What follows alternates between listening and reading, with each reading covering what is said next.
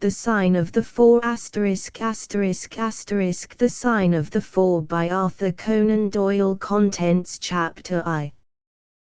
The Science of Deduction Chapter 2. The Statement of the Case Chapter 3. In Quest of a Solution Chapter 4. The Story of the Bald-Headed Man Chapter V.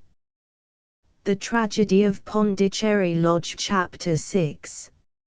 Sherlock Holmes gives a demonstration Chapter 7. The Episode of the Barrel Chapter 8. The Baker Street Irregulars Chapter 9. A Break in the Chain Chapter X. The End of the Islander Chapter 11. The Great Agra Treasure Chapter 12. The Strange Story of Jonathan Small. Chapter I. The Science of Deduction. Sherlock Holmes took his bottle from the corner of the mantelpiece and his hypodermic syringe from its neat morocco case. With his long, white, nervous fingers he adjusted the delicate needle, and rolled back his left shirt cuff. For some little time his eyes rested thoughtfully upon the sinewy forearm and wrist all dotted and scarred with innumerable puncture marks. Finally he thrust the sharp point home, pressed down the tiny piston, and sank back into the velvet-lined armchair with a long sigh of satisfaction. 3 times a day for many months I had witnessed this performance, but custom had not reconciled my mind to it. On the contrary, from day to day I had become more irritable at the sight, and my conscience swelled nightly within me at the thought that I had lacked the courage to protest. Again and again I had registered a vow that I should deliver my soul upon the subject, but there was that in the cool, nonchalant air of my companion which made him the last man with whom one would care to take anything approaching to a liberty. His great powers, his masterly manner, and the experience which I had had of his many extraordinary qualities, all made me diffident and backward in crossing him. Yet upon that afternoon, whether it was the bone which I had taken with my lunch, or the additional exasperation produced by the extreme deliberation of his manner, I suddenly felt that I could hold out no longer. "Which is it today?"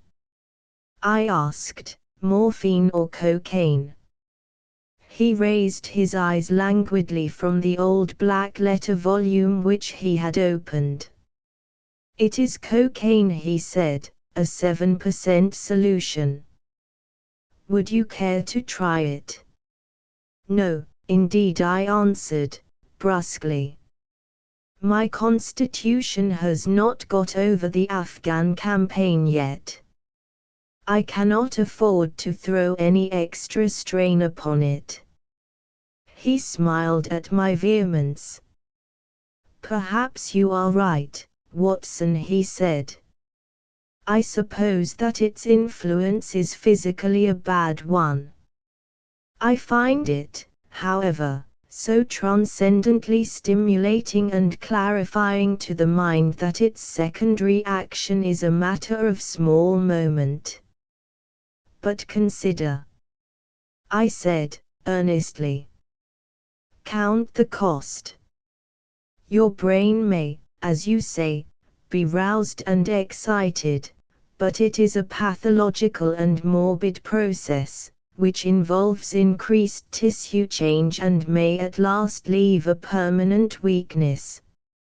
You know, too, what a black reaction comes upon you. Surely the game is hardly worth the candle. Why should you, for a mere passing pleasure, risk the loss of those great powers with which you have been endowed? Remember that I speak not only as one comrade to another, but as a medical man to one for whose constitution he is to some extent answerable. He did not seem offended. On the contrary, he put his fingertips together and leaned his elbows on the arms of his chair, like one who has a relish for conversation. "My mind," he said, "rebels at stagnation. Give me problems, give me work, give me the most abstruse cryptogram or the most intricate analysis, and I am in my own proper atmosphere. I can dispense then with artificial stimulants. But I abhor the dull routine of existence.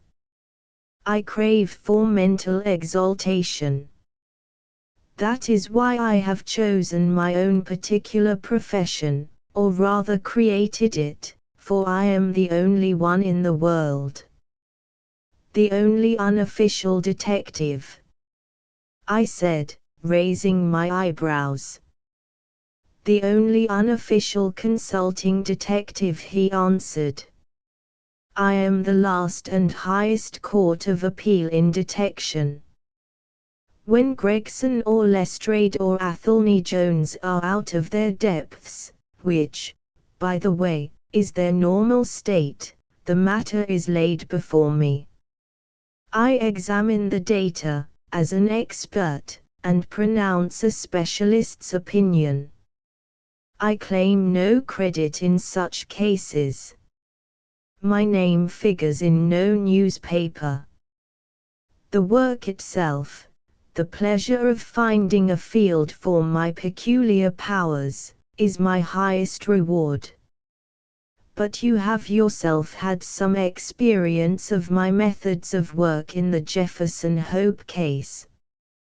"Yes, indeed," said I, cordially. "I was never so struck by anything in my life. I even embodied it in a small brochure with the somewhat fantastic title of A Study in Scarlet." He shook his head sadly. "I glanced over it," said he. "Honestly, I cannot congratulate you upon it. Detection is, or ought to be, an exact science, and should be treated in the same cold and unemotional manner. You have attempted to tinge it with romanticism, which produces much the same effect as if you worked a love story or an elopement into the fifth proposition of Euclid." "But the romance was there," I remonstrated. "I could not tamper with the facts. Some facts should be suppressed, or at least a just sense of proportion should be observed in treating them. The only point in the case which deserved mention was the curious analytical reasoning from effects to causes by which I succeeded in unraveling it." I was annoyed at this criticism of a work which had been specially designed to please him. I confess, too, that I was irritated by the egotism which seemed to demand that every line of my pamphlet should be devoted to his own special doings. More than once during the years that I had lived with him in Baker Street I had observed that a small vanity underlay my companion's quiet and didactic manner. I made no remark, however, but sat nursing my wounded leg. I had a jail bullet through it some time before, and, though it did not prevent me from walking, it ached wearily at every change of the weather. My practice has extended recently to the continent," said Holmes, after a while, filling up his old briarroot pipe. "I was consulted last week by François Le Villard, who, as you probably know, has come rather to the front lately in the French detective service. He has all the Celtic power of quick intuition, but he is deficient in the wide range of exact knowledge which is essential to the higher developments of his art. The case was concerned with a will, and possessed some features of interest. I was able to refer him to two parallel cases, the one at Riga in 1857, and the other at St. Louis in 1871, which have suggested to him the true solution. Here is the letter which I had this morning acknowledging my assistance. He tossed over, as he spoke, a crumpled sheet of foreign note paper. I glanced my eyes down it, catching a profusion of notes of admiration, with stray magnifiques, coups de maîtres and tours de force, all testifying to the ardent admiration of the Frenchman. "He speaks as a pupil to his master," said I. "Oh, he rates my assistance too highly," said Sherlock Holmes, lightly. "He has considerable gifts himself. He possesses 2 out of the 3 qualities necessary for the ideal detective. He has the power of observation and that of deduction. He is only wanting in knowledge, and that may come in time. He is now translating my small works into French." "Your works? Oh, didn't you know?" he cried, laughing. "Yes, I have been guilty of several monographs. They are all upon technical subjects. Here, for example, is one upon the distinction between the ashes of the various tobaccos.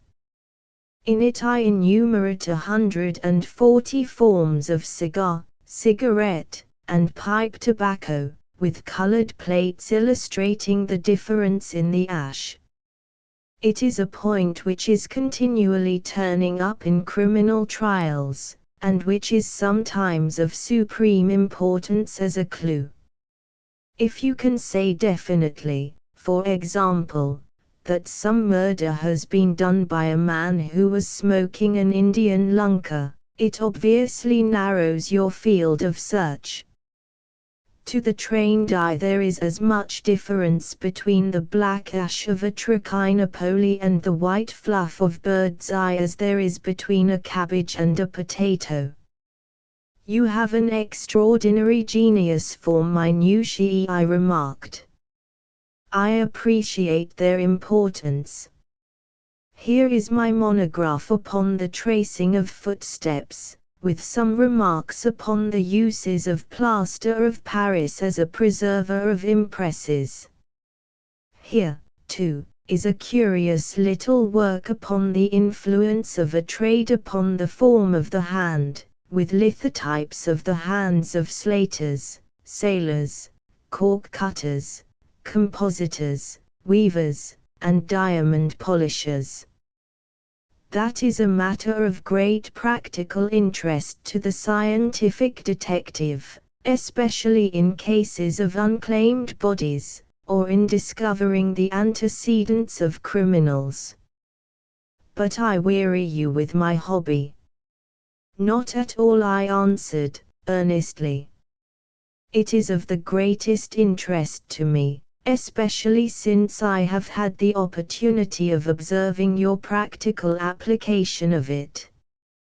But you spoke just now of observation and deduction. Surely the one to some extent implies the other." "Why, hardly," he answered, leaning back luxuriously in his armchair, and sending up thick blue wreaths from his pipe. "For example, observation shows me that you have been to the Wigmore Street post office this morning, but deduction lets me know that when there you dispatched a telegram." "Right," said I, "right on both points. But I confess that I don't see how you arrived at it. It was a sudden impulse upon my part, and I have mentioned it to no one." "It is simplicity itself," he remarked, chuckling at my surprise, "so absurdly simple that an explanation is superfluous, and yet it may serve to define the limits of observation and of deduction. Observation tells me that you have a little reddish mold adhering to your instep. Just opposite the Wigmore Street office they have taken up the pavement and thrown up some earth which lies in such a way that it is difficult to avoid treading in it in entering. The earth is of this peculiar reddish tint which is found, as far as I know, nowhere else in the neighborhood. So much is observation. The rest is deduction. How, then, did you deduce the telegram? Why, of course I knew that you had not written a letter, since I sat opposite to you all morning. I see also in your open desk there that you have a sheet of stamps and a thick bundle of postcards. What could you go into the post office for, then, but to send a wire? Eliminate all other factors, and the one which remains must be the truth. In this case it certainly is so, I replied, after a little thought. The thing, however, is, as you say, of the simplest. Would you think me impertinent if I were to put your theories to a more severe test? On the contrary, he answered, it would prevent me from taking a second dose of cocaine. I should be delighted to look into any problem which you might submit to me. I have heard you say that it is difficult for a man to have any object in daily use without leaving the impress of his individuality upon it in such a way that a trained observer might read it. Now, I have here a watch which has recently come into my possession. Would you have the kindness to let me have an opinion upon the character or habits of the late owner? I handed him over the watch with some slight feeling of amusement in my heart, for the test was, as I thought, an impossible one, and I intended it as a lesson against the somewhat dogmatic tone which he occasionally assumed. He balanced the watch in his hand, gazed hard at the dial, opened the back, and examined the works, first with his naked eyes and then with a powerful convex lens. I could hardly keep from smiling at his crestfallen face when he finally snapped the case to and handed it back. There are hardly any data, he remarked. The watch has been recently cleaned, which robs me of my most suggestive facts. You are right, I answered. It was cleaned before being sent to me. In my heart I accused my companion of putting forward a most lame and impotent excuse to cover his failure. What data could he expect from an uncleaned watch?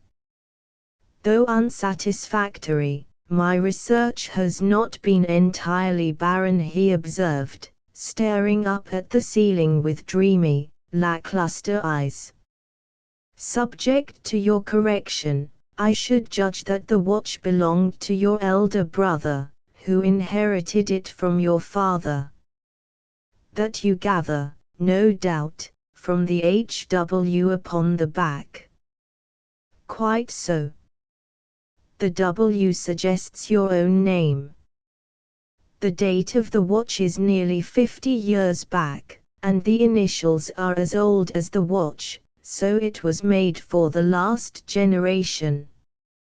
Jewelry usually descends to the eldest son, and he is most likely to have the same name as the father. Your father has, if I remember right, been dead many years. It has, therefore, been in the hands of your eldest brother. Right, so far said I. Anything else? He was a man of untidy habits, very untidy and careless. He was left with good prospects, but he threw away his chances, lived for some time in poverty with occasional short intervals of prosperity, and finally, taking to drink, he died. That is all I can gather. I sprang from my chair and limped impatiently about the room with considerable bitterness in my heart. "This is unworthy of you, Holmes," I said. "I could not have believed that you would have descended to this. You have made inquiries into the history of my unhappy brother, and you now pretend to deduce this knowledge in some fanciful way. You cannot expect me to believe that you have read all this from his old watch. It is unkind, and, to speak plainly, has a touch of charlatanism in it." "My dear doctor," said he, kindly, "pray accept my apologies. Viewing the matter as an abstract problem, I had forgotten how personal and painful a thing it might be to you. I assure you, however, that I never even knew that you had a brother until you handed me the watch." "Then how in the name of all that is wonderful did you get these facts?" "They are absolutely correct in every particular." "Ah, that is good luck." I could only say what was the balance of probability. I did not at all expect to be so accurate. But it was not mere guesswork. No, no, I never guess. It is a shocking habit, destructive to the logical faculty. What seems strange to you is only so because you do not follow my train of thought or observe the small facts upon which large inferences may depend. For example, I began by stating that your brother was careless. When you observe the lower part of that watch case, you notice that it is not only dinted in 2 places, but it is cut and marked all over from the habit of keeping other hard objects, such as coins or keys, in the same pocket. Surely it is no great feat to assume that a man who treats a 50-guinea watch so cavalierly must be a careless man. Neither is it a very far-fetched inference that a man who inherits one article of such value is pretty well provided for in other respects. I nodded, to show that I followed his reasoning. It is very customary for pawnbrokers in England, when they take a watch, to scratch the number of the ticket with a pinpoint upon the inside of the case. It is more handy than a label, as there is no risk of the number being lost or transposed. There are no less than 4 such numbers visible to my lens on the inside of this case. Inference: that your brother was often at low water. Secondary inference: that he had occasional bursts of prosperity, or he could not have redeemed the pledge. Finally, I ask you to look at the inner plate, which contains the keyhole. Look at the thousands of scratches all round the hole, marks where the key has slipped. What sober man's key could have scored those grooves? But you will never see a drunkard's watch without them. He wins it at night, and he leaves these traces of his unsteady hand. Where is the mystery in all this? It is as clear as daylight, I answered. I regret the injustice which I did you. I should have had more faith in your marvelous faculty. May I ask whether you have any professional inquiry on foot at present? None. Hence the cocaine. I cannot live without brain work. What else is there to live for? Stand at the window here. Was ever such a dreary, dismal, unprofitable world? See how the yellow fog swirls down the street and drifts across the dun-colored houses. What could be more hopelessly prosaic and material? What is the use of having powers, Doctor, when one has no field upon which to exert them?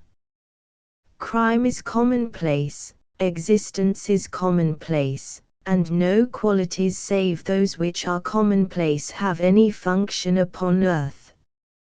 I had opened my mouth to reply to this tirade, when with a crisp knock our landlady entered, bearing a card upon the brass salver.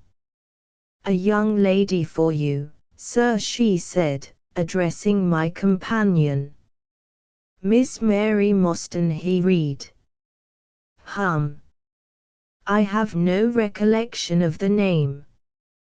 "Ask the young lady to step up, Mrs. Hudson." "Don't go, Doctor. I should prefer that you remain." Chapter 2. The statement of the case. Miss Mostyn entered the room with a firm step and an outward composure of manner. She was a blonde young lady, small, dainty, well-gloved, and dressed in the most perfect taste. There was, however, a plainness and simplicity about her costume which bore with it a suggestion of limited means. The dress was a somber grayish beige, untrimmed and unbraided, and she wore a small turban of the same dull hue, relieved only by a suspicion of white feather in the side. Her face had neither regularity of feature nor beauty of complexion, but her expression was sweet and amiable, and her large blue eyes were singularly spiritual and sympathetic. In an experience of women which extends over many nations and 3 separate continents, I have never looked upon a face which gave a clearer promise of a refined and sensitive nature. I could not but observe that as she took the seat which Sherlock Holmes placed for her, her lip trembled, her hand quivered, and she showed every sign of intense inward agitation. "I have come to you, Mr. Holmes," she said, "because you once enabled my employer, Mrs. Cecil Forrester, to unravel a little domestic complication. She was much impressed by your kindness and skill." "Mrs. Cecil Forrester," he repeated thoughtfully. "I believe that I was of some slight service to her." The case, however, as I remember it, was a very simple one.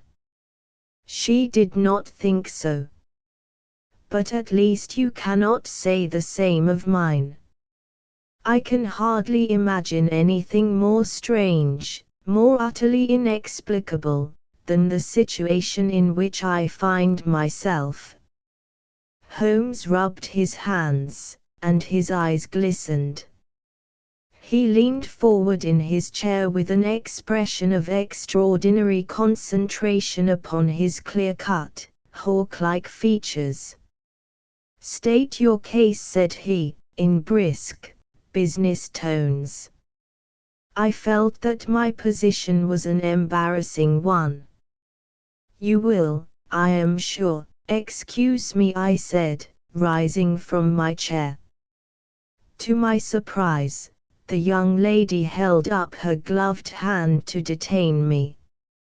"If your friend," she said, "would be good enough to stop, he might be of inestimable service to me." I relapsed into my chair. Briefly she continued, "The facts are these. My father was an officer in an Indian regiment who sent me home when I was quite a child. My mother was dead, and I had no relative in England. I was placed, however, in a comfortable boarding establishment at Edinburgh, and there I remained until I was 17 years of age. In the year 1878 my father, who was senior captain of his regiment, obtained 12 months' leave and came home.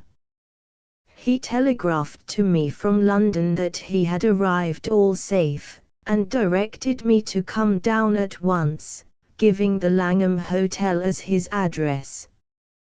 His message, as I remember, was full of kindness and love. On reaching London I drove to the Langham, and was informed that Captain Mostyn was staying there, but that he had gone out the night before and had not yet returned. I waited all day without news of him. That night, on the advice of the manager of the hotel, I communicated with the police, and next morning we advertised in all the papers. Our inquiries led to no result, and from that day to this no word has ever been heard of my unfortunate father.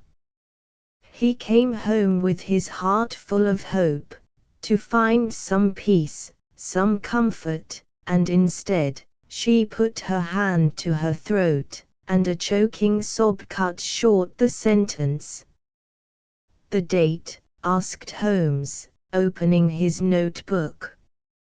"He disappeared upon the 3rd of December, 1878, nearly 10 years ago. His luggage remained at the hotel. There was nothing in it to suggest a clue, some clothes, some books, and a considerable number of curiosities from the Andaman Islands. He had been one of the officers in charge of the convict guard there. Had he any friends in town? Only one that we know of, Major Sholto, of his own regiment, the 34th Bombay Infantry. The Major had retired some little time before, and lived at Upper Norwood. We communicated with him, of course, but he did not even know that his brother officer was in England. A singular case," remarked Holmes. "I have not yet described to you the most singular part. About 6 years ago, to be exact, upon the 4th of May, 1882, an advertisement appeared in the Times asking for the address of Miss Mary Mostyn and stating that it would be to her advantage to come forward. There was no name or address appended. I had at that time just entered the family of Mrs. Cecil Forrester in the capacity of governess. By her advice I published my address in the advertisement column.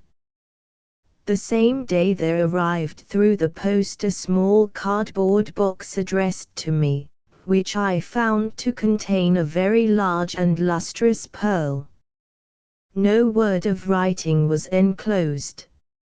Since then every year upon the same date there has always appeared a similar box, containing a similar pearl, without any clue as to the sender.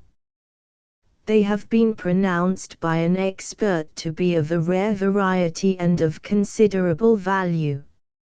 You can see for yourselves that they are very handsome." She opened a flat box as she spoke, and showed me 6 of the finest pearls that I had ever seen. "Your statement is most interesting," said Sherlock Holmes. "Has anything else occurred to you?" "Yes, and no later than today. That is why I have come to you.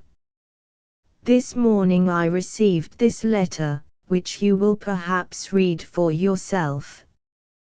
"Thank you," said Holmes. "The envelope too, please."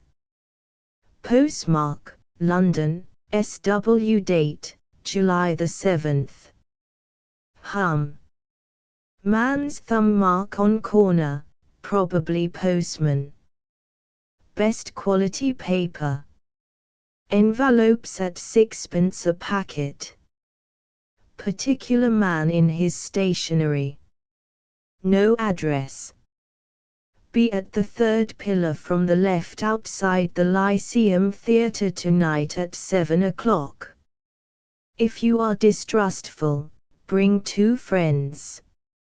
You are a wronged woman, and shall have justice. Do not bring police. If you do, all will be in vain. Your unknown friend. Well, really, this is a very pretty little mystery. What do you intend to do, Miss Mostyn? That is exactly what I want to ask you. Then we shall most certainly go. You and I and, yes, why, Dr. Watson is the very man. Your correspondent says 2 friends. He and I have worked together before. But would he come, she asked, with something appealing in her voice and expression. I should be proud and happy, said I, fervently, if I can be of any service. You are both very kind, she answered. I have led a retired life, and have no friends whom I could appeal to. If I am here at 6 it will do, I suppose. You must not be later, said Holmes.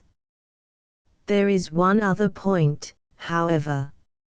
Is this handwriting the same as that upon the pearl box addresses? I have them here, she answered, producing half a dozen pieces of paper. You are certainly a model client. You have the correct intuition. Let us see, now. He spread out the papers upon the table, and gave little darting glances from one to the other. They are disguised hands, except the letter, he said, presently, but there can be no question as to the authorship. See how the irrepressible Greek E will break out, and see the twirl of the final S.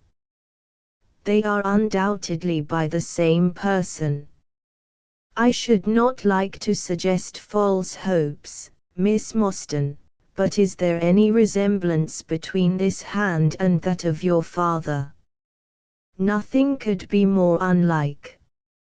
I expected to hear you say so. We shall look out for you, then, at 6. Pray allow me to keep the papers. I may look into the matter before then. It is only 3:30. Au revoir, then. Au revoir, said our visitor, and, with a bright, kindly glance from one to the other of us, she replaced her pearl box in her bosom and hurried away.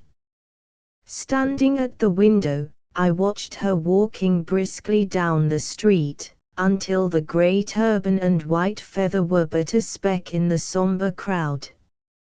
What a very attractive woman! I exclaimed, turning to my companion.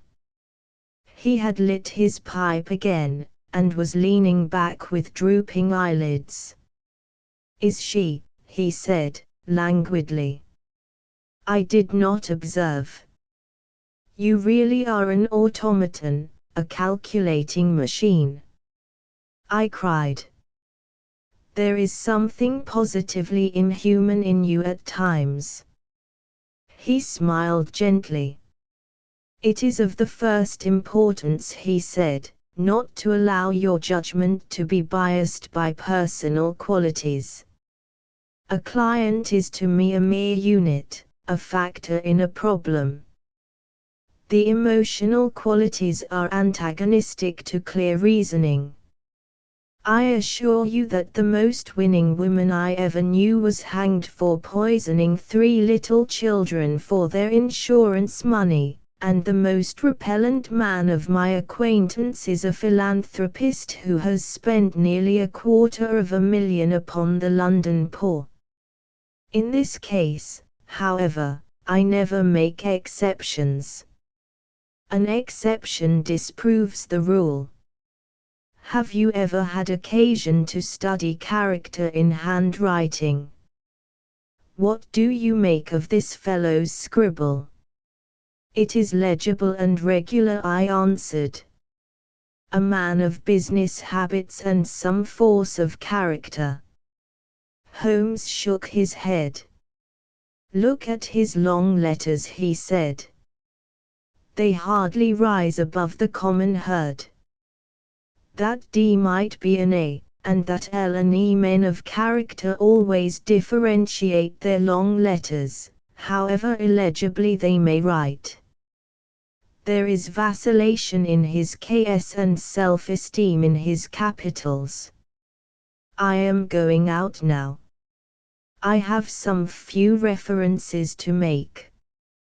Let me recommend this book, one of the most remarkable ever penned. It is Winwood Reade's Martyrdom of Man. I shall be back in an hour.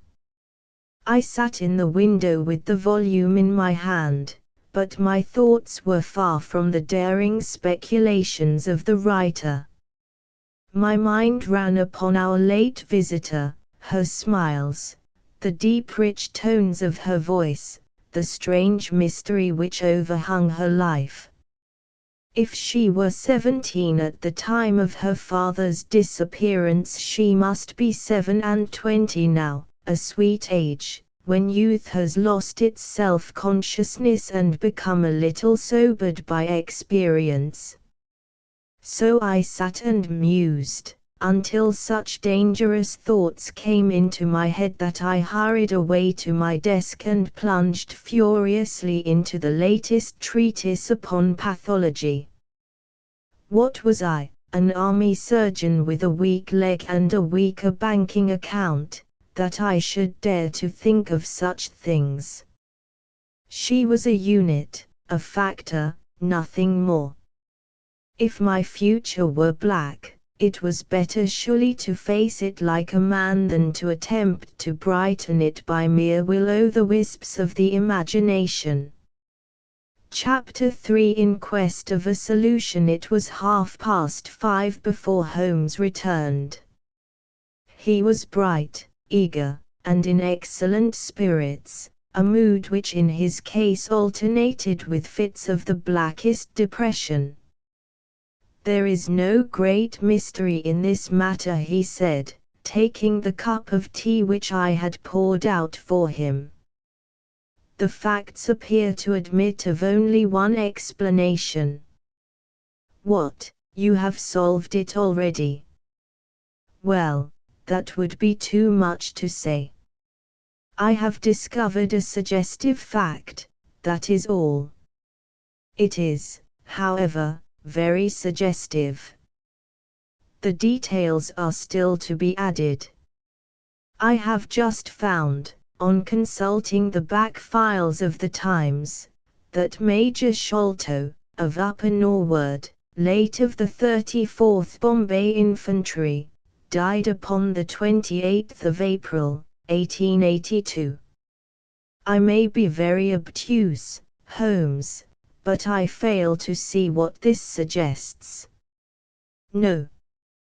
You surprise me. Look at it in this way, then. Captain Mostyn disappears. The only person in London whom he could have visited is Major Sholto. Major Sholto denies having heard that he was in London. 4 years later Sholto dies. Within a week of his death Captain Mostyn's daughter receives a valuable present, which is repeated from year to year, and now culminates in a letter which describes her as a wronged woman. What wrong can it refer to except this deprivation of her father? And why should the presents begin immediately after Sholto's death?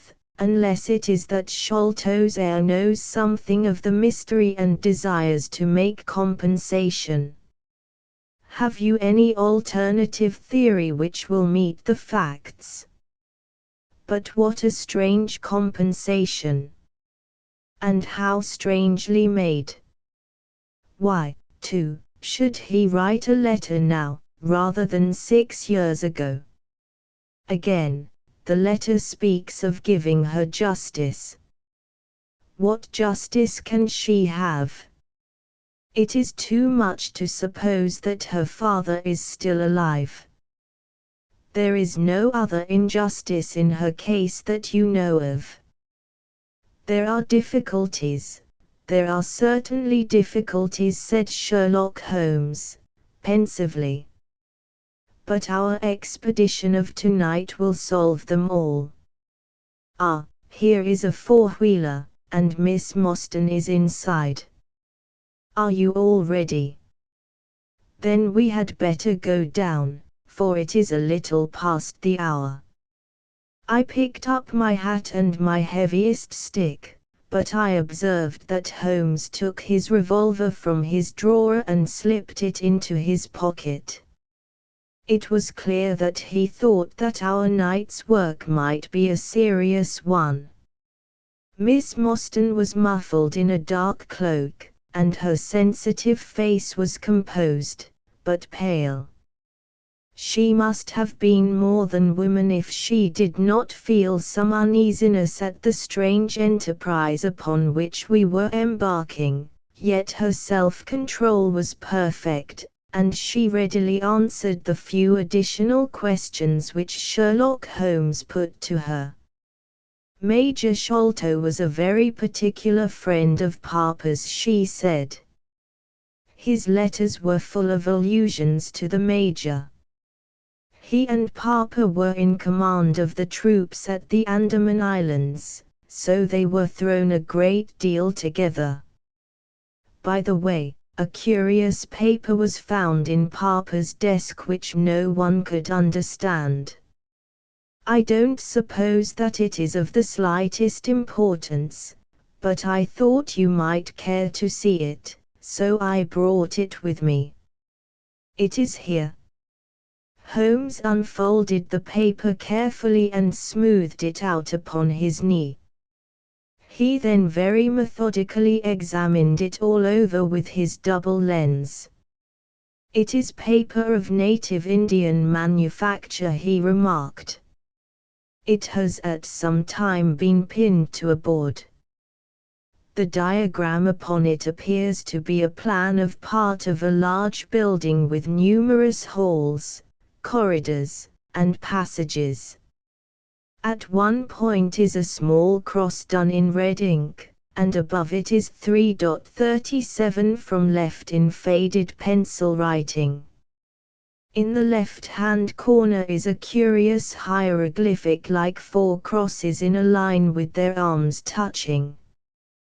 Beside it is written, in very rough and coarse characters, the sign of the 4, Jonathan Small, Mahome Singh, Abdullah Khan, Dust Akbar.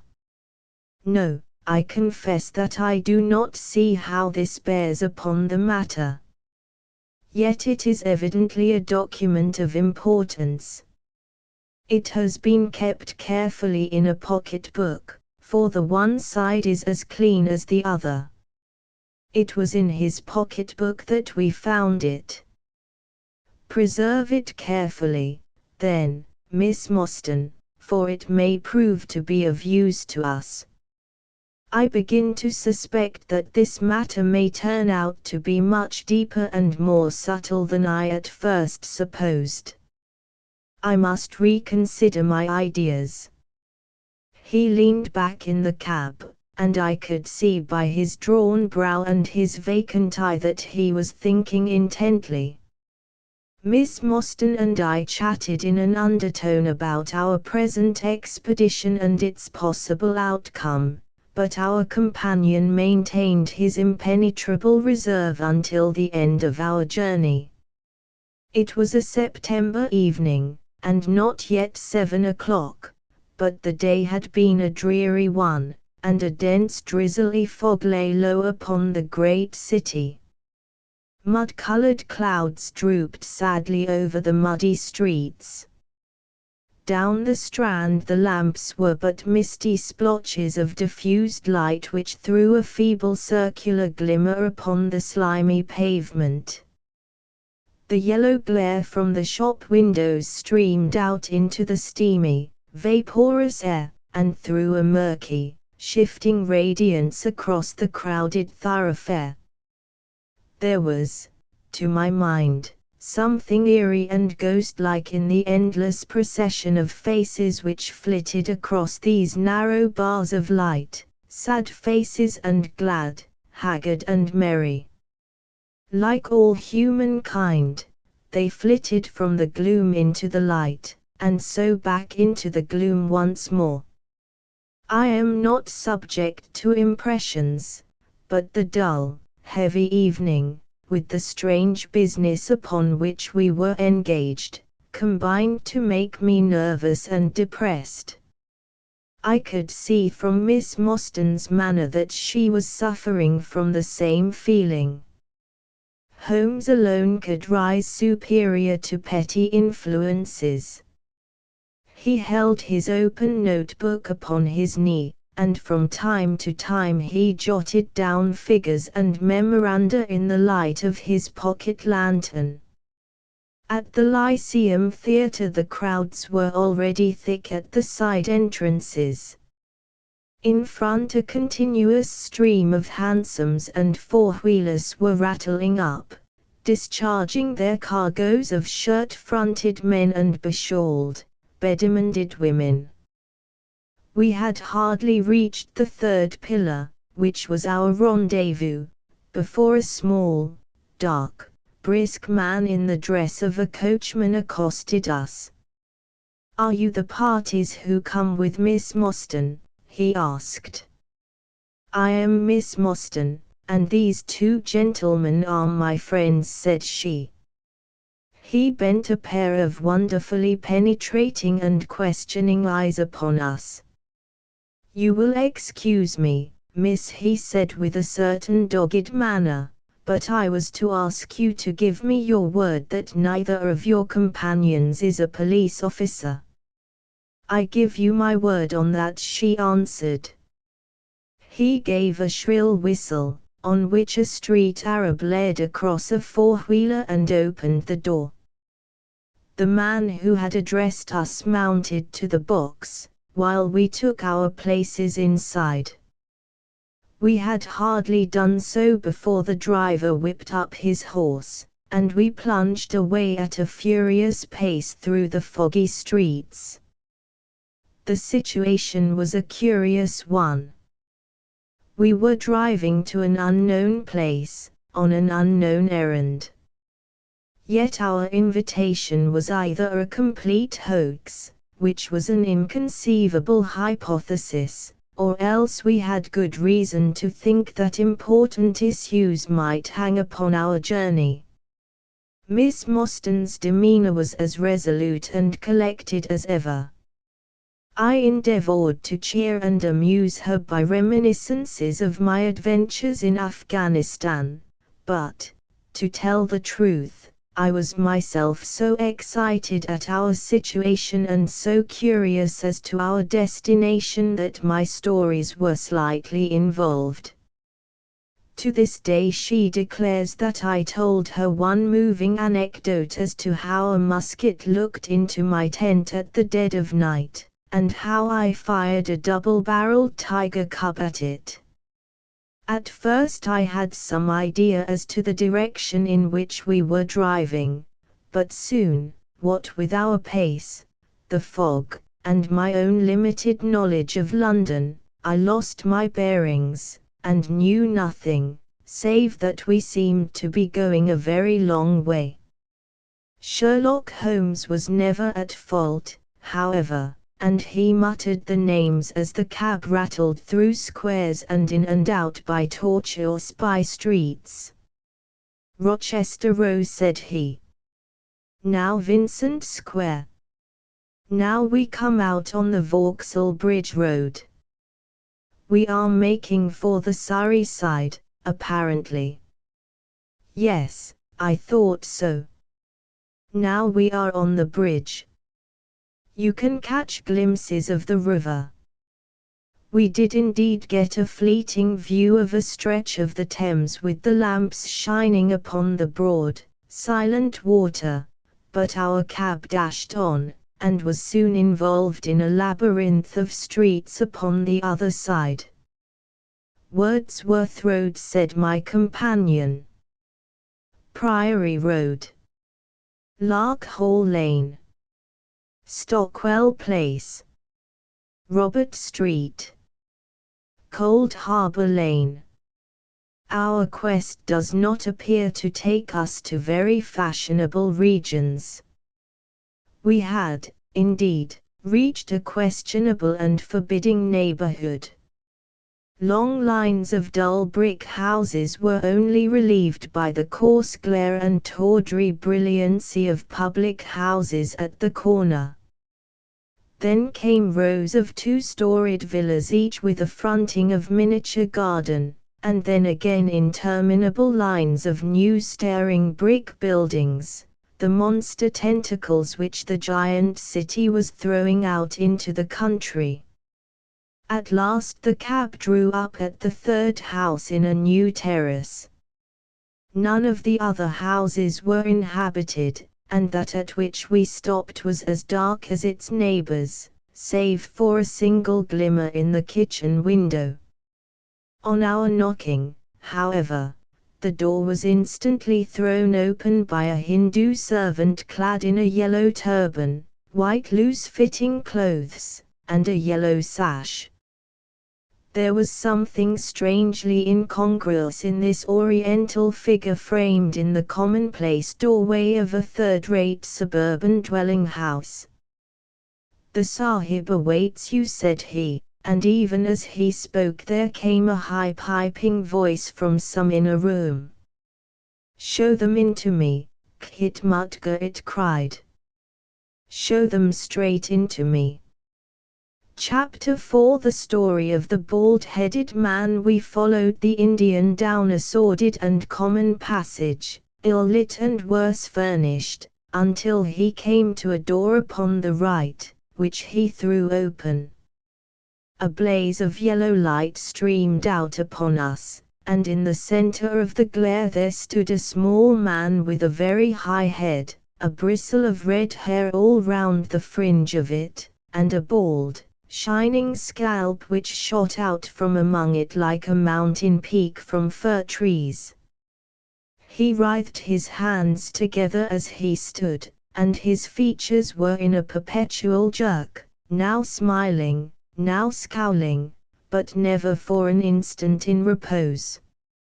Nature had given him a pendulous lip, and a too visible line of yellow and irregular teeth, which he strove feebly to conceal by constantly passing his hand over the lower part of his face. In spite of his obtrusive baldness, he gave the impression of youth. In point of fact, he had just turned his 30th year. "Your servant, Miss Mostyn," he kept repeating, in a thin, high voice. "Your servant, gentlemen. Pray step into my little sanctum. A small place, miss, but furnished to my own liking. An oasis of art in the howling desert of South London." We were all astonished by the appearance of the apartment into which he invited us.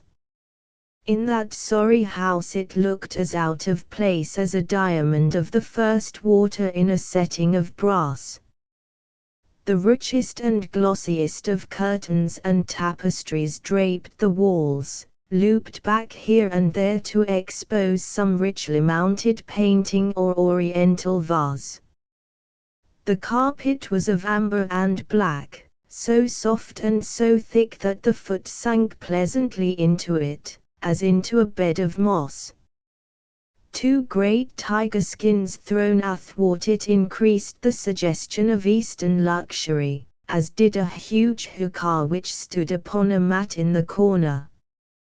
a lamp in the fashion of a silver dove was hung from an almost invisible golden wire in the center of the room. As it burned, it filled the air with a subtle and aromatic odor. "Mr. Thaddeus Sholto," said the little man, still jerking and smiling. "That is my name. You are Miss Mostyn, of course. And these gentlemen, this is Mr. Sherlock Holmes, and this is Dr. Watson." "A doctor, eh?" cried he, much excited. "Have you your stethoscope? Might I ask you, would you have the kindness? I have grave doubts as to my mitral valve, if you would be so very good. The aortic I may rely upon, but I should value your opinion upon the mitral." I listened to his heart, as requested, but was unable to find anything amiss, save indeed that he was in an ecstasy of fear, for he shivered from head to foot. "It appears to be normal," I said. "You have no cause for uneasiness." "You will excuse my anxiety, Miss Mostyn," he remarked, airily. "I am a great sufferer, and I have long had suspicions as to that valve.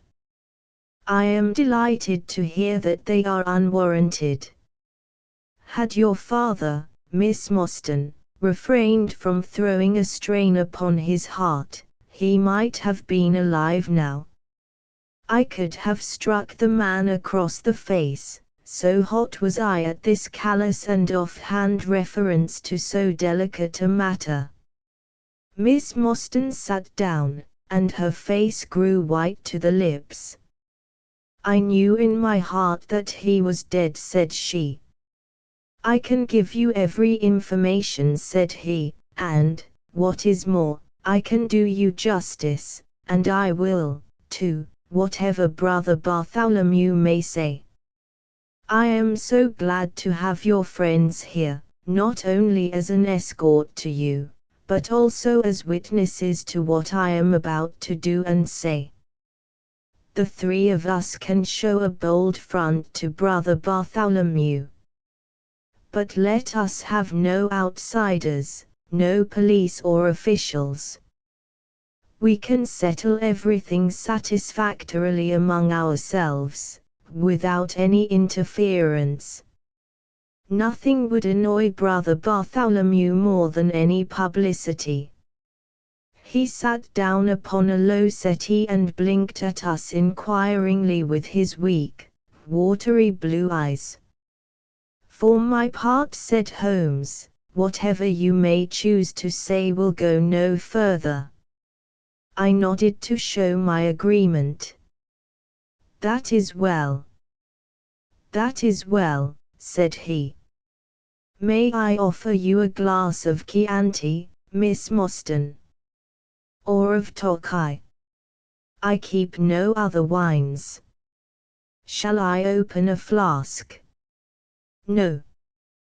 "Well, then, I trust that you have no objection to tobacco smoke, to the mild balsamic odor of the Eastern tobacco. I am a little nervous, and I find my hookah an invaluable sedative." He applied a taper to the great bowl, and the smoke bubbled merrily through the rose water. We sat all three in a semicircle, with our heads advanced, and our chins upon our hands, while the strange, jerky little fellow, with his high, shining head, puffed uneasily in the center. "When I first determined to make this communication to you," said he, "I might have given you my address, but I feared that you might disregard my request and bring unpleasant people with you. I took the liberty, therefore, of making an appointment in such a way that my man Williams might be able to see you first. I have complete confidence in his discretion, and he had orders, if he were dissatisfied, to proceed no further in the matter. You will excuse these precautions, but I am a man of somewhat retiring, and I might even say refined, tastes, and there is nothing more unaesthetic than a policeman. I have a natural shrinking from all forms of rough materialism. I seldom come in contact with the rough crowd. I live, as you see, with some little atmosphere of elegance around me. I may call myself a patron of the arts. It is my weakness. The landscape is a genuine carotte, and, though a connoisseur might perhaps throw a doubt upon that Salvator Rosa, there cannot be the least question about the Bulgaro. I am partial to the modern French school. You will excuse me, Mr. Sholto, said Miss Mostyn, but I am here at your request to learn something which you desire to tell me. It is very late, and I should desire the interview to be as short as possible. At the best it must take some time, he answered, for we shall certainly have to go to Norwood and see Brother Bartholomew. We shall all go and try if we can get the better of Brother Bartholomew. He is very angry with me for taking the course which has seemed right to me. I had quite high words with him last night. You cannot imagine what a terrible fellow he is when he is angry. If we are to go to Norwood, it would perhaps be as well to start at once, I ventured to remark. He laughed until his ears were quite red. That would hardly do, he cried. I don't know what he would say if I brought you in that sudden way. No, I must prepare you by showing you how we all stand to each other. In the first place, I must tell you that there are several points in the story of which I am myself ignorant. I can only lay the facts before you as far as I know them myself. My father was, as you may have guessed, Major John Sholto, once of the Indian Army. He retired some 11 years ago, and came to live at Pondicherry Lodge in Upper Norwood. He had prospered in India, and brought back with him a considerable sum of money, a large collection of valuable curiosities, and a staff of native servants. With these advantages he bought himself a house, and lived in great luxury. My twin brother Bartholomew and I were the only children. I very well remember the sensation which was caused by the disappearance of Captain Mostyn. We read the details in the papers, and, knowing that he had been a friend of our father's, we discussed the case freely in his presence.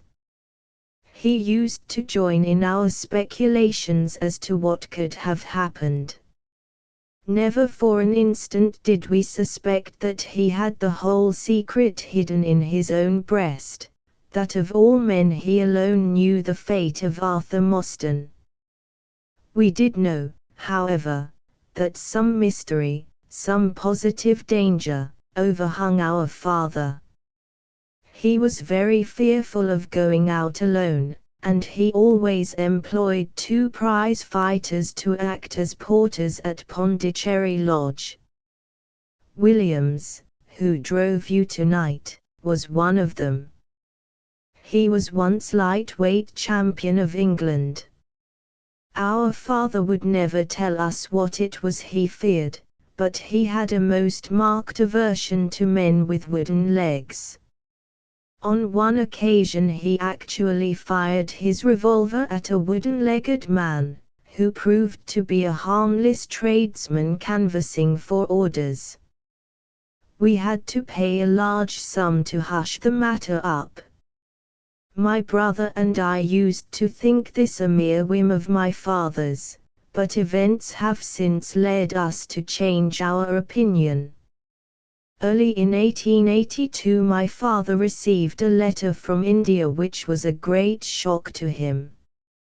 He nearly fainted at the breakfast table when he opened it, and from that day he sickened to his death.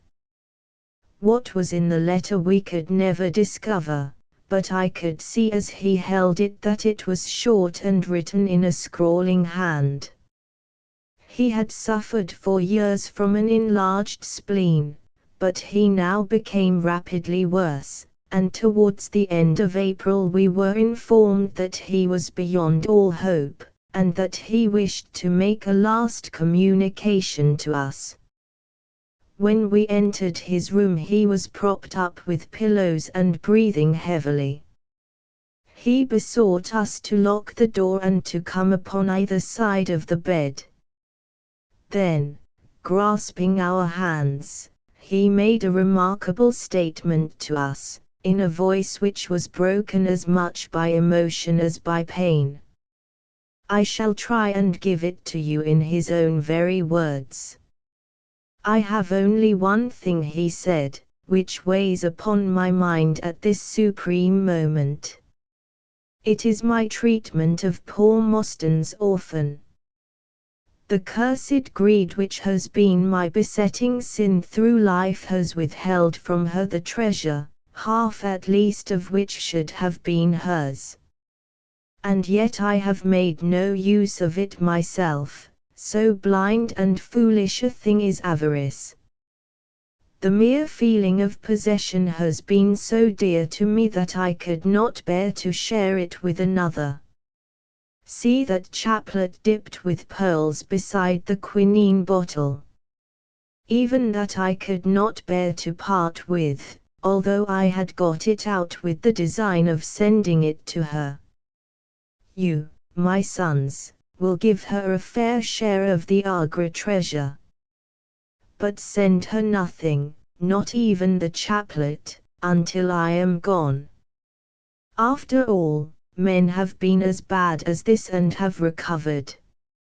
I will tell you how Mostyn died, he continued. He had suffered for years from a weak heart, but he concealed it from everyone. I alone knew it. When in India, he and I, through a remarkable chain of circumstances, came into possession of a considerable treasure. I brought it over to England, and on the night of Mostyn's arrival he came straight over here to claim his share. He walked over from the station, and was admitted by my faithful old Lal Chowder, who is now dead. Mostyn and I had a difference of opinion as to the division of the treasure, and we came to heated words. Mostyn had sprung out of his chair in a paroxysm of anger, when he suddenly pressed his hand to his side, his face turned a dusky hue, and he fell backwards, cutting his head against the corner of the treasure chest. When I stooped over him I found, to my horror, that he was dead. For a long time I sat half distracted, wondering what I should do. My first impulse was, of course, to call for assistance, but I could not but recognize that there was every chance that I would be accused of his murder.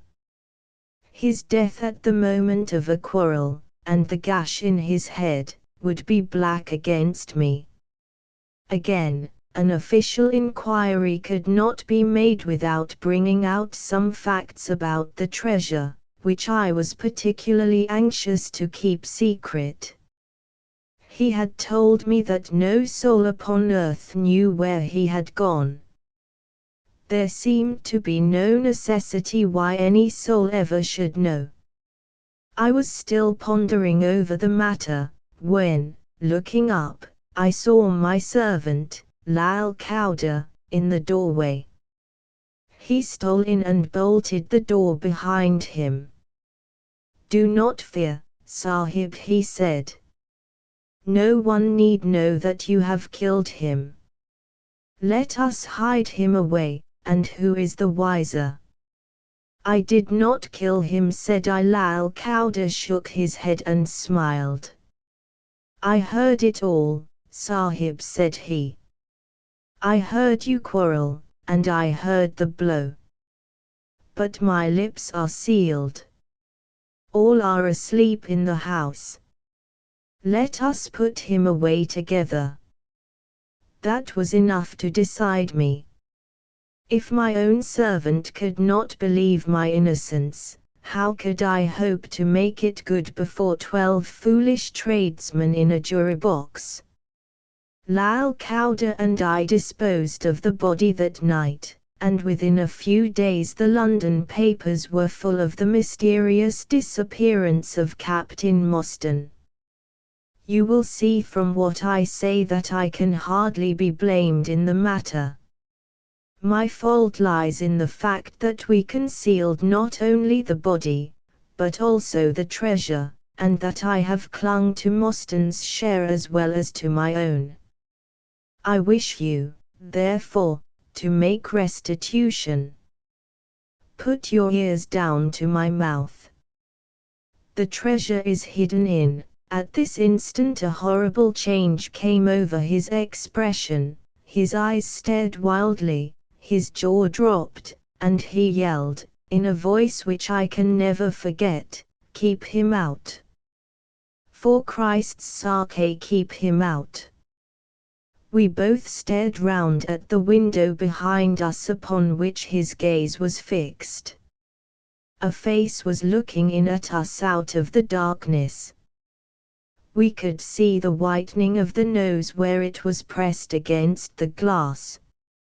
It was a bearded, hairy face, with wild cruel eyes and an expression of concentrated malevolence.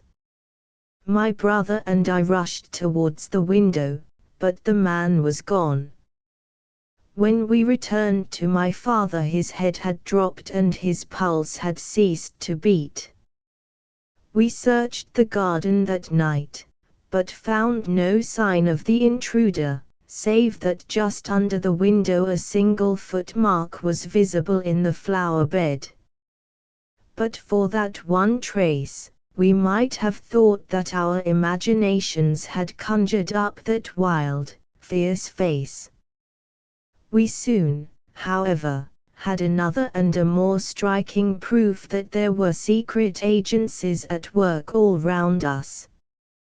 The window of my father's room was found open in the morning, his cupboards and boxes had been rifled, and upon his chest was fixed a torn piece of paper, with the words "The Sign of the Four" scrawled across it.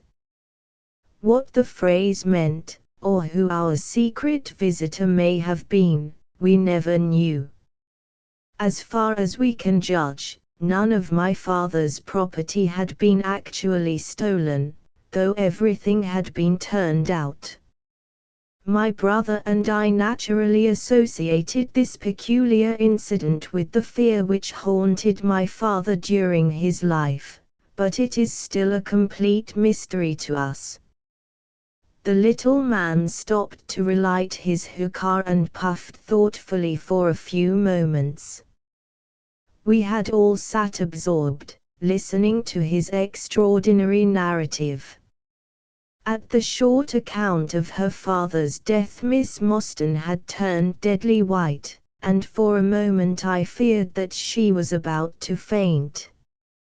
She rallied, however, on drinking a glass of water which I quietly poured out for her from a Venetian carafe upon the side table. Sherlock Holmes leaned back in his chair with an abstracted expression and the lids drawn low over his glittering eyes. As I glanced at him I could not but think how on that very day he had complained bitterly of the commonplaceness of life. Here at least was a problem which would tax his sagacity to the utmost. Mr. Thaddeus Sholto looked from one to the other of us with an obvious pride at the effect which his story had produced, and then continued between the puffs of his overgrown pipe. My brother and I, said he, were, as you may imagine, much excited as to the treasure which my father had spoken of. For weeks and for months we dug and delved in every part of the garden, without discovering its whereabouts. It was maddening to think that the hiding place was on his very lips at the moment that he died. We could judge the splendor of the missing riches by the chaplet which he had taken out. Over this chaplet my brother Bartholomew and I had some little discussion. The pearls were evidently of great value, and he was averse to part with them, for, between friends, my brother was himself a little inclined to my father's fault. He thought, too, that if we parted with the chaplet it might give rise to gossip and finally bring us into trouble. It was all that I could do to persuade him to let me find out Miss Mostyn's address and send her a detached pearl at fixed intervals, so that at least she might never feel destitute. It was a kindly thought, said our companion, earnestly. It was extremely good of you.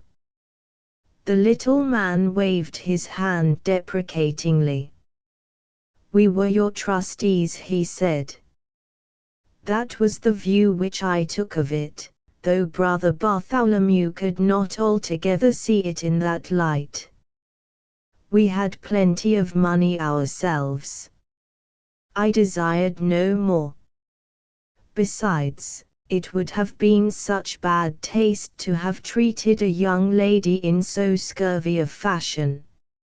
Le mauvais scoutman or crime. The French have a very neat way of putting these things.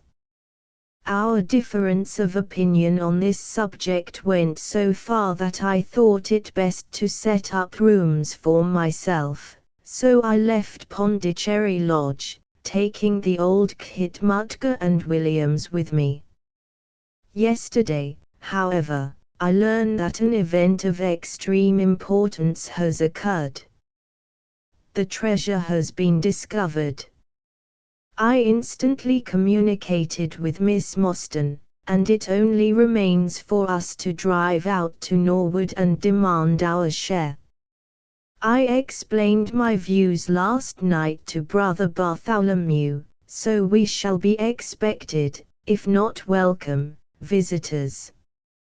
Mr. Thaddeus Sholto ceased, and sat twitching on his luxurious settee.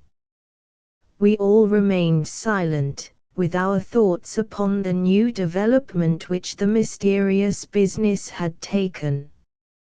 Holmes was the first to spring to his feet. You have done well, sir, from first to last, said he. It is possible that we may be able to make you some small return by throwing some light upon that which is still dark to you.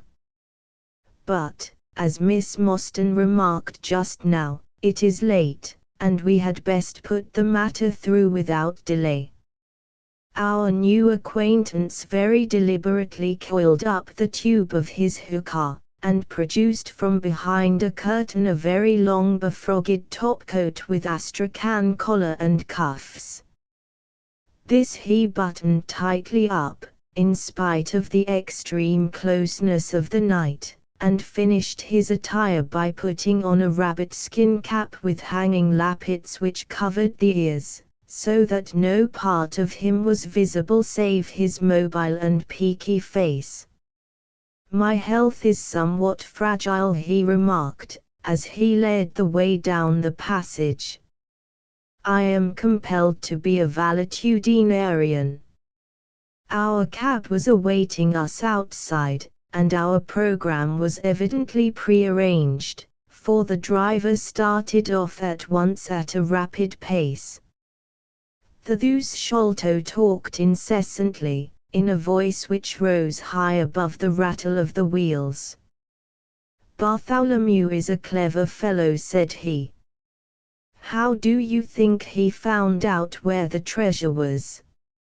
He had come to the conclusion that it was somewhere indoors, so he worked out all the cubic space of the house, and made measurements everywhere, so that not 1 inch should be unaccounted for.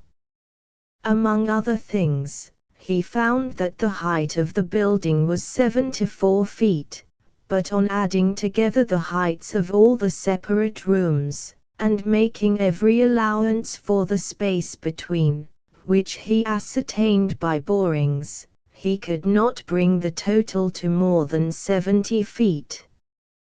There were 4 feet unaccounted for. These could only be at the top of the building.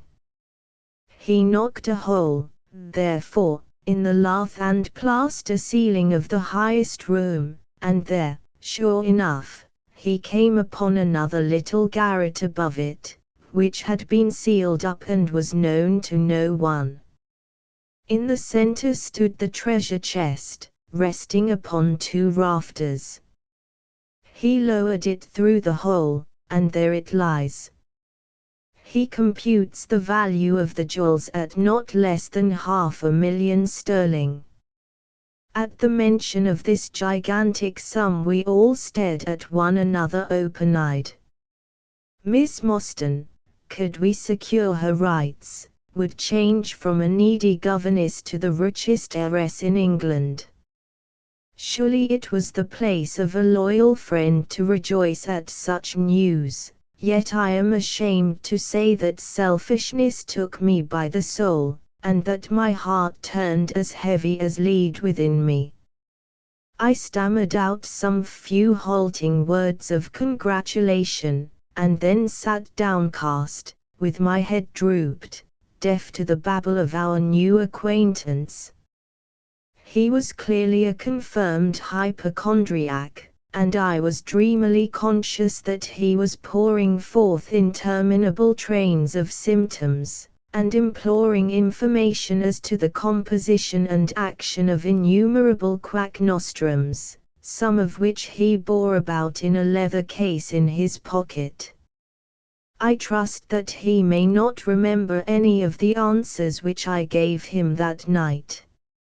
Holmes declares that he overheard me caution him against the great danger of taking more than 2 drops of castor oil, while I recommended strychnine in large doses as a sedative.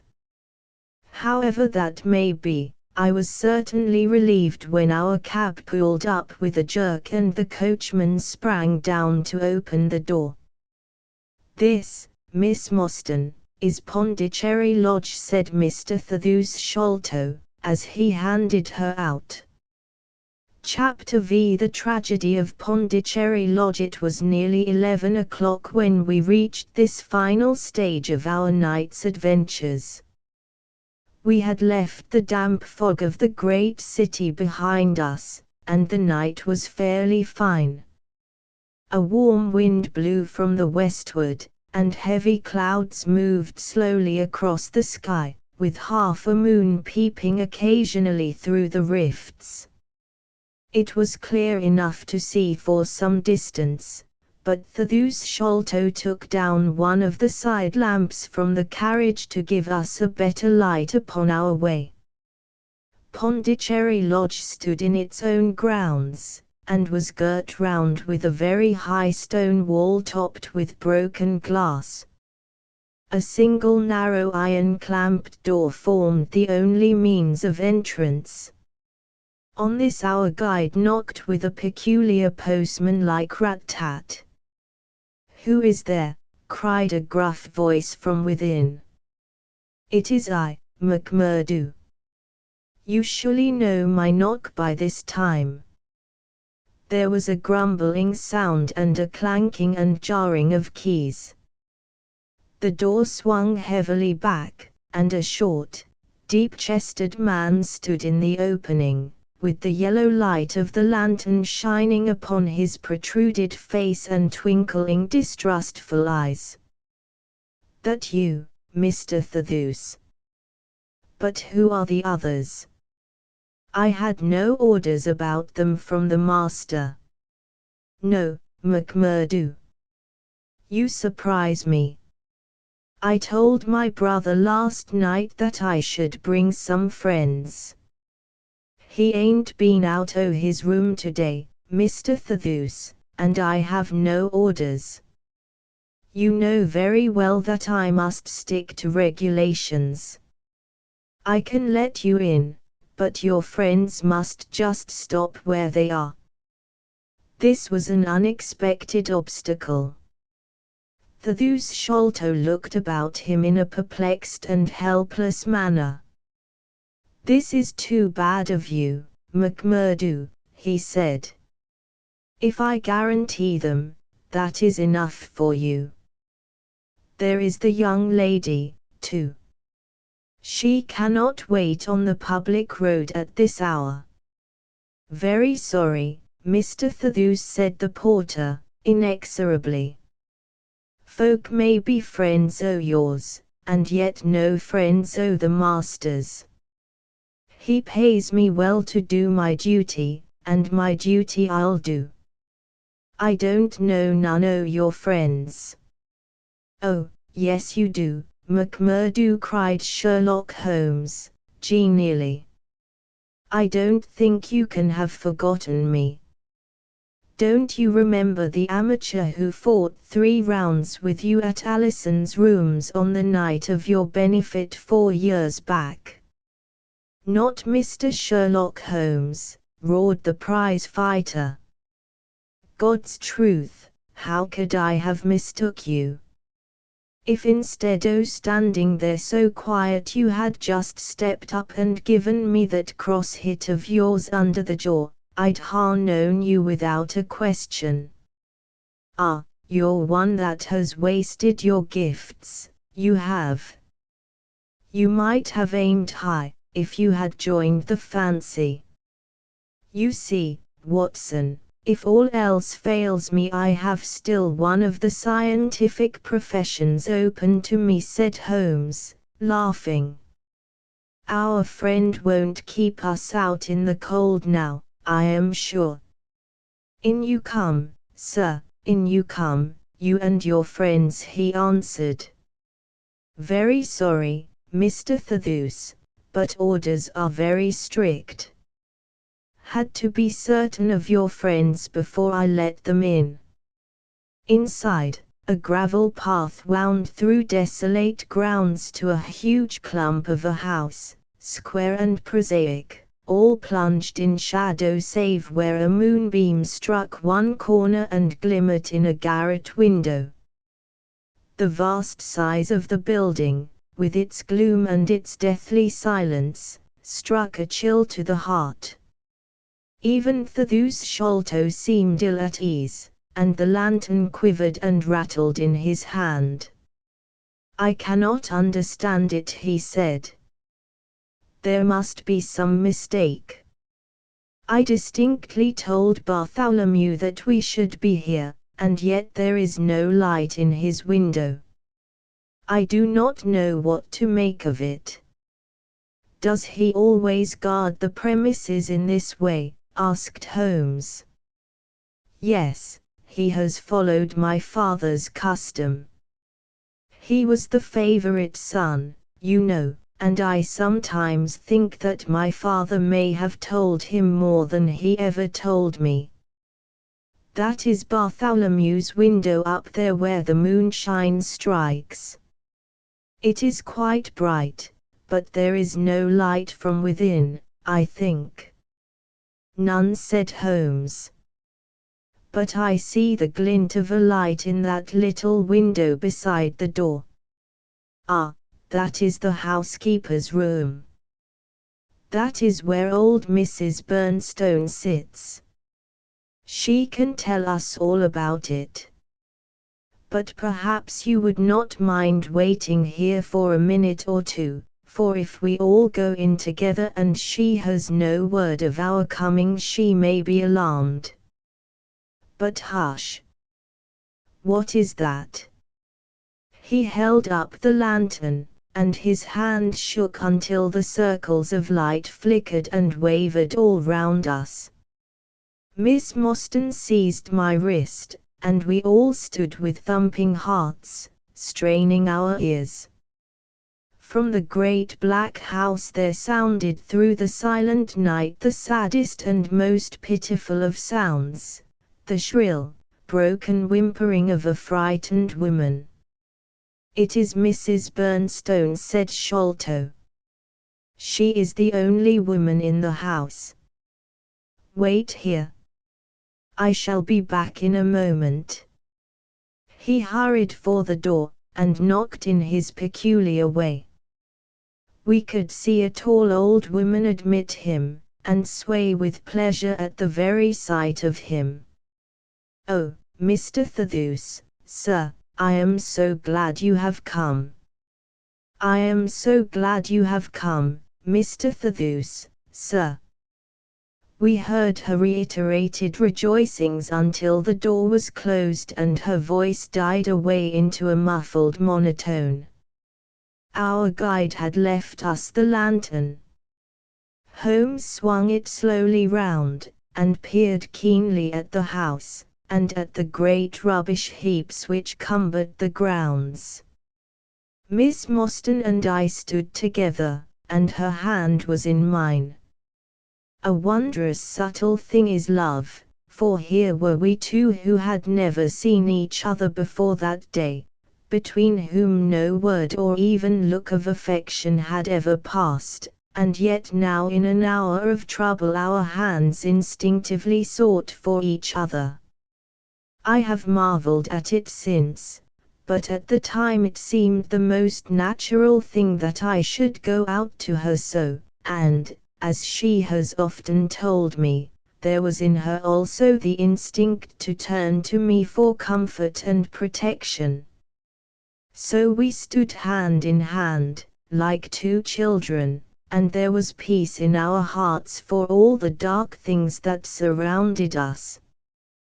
"What a strange place," she said, looking round. "It looks as though all the moles in England had been let loose in it. I have seen something of the sort on the side of a hill near Ballarat, where the prospectors had been at work." "And from the same cause," said Holmes. "These are the traces of the treasure seekers. You must remember that they were 6 years looking for it. No wonder that the grounds look like a gravel pit." At that moment the door of the house burst open, and Thaddeus Sholto came running out, with his hands thrown forward and terror in his eyes. "There is something amiss with Bartholomew," he cried. "I am frightened.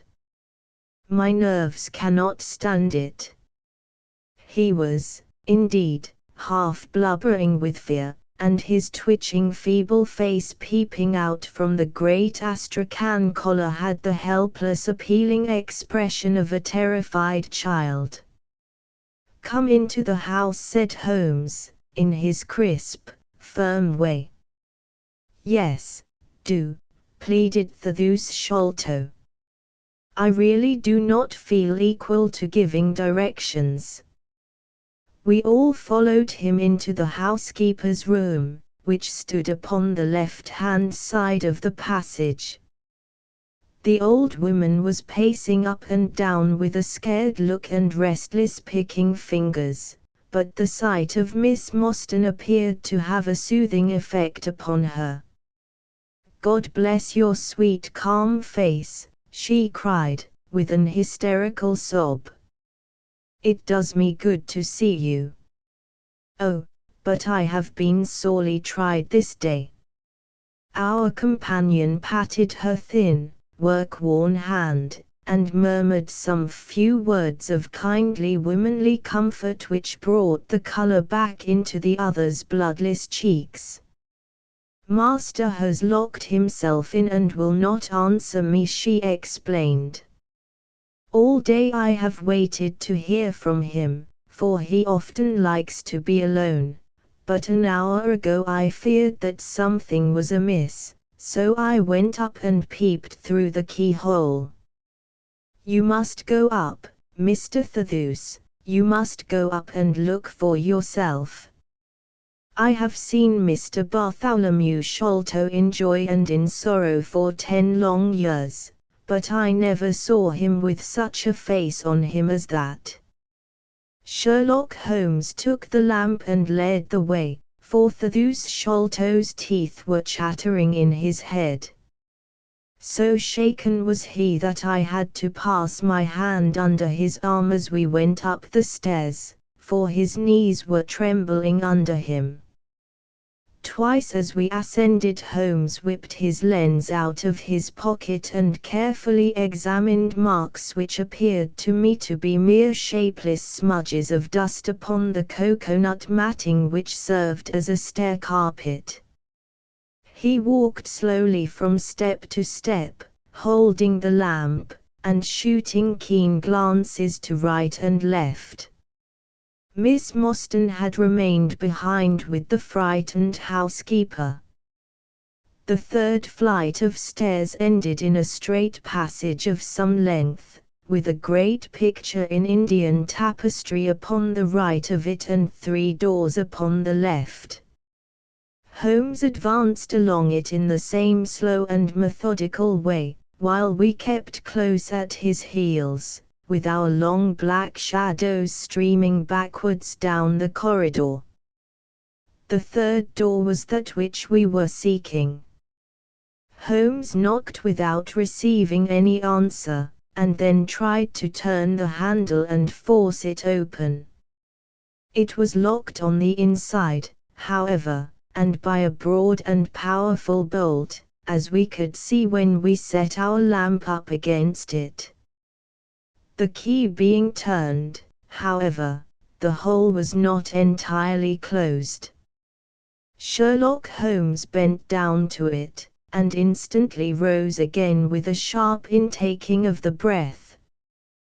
"There is something devilish in this, Watson," said he, more moved than I had ever before seen him. "What do you make of it?" I stooped to the hole, and recoiled in horror. Moonlight was streaming into the room, and it was bright with a vague and shifty radiance. Looking straight at me, and suspended, as it were, in the air, for all beneath was in shadow, there hung a face, the very face of our companion Thathus. There was the same high, shining head, the same circular bristle of red hair, the same bloodless countenance. The features were set, however, in a horrible smile, a fixed and unnatural grin, which in that still and moonlit room was more jarring to the nerves than any scowl or contortion. So like was the face to that of our little friend that I looked round at him to make sure that he was indeed with us. Then I recalled to mind that he had mentioned to us that his brother and he were twins.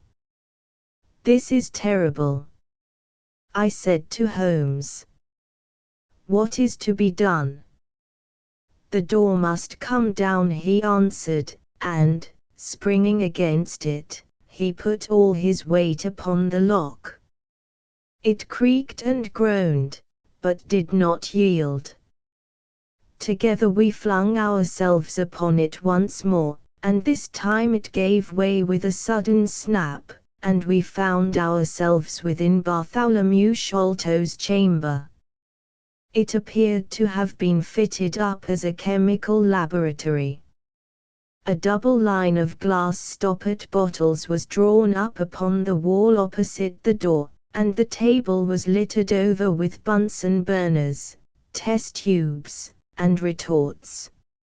In the corners stood carboys of acid in wicker baskets. One of these appeared to leak or to have been broken, for a stream of dark-colored liquid had trickled out from it, and the air was heavy with a peculiarly pungent, tar-like odor. A set of steps stood at one side of the room, in the midst of a litter of lath and plaster, and above them there was an opening in the ceiling large enough for a man to pass through. At the foot of the steps a long coil of rope was thrown carelessly together. By the table, in a wooden armchair, the master of the house was seated all in a heap, with his head sunk upon his left shoulder, and that ghastly, inscrutable smile upon his face. He was stiff and cold, and had clearly been dead many hours. It seemed to me that not only his features but all his limbs were twisted and turned in the most fantastic fashion. By his hand upon the table there lay a peculiar instrument, a brown, close-grained stick, with a stone head like a hammer, rudely lashed on with coarse twine. Beside it was a torn sheet of note-paper with some words scrawled upon it. Holmes glanced at it, and then handed it to me. "You see," he said, with a significant raising of the eyebrows. "In the light of the lantern I read, with a thrill of horror, the sign of the 4. In God's name, what does it all mean?" I asked. "It means murder," said he, stooping over the dead man. "Ah, I expected it. Look here." He pointed to what looked like a long, dark thorn stuck in the skin just above the ear. "It looks like a thorn," said I. "It is a thorn. You may pick it out. But be careful, for it is poisoned." I took it up between my finger and thumb. It came away from the skin so readily that hardly any mark was left behind. One tiny speck of blood showed where the puncture had been. "This is all an insoluble mystery to me," said I. "It grows darker instead of clearer." "On the contrary," he answered, "it clears every instant. I only require a few missing links to have an entirely connected case." We had almost forgotten our companion's presence since we entered the chamber. He was still standing in the doorway, the very picture of terror, wringing his hands and moaning to himself. Suddenly, however, he broke out into a sharp, querulous cry. "The treasure is gone," he said. "They have robbed him of the treasure. There is the hole through which we lowered it. I helped him to do it. I was the last person who saw him. I left him here last night, and I heard him lock the door as I came downstairs." "What time was that?" "It was 10 o'clock. And now he is dead, and the police will be called in, and I shall be suspected of having had a hand in it." "Oh, yes, I am sure I shall." "But you don't think so, gentlemen? Surely you don't think that it was I? Is it likely that I would have brought you here if it were I? Oh, dear. Oh, dear. I know that I shall go mad."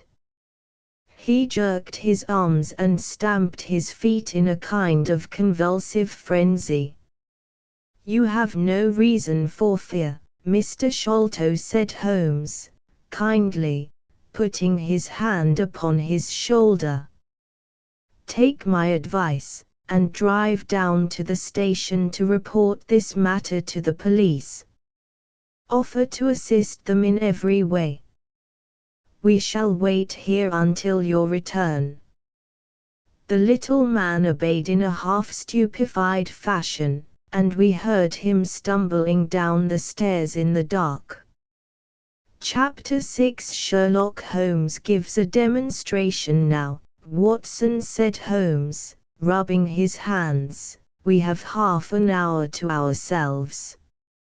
Let us make good use of it. My case is, as I have told you, almost complete, but we must not err on the side of overconfidence. Simple as the case seems now, there may be something deeper underlying it. Simple, I ejaculated. Surely, said he, with something of the air of a clinical professor expounding to his class. Just sit in the corner there, that your footprints may not complicate matters. Now to work. In the first place, how did these folk come, and how did they go? The door has not been opened since last night. How of the window? He carried the lamp across to it, muttering his observations aloud the while, but addressing them to himself rather than to me. Window is snubbed on the inner side. Framework is solid. No hinges at the side. Let us open it. No water pipe near. Roof quite out of reach. Yet a man has mounted by the window. It rained a little last night. Here is the print of a foot in mould upon the sill. And here is a circular muddy mark, and here again upon the floor, and here again by the table. See here, Watson. This is really a very pretty demonstration. I looked at the round, well-defined muddy discs. This is not a footmark, said I, it is something much more valuable to us. It is the impression of a wooden stump. You see here on the sill is the boot mark, a heavy boot with the broad metal heel, and beside it is the mark of the timber toe. It is the wooden-legged man. Quite so. But there has been someone else, a very able and efficient ally. Could you scale that wall, Doctor? I looked out of the open window. The moon still shone brightly on that angle of the house. We were a good 60 feet from the ground, and, look where I would, I could see no foothold, nor as much as a crevice in the brickwork. It is absolutely impossible, I answered. Without aid it is so. But suppose you had a friend up here who lowered you this good stout rope which I see in the corner, securing one end of it to this great hook in the wall. Then, I think, if you were an active man, you might swarm up, wooden leg and all. You would depart, of course, in the same fashion, and your ally would draw up the rope, untie it from the hook, shut the window, snub it on the inside, and get away in the way that he originally came. As a minor point it may be noted, he continued, fingering the rope, that our wooden-legged friend, though a fair climber, was not a professional sailor. His hands were far from horny.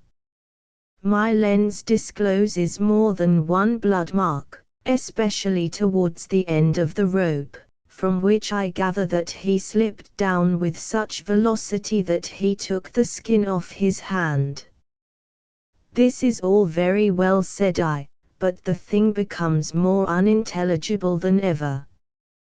How about this mysterious ally? How came he into the room?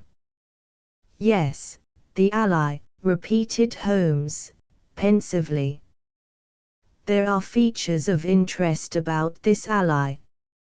He lifts the case from the regions of the commonplace. I fancy that this ally breaks fresh ground in the annals of crime in this country, though parallel cases suggest themselves from India, and, if my memory serves me, from Senegambia. How came he, then," I reiterated. "The door is locked, the window is inaccessible." "Was it through the chimney?" "The grate is much too small," he answered. I had already considered that possibility. "How then?" I persisted. "You will not apply my precept," he said, shaking his head. "How often have I said to you that when you have eliminated the impossible, whatever remains, however improbable, must be the truth? We know that he did not come through the door, the window, or the chimney. We also know that he could not have been concealed in the room, as there is no concealment possible. Whence, then, did he come?" "He came through the hole in the roof," I cried. "Of course he did. He must have done so. If you will have the kindness to hold the lamp for me, we shall now extend our researches to the room above, the secret room in which the treasure was found." He mounted the steps, and, seizing a rafter with either hand, he swung himself up into the garret. Then, lying on his face, he reached down for the lamp and held it while I followed him. The chamber in which we found ourselves was about 10 feet one way and 6 the other. The floor was formed by the rafters, with thin lath and plaster between, so that in walking one had to step from beam to beam. The roof ran up to an apex, and was evidently the inner shell of the true roof of the house. There was no furniture of any sort, and the accumulated dust of years lay thick upon the floor. "Here you are, you see," said Sherlock Holmes, putting his hand against the sloping wall. "This is a trapdoor which leads out onto the roof.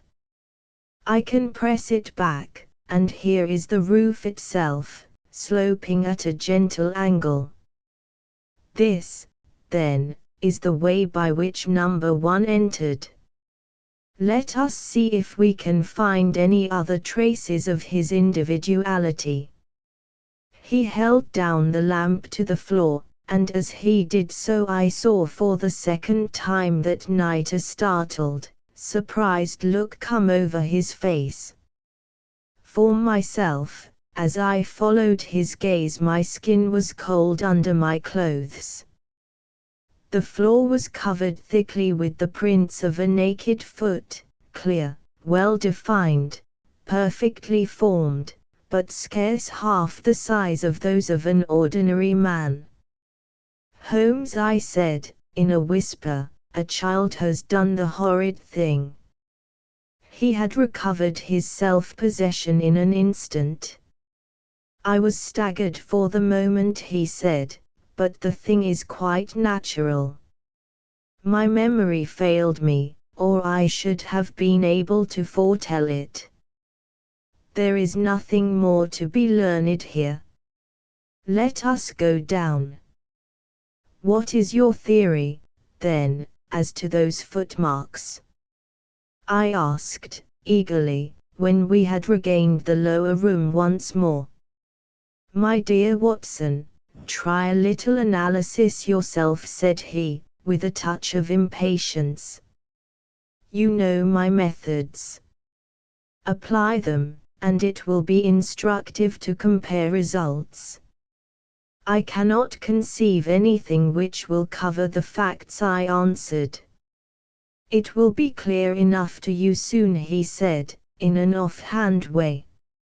"I think that there is nothing else of importance here, but I will look."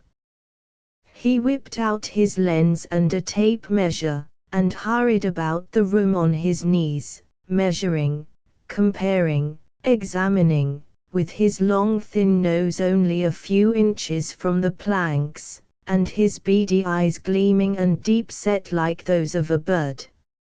So swift, silent, and furtive were his movements, like those of a trained bloodhound picking out a scent, that I could not but think what a terrible criminal he would have made had he turned his energy and sagacity against the law, instead of exerting them in its defense. As he hunted about, he kept muttering to himself, and finally he broke out into a loud crow of delight. "We are certainly in luck," said he. "We ought to have very little trouble now. Number 1 has had the misfortune to tread in the creosote. You can see the outline of the edge of his small foot here at the side of this evil-smelling mess. The carboy has been cracked, you see, and the stuff has leaked out." "What then?" I asked. "Why, we have got him, that's all," said he. "I know a dog that would follow that scent to the world's end. If a pack can track a trailed herring across a shire, how far can a specially trained hound follow so pungent a smell as this? It sounds like a sum in the rule of 3. The answer should give us but hello! Here are the accredited representatives of the law." Heavy steps and the clamor of loud voices were audible from below, and the hall door shut with a loud crash. "Before they come," said Holmes, "just put your hand here on this poor fellow's arm, and here on his leg. What do you feel?" "The muscles are as hard as a board," I answered. "Quite so. They are in a state of extreme contraction, far exceeding the usual rigor mortis. Coupled with this distortion of the face, this Hippocratic smile, or risus sardonicus as the old writers called it, what conclusion would it suggest to your mind?" "Death from some powerful vegetable alkaloid," I answered, "some strychnine-like substance which would produce tetanus." That was the idea which occurred to me the instant I saw the drawn muscles of the face.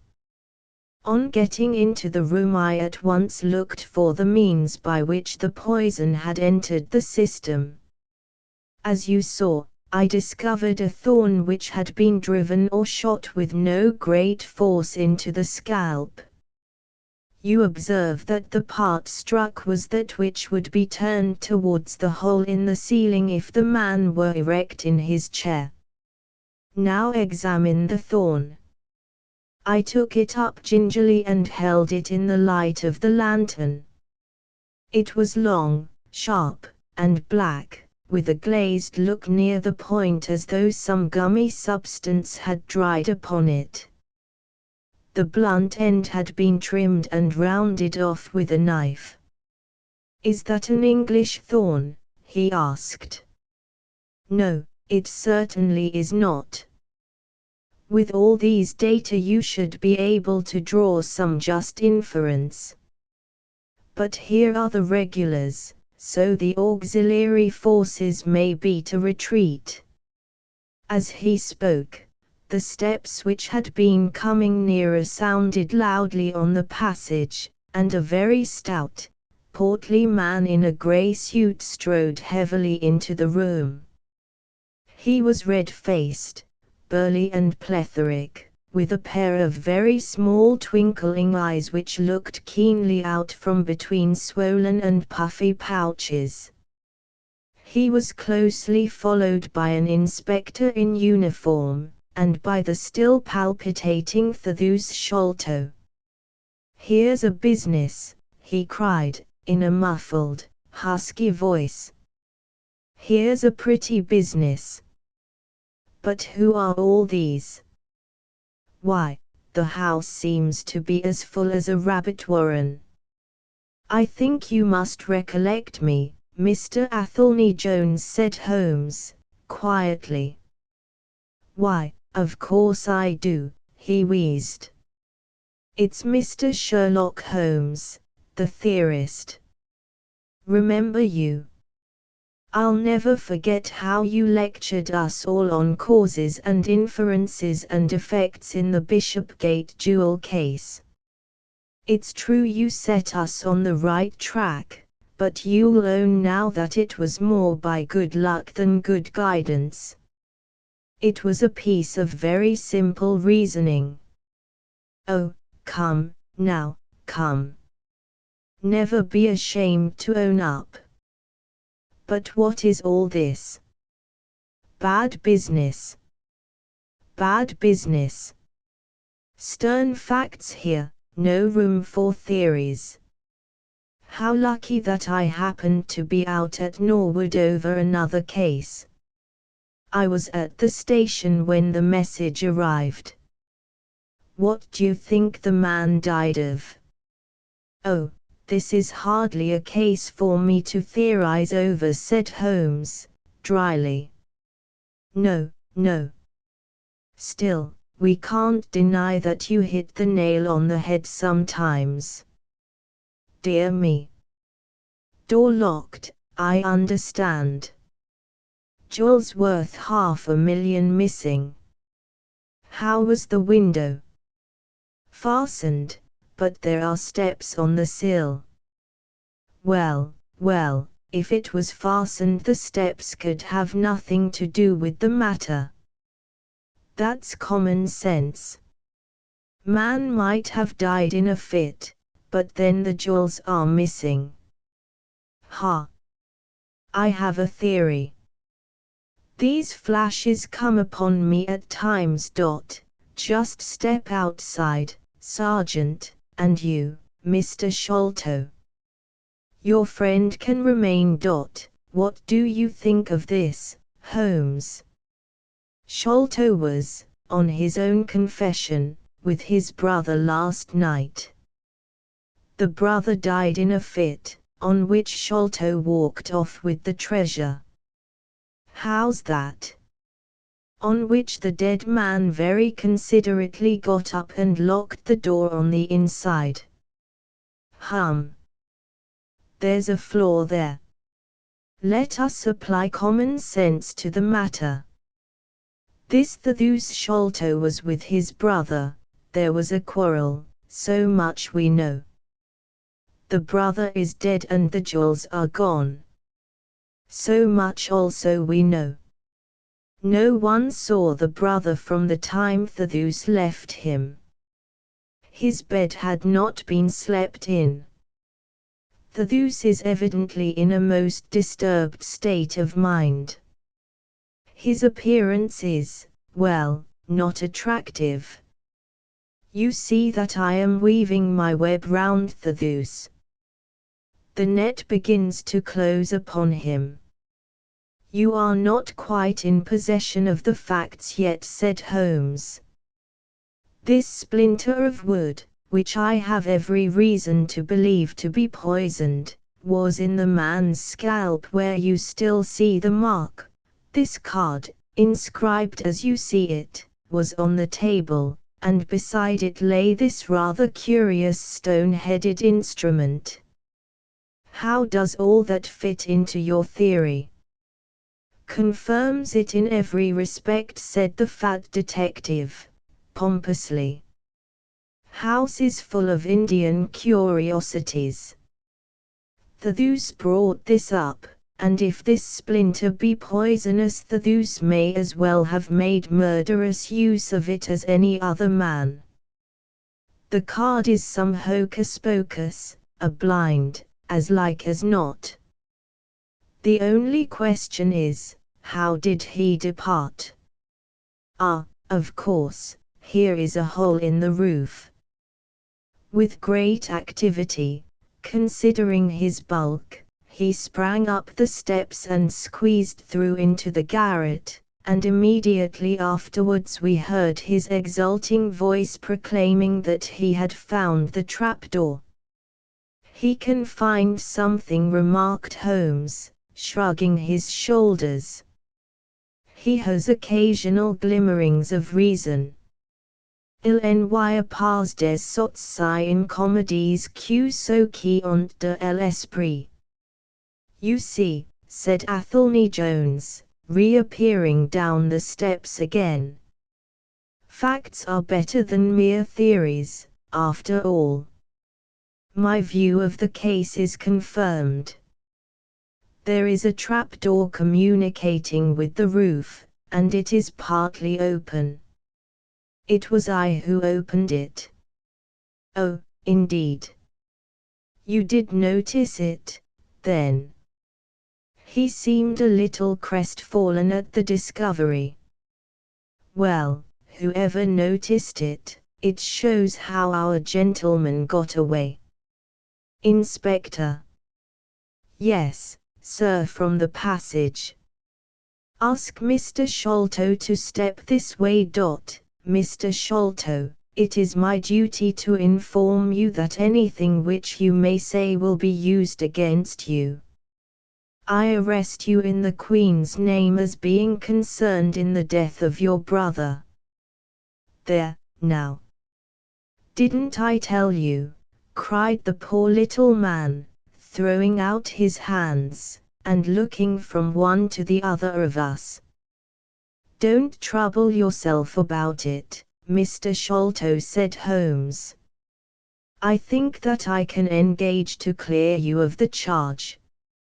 Don't promise too much, Mr. Theorist, don't promise too much, snapped the detective.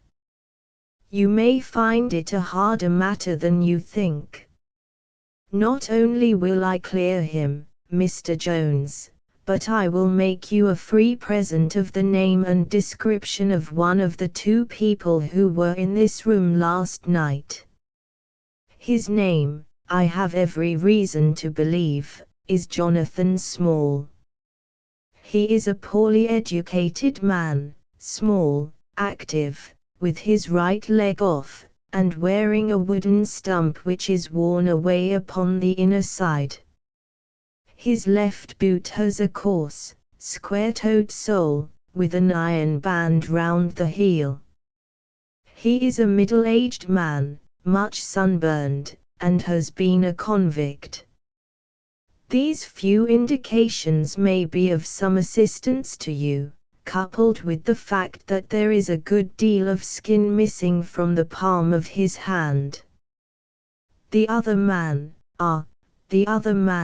asked Athelney Jones, in a sneering voice, but impressed none the less, as I could easily see, by the precision of the other's manner.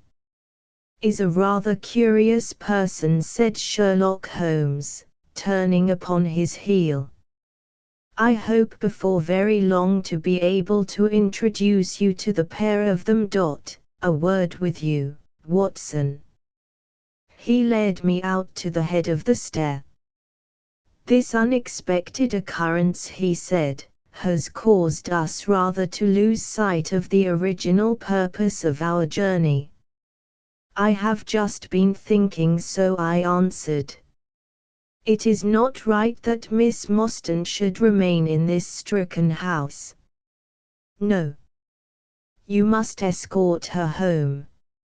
She lives with Mrs. Cecil Forrester, in Lower Camberwell, so it is not very far. I will wait for you here if you will drive out again. Or perhaps you are too tired. By no means. I don't think I could rest until I know more of this fantastic business. I have seen something of the rough side of life, but I give you my word that this quick succession of strange surprises tonight has shaken my nerve completely. I should like, however, to see the matter through with you, now that I have got so far. Your presence will be of great service to me, he answered. We shall work the case out independently, and leave this fellow Jones to exult over any mare's nest which he may choose to construct.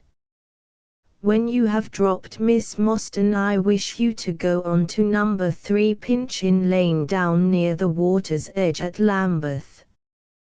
The third house on the right-hand side is a bird stuffer's. Sherman is the name. You will see a weasel holding a young rabbit in the window. Knock old Sherman up, and tell him, with my compliments, that I want Toby at once.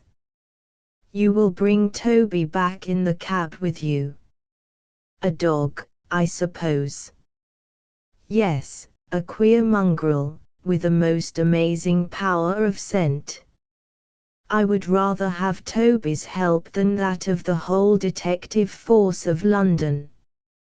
I shall bring him, then said I. It is 1 now. I ought to be back before 3, if I can get a fresh horse. And I said Holmes, shall see what I can learn from Mrs. Bernstone, and from the Indian servant, who, Mr. Thaddeus tell me, sleeps in the next garret. Then I shall study the great Jones's methods and listen to his not too delicate sarcasms. Was signed das die Menschen verhohnen was sie nicht verstehen. Gertie is always pithy. Chapter 7. The episode of the barrel. The police had brought a cab with them, and in this I escorted Miss Mostyn back to her home. After the angelic fashion of women, she had borne trouble with a calm face as long as there was someone weaker than herself to support, and I had found her bright and placid by the side of the frightened housekeeper. In the cab, however, she first turned faint, and then burst into a passion of weeping, so sorely had she been tried by the adventures of the night. She has told me since that she thought me cold and distant upon that journey. She little guessed the struggle within my breast, or the effort of self-restraint which held me back. My sympathies and my love went out to her, even as my hand had in the garden. I felt that years of the conventionalities of life could not teach me to know her sweet, brave nature as had this one day of strange experiences. Yet there were 2 thoughts which sealed the words of affection upon my lips. She was weak and helpless, shaken in mind and nerve. It was to take her at a disadvantage to obtrude love upon her at such a time. Worse still, she was rich. If Holmes's researches were successful, she would be an heiress. Was it fair, was it honorable, that a half-pay surgeon should take such advantage of an intimacy which chance had brought about? Might she not look upon me as a mere vulgar fortune-seeker? I could not bear to risk that such a thought should cross her mind. This Agra treasure intervened like an impassable barrier between us. It was nearly 2 o'clock when we reached Mrs. Cecil Forrester's. The servants had retired hours ago, but Mrs. Forrester had been so interested by the strange message which Miss Mostyn had received that she had sat up in the hope of her return. She opened the door herself, a middle-aged, graceful woman, and it gave me joy to see how tenderly her arm stole round the other's waist and how motherly was the voice in which she greeted her. She was clearly no mere paid dependent, but an honored friend. I was introduced, and Mrs. Forrester earnestly begged me to step in and tell her our adventures. I explained, however, the importance of my errand, and promised faithfully to call and report any progress which we might make with the case. As we drove away I stole a glance back, and I still seemed to see that little group on the step, the two graceful, clinging figures, the half-opened door, the hall light shining through stained glass, the barometer, and the bright stair rods. It was soothing to catch even that passing glimpse of a tranquil English home in the midst of the wild, dark business which had absorbed us. And the more I thought of what had happened, the wilder and darker it grew. I reviewed the whole extraordinary sequence of events as I rattled on through the silent gaslit streets. There was the original problem, that at least was pretty clear now. The death of Captain Mostyn, the sending of the pearls, the advertisement, the letter, we had had light upon all those events. They had only led us, however, to a deeper and far more tragic mystery. The Indian treasure, the curious plan found among Mostyn's baggage, the strange scene at Major Sholto's death, the rediscovery of the treasure immediately followed by the murder of the discoverer, the very singular accompaniments to the crime, the footsteps, the remarkable weapons, the words upon the card, corresponding with those upon Captain Mostyn's chart. Here was indeed a labyrinth in which a man less singularly endowed than my fellow lodger might well despair of ever finding the clue. Pinchin Lane was a row of shabby two-storied brick houses in the lower quarter of Lambeth. I had to knock for some time at number 3 before I could make my impression. At last, however, there was the glint of a candle behind the blind, and a face looked out at the upper window. "Go on, you drunken vagabond," said the face. "If you kick up any more row I'll open the kennels and let out 43 dogs upon you." "If you'll let one out it's just what I have come for," said I. "Go on," yelled the voice. "So help me gracious, I have a wiper in the bag, and I'll drop it on your head if you don't hook it." "But I want a dog," I cried. "I won't be argued with," shouted Mr. Sherman. "Now stand clear, for when I say 3 down goes the wiper." "Mr. Sherlock Holmes," I began, but the words had a most magical effect, for the window instantly slammed down, and within a minute the door was unbarred and open. Mr. Sherman was a lanky, lean old man, with stooping shoulders, a stringy neck, and blue-tinted glasses. "A friend of Mr. Sherlock is always welcome," said he. "Step in, sir. Keep clear of the badger, for he bites. Ah, naughty, naughty, would you take a nip at the gentleman?" This to a stoat which thrust its wicked head and red eyes between the bars of its cage. "Don't mind that, sir, it's only a slow worm. It hain't he got no fangs, so I gives it the run o' the room, for it keeps the beetles down. You must not mind my being just a little short wi' you at first, for I'm guyed at by the children, and there's many a one just comes down this lane to knock me up." "What was it that Mr. Sherlock Holmes wanted, sir?" "He wanted a dog of yours." "Ah, that would be Toby." "Yes, Toby was the name. Toby lives at number 7 on the left here." He moved slowly forward with his candle among the queer animal family which he had gathered round him. In the uncertain, shadowy light I could see dimly that there were glancing, glimmering eyes peeping down at us from every cranny and corner. Even the rafters above our heads were lined by solemn fowls, who lazily shifted their weight from one leg to the other as our voices disturbed their slumbers.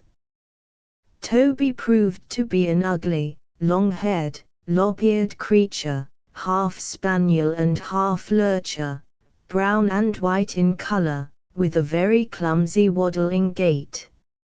It accepted after some hesitation a lump of sugar which the old naturalist handed to me, and, having thus sealed an alliance, it followed me to the cab, and made no difficulties about accompanying me.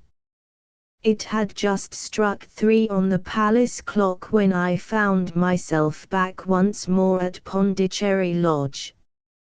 The ex-prize fighter McMurdo had, I found, been arrested as an accessory, and both he and Mr. Sholto had been marched off to the station. 2 constables guarded the narrow gate, but they allowed me to pass with the dog on my mentioning the detective's name. Holmes was standing on the doorstep, with his hands in his pockets, smoking his pipe. "Ah, you have him there," said he. "Good dog, then. Athene Jones has gone. We have had an immense display of energy since you left. He has arrested not only friend Thaddeus, but the gatekeeper, the housekeeper, and the Indian servant. We have the place to ourselves, but for a sergeant upstairs. Leave the dog here, and come up." We tied Toby to the hall table, and reascended the stairs. The room was as he had left it, save that a sheet had been draped over the central figure. A weary-looking police sergeant reclined in the corner. "Lend me your bullseye, sergeant," said my companion. "Now tie this bit of card round my neck, so as to hang it in front of me." "Thank you. Now I must kick off my boots and stockings. Just you carry them down with you, Watson. I am going to do a little climbing. And dip my handkerchief into the creosote. That will do. Now come up into the garret with me for a moment." We clambered up through the hole. Holmes turned his light once more upon the footsteps in the dust. "I wish you particularly to notice these footmarks," he said. "Do you observe anything noteworthy about them?" "They belong," I said, "to a child or a small woman. Apart from their size, though. Is there nothing else?" "They appear to be much as other footmarks." "Not at all. Look here. This is the print of the right foot in the dust. Now I make one with my naked foot beside it. What is the chief difference? Your toes are all cramped together. The other print has each toe distinctly divided." "Quite so. That is the point. Bear that in mind. Now, would you kindly step over to that flap window and smell the edge of the woodwork? I shall stay here, as I have this handkerchief in my hand." I did as he directed, and was instantly conscious of a strong tarry smell. That is where he put his foot in getting out. If you can trace him, I should think that Toby will have no difficulty. Now run downstairs, loose the dog, and look out for Blondin. By the time that I got out into the grounds, Sherlock Holmes was on the roof, and I could see him like an enormous glowworm crawling very slowly along the ridge. I lost sight of him behind a stack of chimneys, but he presently reappeared, and then vanished once more upon the opposite side. When I made my way round there I found him seated at one of the corner eaves. "That you, Watson?" he cried. "Yes. This is the place." "What is that black thing down there?" "A water barrel." "Top on it?" "Yes." "No sign of a ladder?" "No, confound the fellow. It's a most breakneck place. I ought to be able to come down where he could climb up. The water pipe feels pretty firm. Here goes, anyhow." There was a scuffling of feet, and the lantern began to come steadily down the side of the wall. Then with a light spring he came onto the barrel, and from there to the earth. It was easy to follow him, he said, drawing on his stockings and boots. Tiles were loosened the whole way along, and in his hurry he had dropped this. "It confirms my diagnosis, as you doctors express it." The object which he held up to me was a small pocket or pouch woven out of colored grasses and with a few tawdry beads strung round it. In shape and size it was not unlike a cigarette case. Inside were half a dozen spines of dark wood, sharp at one end and rounded at the other, like that which had struck Bartholomew Sholto. "They are hellish things," said he. "Look out that you don't prick yourself." "I'm delighted to have them, for the chances are that they are all he has. There is the less fear of you or me finding one in our skin before long. I would sooner face a martini bullet, myself. Are you game for a 6-mile trudge, Watson?" "Certainly," I answered. "Your leg will stand it." "Oh, yes.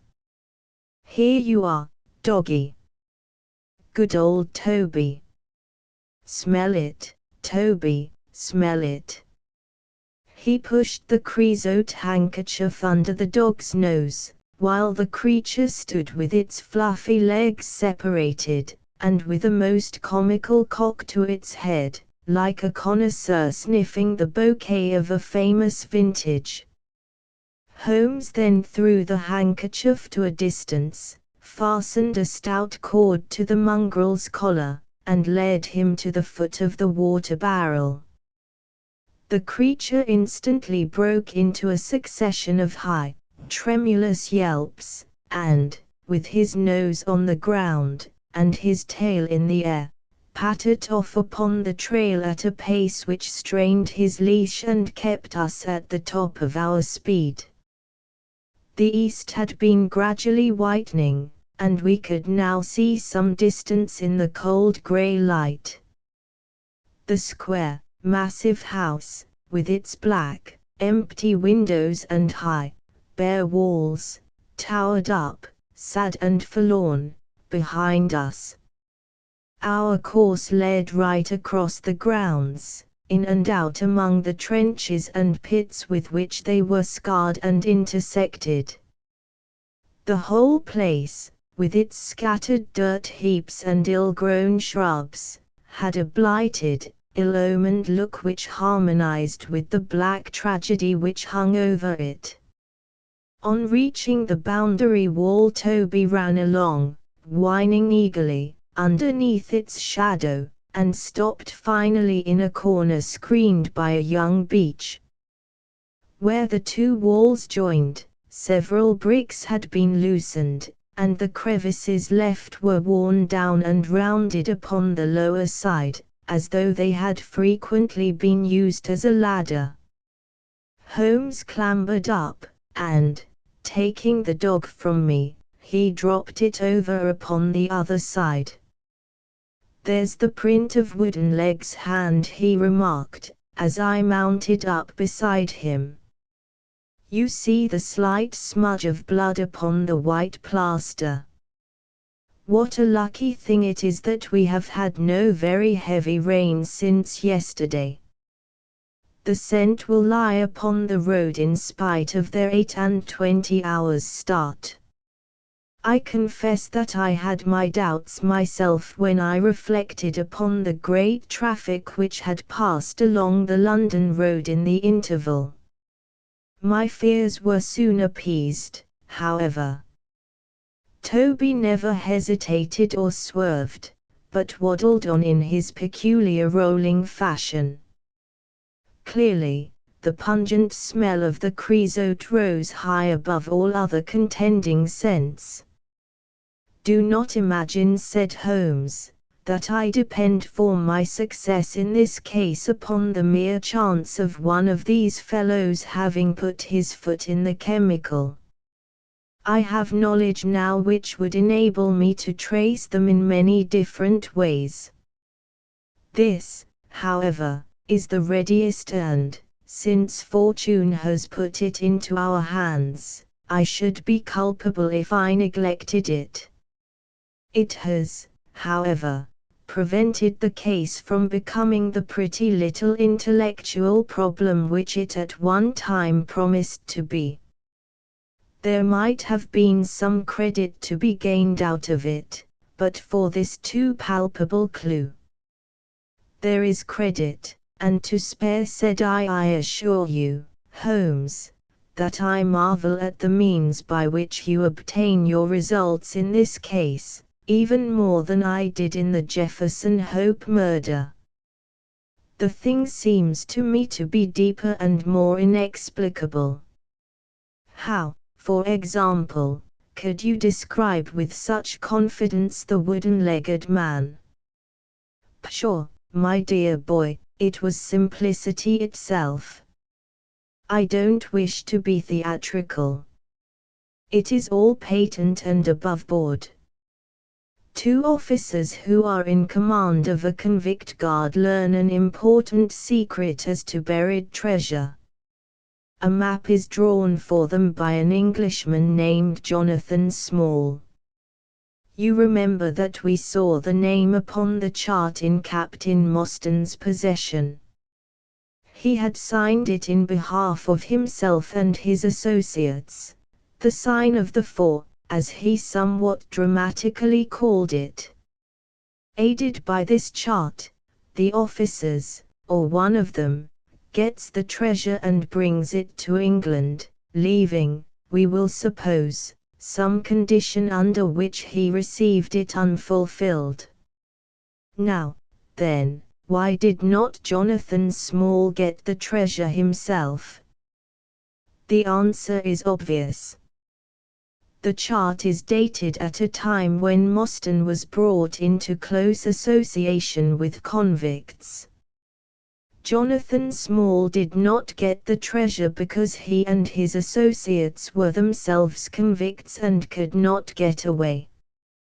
But that is mere speculation, said I. It is more than that. It is the only hypothesis which covers the facts. Let us see how it fits in with the sequel. Major Sholto remains at peace for some years, happy in the possession of his treasure. Then he receives a letter from India which gives him a great fright. What was that? A letter to say that the men whom he had wronged had been set free, or had escaped. That is much more likely, for he would have known what their term of imprisonment was. It would not have been a surprise to him. What does he do then?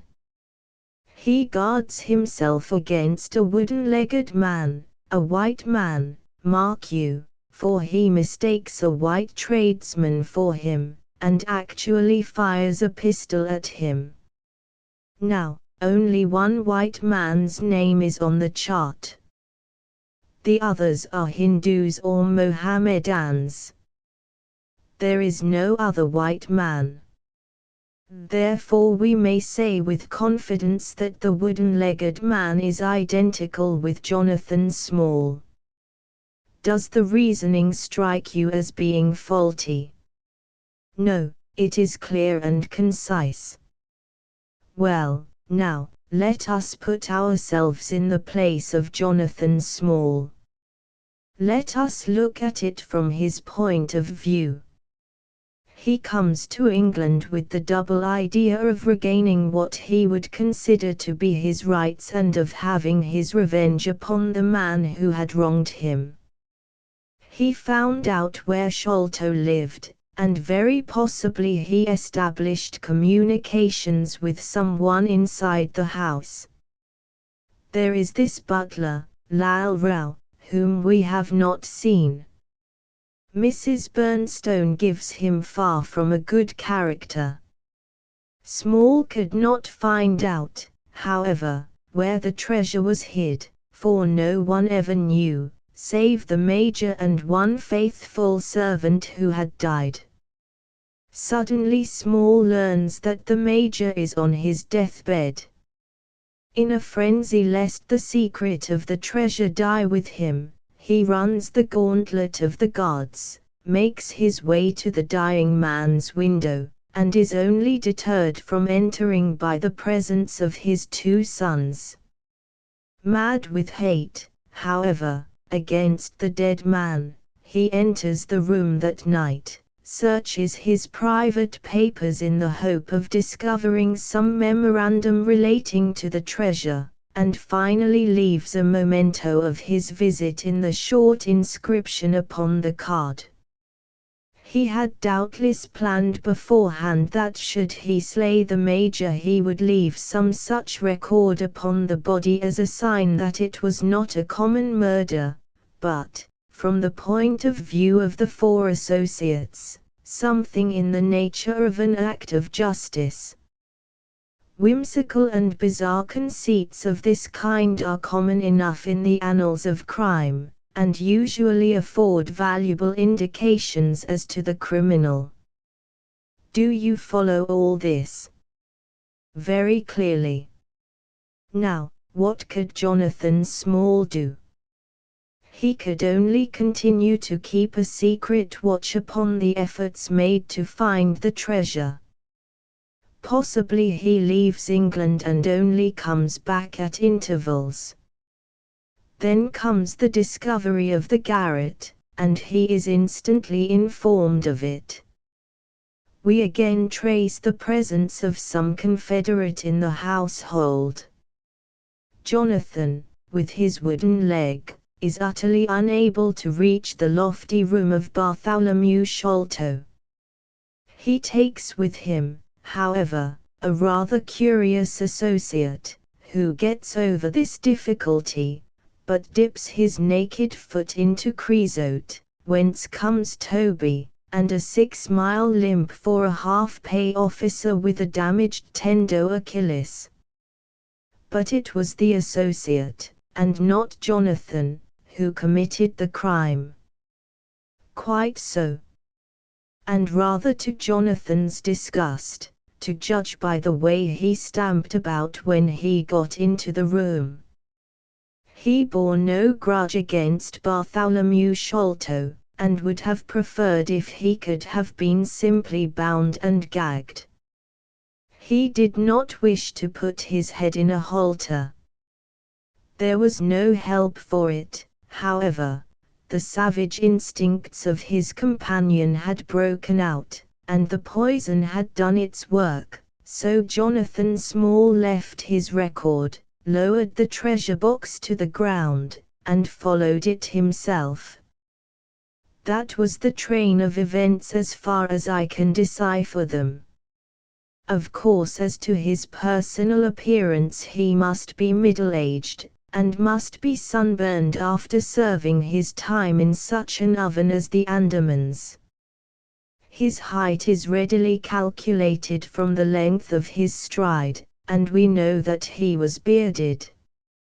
His hairiness was the one point which impressed itself upon Thaddeus Sholto when he saw him at the window. I don't know that there is anything else. The associate.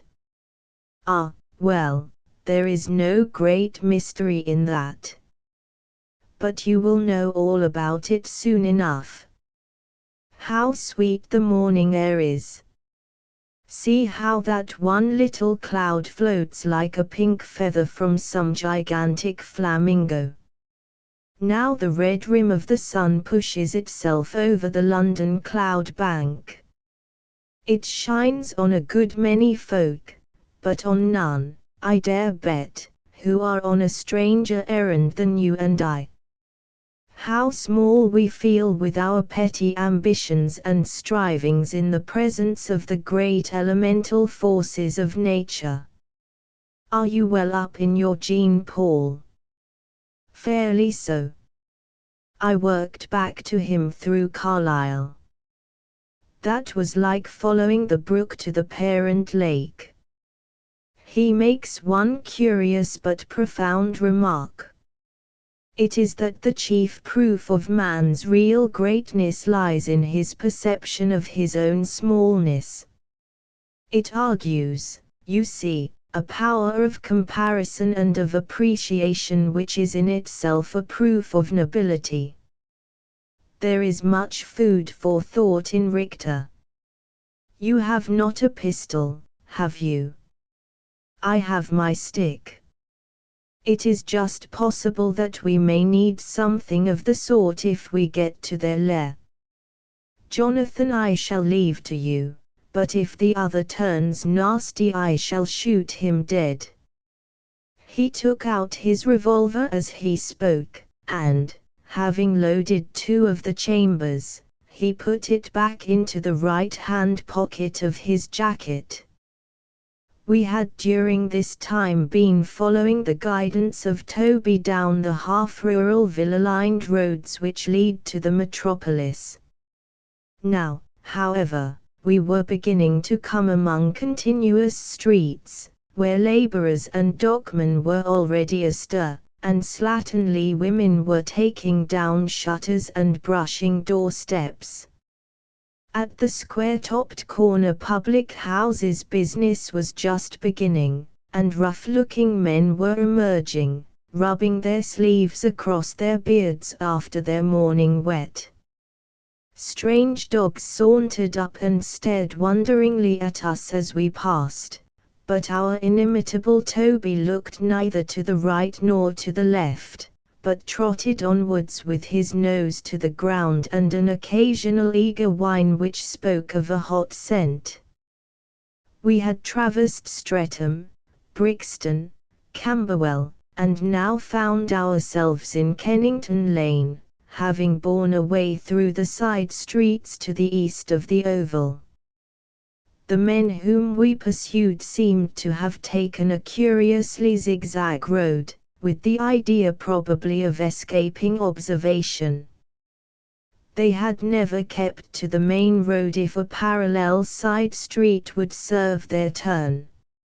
At the foot of Kennington Lane they had edged away to the left through Bond Street and Miles Street.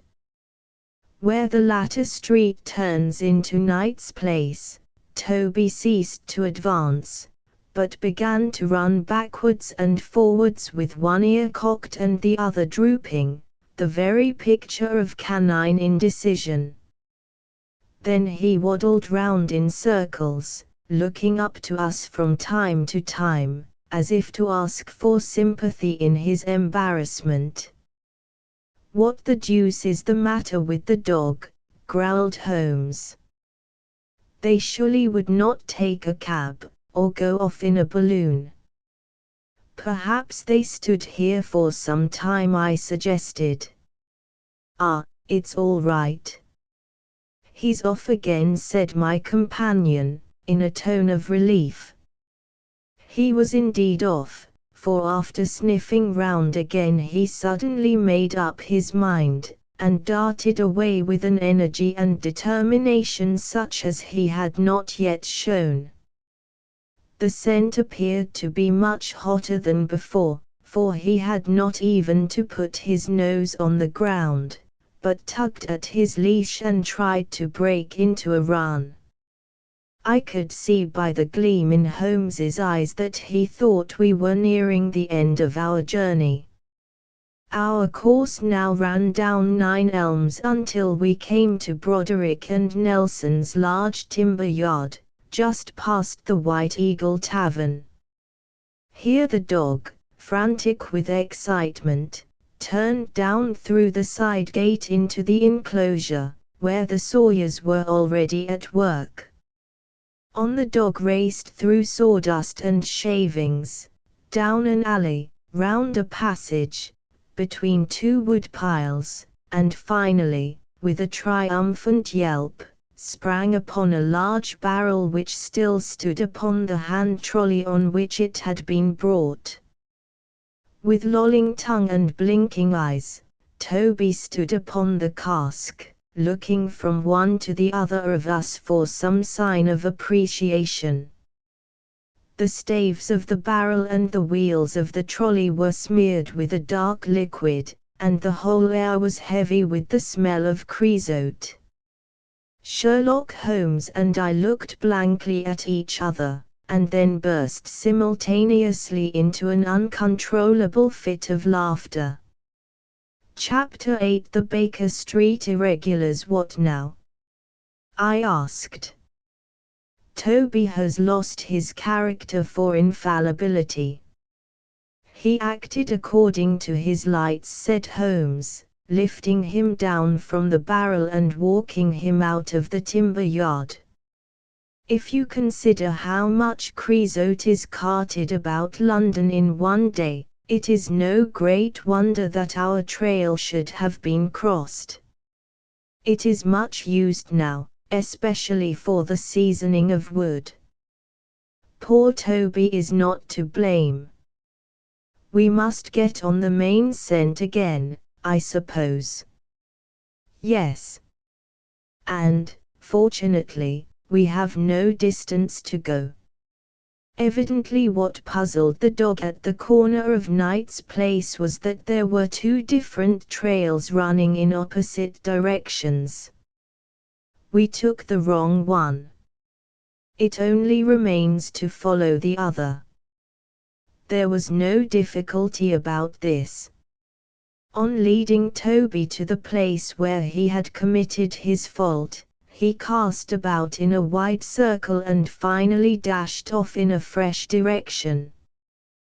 We must take care that he does not now bring us to the place where the creosote barrel came from, I observed. I had thought of that. But you notice that he keeps on the pavement, whereas the barrel passed down the roadway. No, we are on the true scent now. It tended down towards the riverside, running through Belmont Place and Prince's Street. At the end of Broad Street it ran right down to the water's edge, where there was a small wooden wharf. Toby led us to the very edge of this, and there stood whining, looking out on the dark current beyond. "We are out of luck," said Holmes. "They have taken to a boat here." Several small punts and skiffs were lying about in the water and on the edge of the wharf. We took Toby round to each in turn, but, though he sniffed earnestly, he made no sign. Close to the rude landing stage was a small brick house, with a wooden placard slung out through the second window. Mordecai Smith was printed across it in large letters, and, underneath, boats to hire by the hour or day. A second inscription above the door informed us that a steam launch was kept, a statement which was confirmed by a great pile of coke upon the jetty. Sherlock Holmes looked slowly round, and his face assumed an ominous expression. "This looks bad," said he. "These fellows are sharper than I expected. They seem to have covered their tracks. There has, I fear, been preconcerted management here." He was approaching the door of the house, when it opened, and a little, curly-headed lad of 6 came running out, followed by a stoutish, red-faced woman with a large sponge in her hand. "You come back and be washed, Jack," she shouted. "Come back, you young imp, for if your father comes home and finds you like that, he'll let us hear of it." "Dear little chap," said Holmes, strategically. "What a rosy-cheeked young rascal. Now, Jack, is there anything you would like?" The youth pondered for a moment. "I'd like a shillin'," said he. "Nothing you would like better?" "I'd like 2 shillin' better," the prodigy answered, after some thought. "Here you are, then. Catch, a fine child, Mrs. Smith." "Lor bless you, sir, he is that, and forward. He gets a'most too much for me to manage, specially when my man is away days at a time." "Away, is he?" said Holmes, in a disappointed voice. "I am sorry for that, for I wanted to speak to Mr. Smith." "He's been away since yesterday morning, sir, and, truth to tell, I am beginning to feel frightened about him.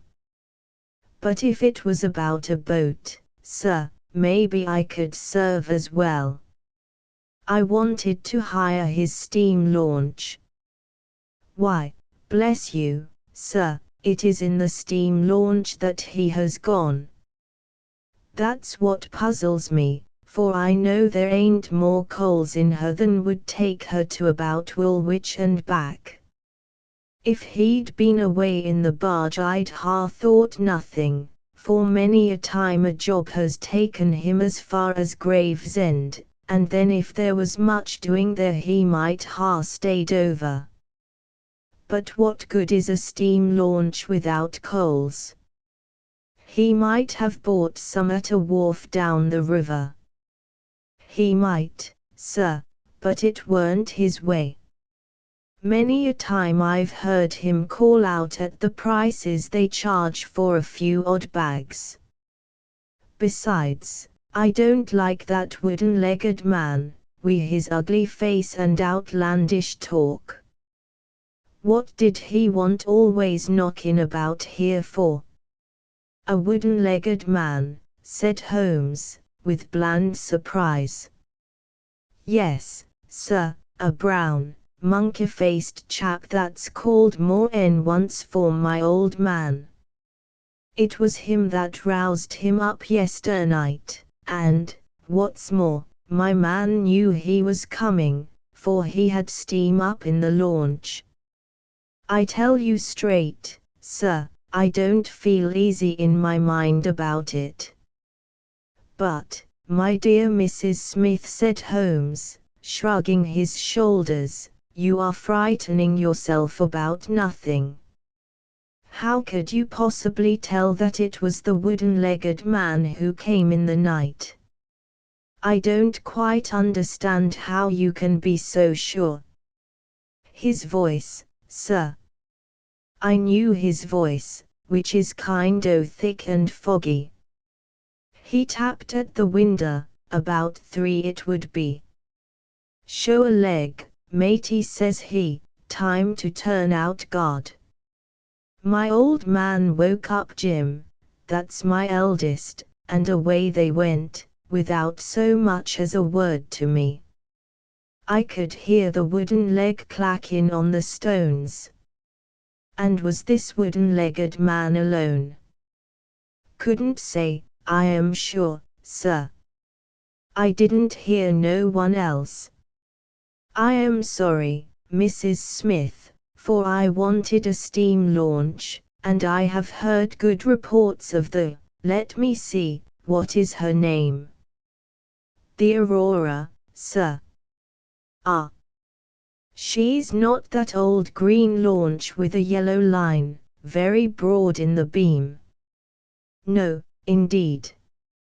She's as trim a little thing as any on the river. She's been fresh painted, black with 2 red streaks. Thanks. I hope that you will hear soon from Mr. Smith. I am going down the river, and if I should see anything of the Aurora I shall let him know that you are uneasy.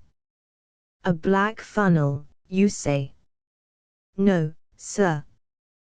Black with a white band. Ah, of course. It was the sides which were black. Good morning, Mrs. Smith. There is a boatman here with a wherry, Watson. We shall take it and cross the river. The main thing with people of that sort, said Holmes, as we sat in the sheets of the wherry, is never to let them think that their information can be of the slightest importance to you. If you do, they will instantly shut up like an oyster. If you listen to them under protest, as it were, you are very likely to get what you want. Our course now seems pretty clear, said I. What would you do, then? I would engage a launch and go down the river on the track of the Aurora. My dear fellow, it would be a colossal task. She may have touched at any wharf on either side of the stream between here and Greenwich. Below the bridge there is a perfect labyrinth of landing places for miles. It would take you days and days to exhaust them, if you set about it alone. Employ the police, then. No, I shall probably call Athelney Jones in at the last moment. He is not a bad fellow, and I should not like to do anything which would injure him professionally. But I have a fancy for working it out myself, now that we have gone so far. Could we advertise, then, asking for information from wharfingers? Worse and worse. Our men would know that the chase was hot at their heels, and they would be off out of the country. As it is, they are likely enough to leave, but as long as they think they are perfectly safe they will be in no hurry.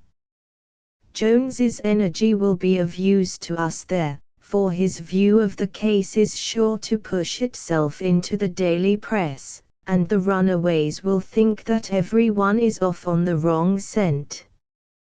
What are we to do, then? I asked, as we landed near Millbank Penitentiary. Take this hansom, drive home, have some breakfast, and get an hour's sleep. It is quite on the cards that we may be afoot tonight again. Stop at a telegraph office, cabby. We will keep Toby, for he may be of use to us yet. We pulled up at the Great Peter Street post office, and Holmes dispatched his wire. Whom do you think that is to? He asked, as we resumed our journey. I am sure I don't know. You remember the Baker Street division of the detective police force whom I employed in the Jefferson Hope case? Well, said I, laughing. This is just the case where they might be invaluable. If they fail, I have other resources, but I shall try them first. That wire was to my dirty little lieutenant, Wiggins, and I expect that he and his gang will be with us before we have finished our breakfast. It was between 8 and 9 o'clock now, and I was conscious of a strong reaction after the successive excitements of the night. I was limp and weary, befogged in mind and fatigued in body. I had not the professional enthusiasm which carried my companion on, nor could I look at the matter as a mere abstract intellectual problem. As far as the death of Bartholomew Sholto went, I had heard little good of him, and could feel no intense antipathy to his murderers. The treasure, however, was a different matter. That, or part of it, belonged rightfully to Miss Mostyn. While there was a chance of recovering it, I was ready to devote my life to the one object.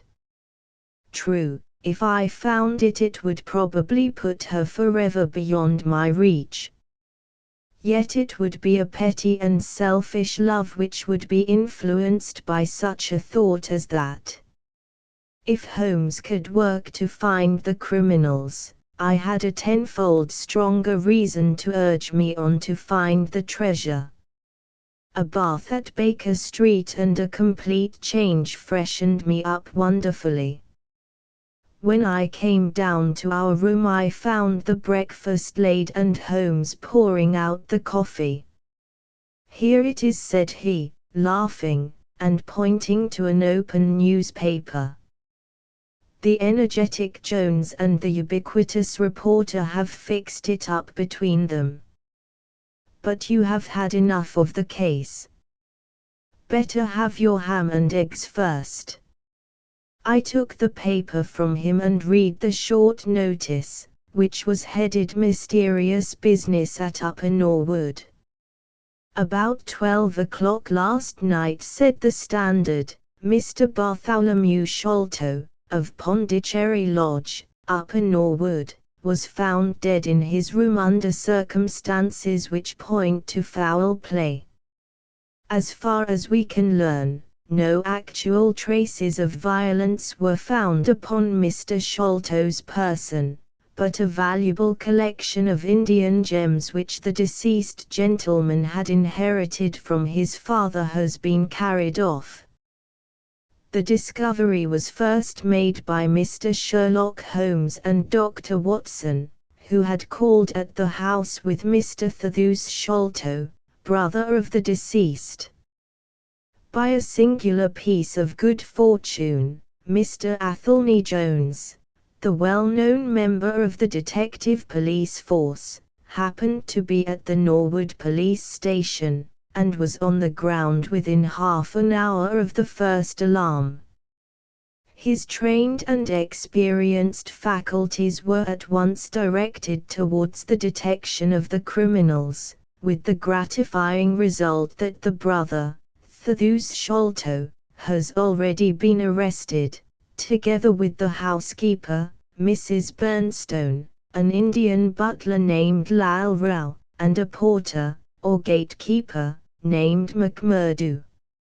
It is quite certain that the thief or thieves were well acquainted with the house, for Mr. Jones's well-known technical knowledge and his powers of minute observation have enabled him to prove conclusively that the miscreants could not have entered by the door or by the window, but must have made their way across the roof of the building, and so through a trapdoor into a room which communicated with that in which the body was found.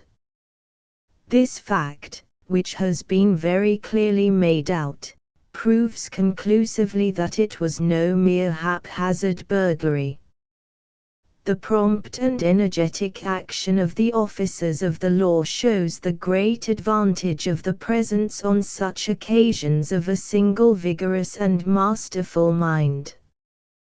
We cannot but think that it supplies an argument to those who would wish to see our detectives more decentralized, and so brought into closer and more effective touch with the cases which it is their duty to investigate. "Isn't it gorgeous?" said Holmes, grinning over his coffee cup. "What do you think of it?" "I think that we have had a close shave ourselves of being arrested for the crime." "So do I. I wouldn't answer for our safety now, if he should happen to have another of his attacks of energy." At this moment there was a loud ring at the bell, and I could hear Mrs. Hudson, our landlady, raising her voice in a wail of expostulation and dismay. "By heaven, Holmes," I said, half rising, "I believe that they are really after us." "No, it's not quite so bad as that. It is the unofficial force, the Baker Street Irregulars." As he spoke, there came a swift pattering of naked feet upon the stairs, a clatter of high voices, and in rushed a dozen dirty and ragged little street Arabs.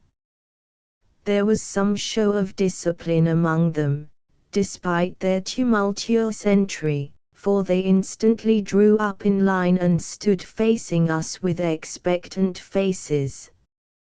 One of their number, taller and older than the others, stood forward with an air of lounging superiority which was very funny in such a disreputable little scarecrow. "Got your message, sir," said he, and brought M on sharp. "3 bob and a tanner for tickets." "Here you are," said Holmes, producing some silver. "In future they can report to you, Wiggins, and you to me. I cannot have the house invaded in this way. However, it is just as well that you should all hear the instructions.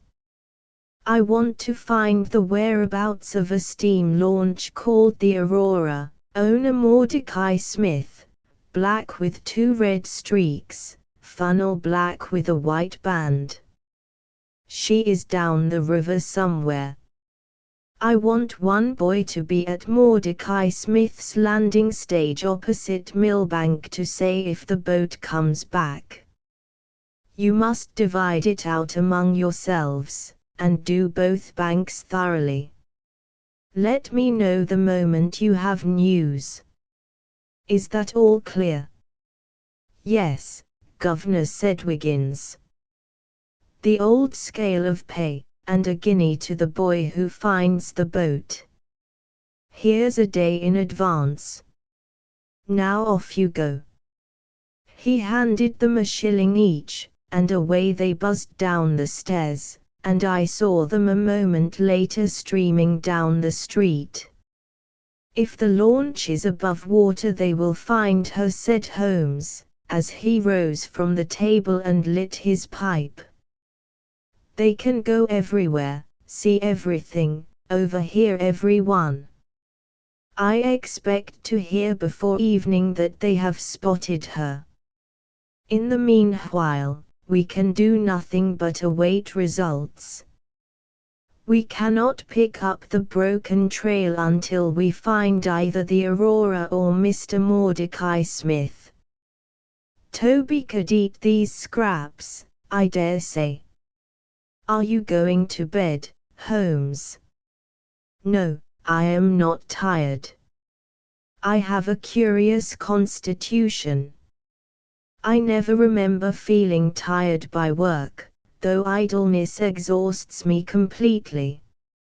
I am going to smoke and to think over this queer business to which my fair client has introduced us. If ever man had an easy task, this of ours ought to be. Wooden-legged men are not so common, but the other man must, I should think, be absolutely unique. That other man again. I have no wish to make a mystery of him, to you, anyway.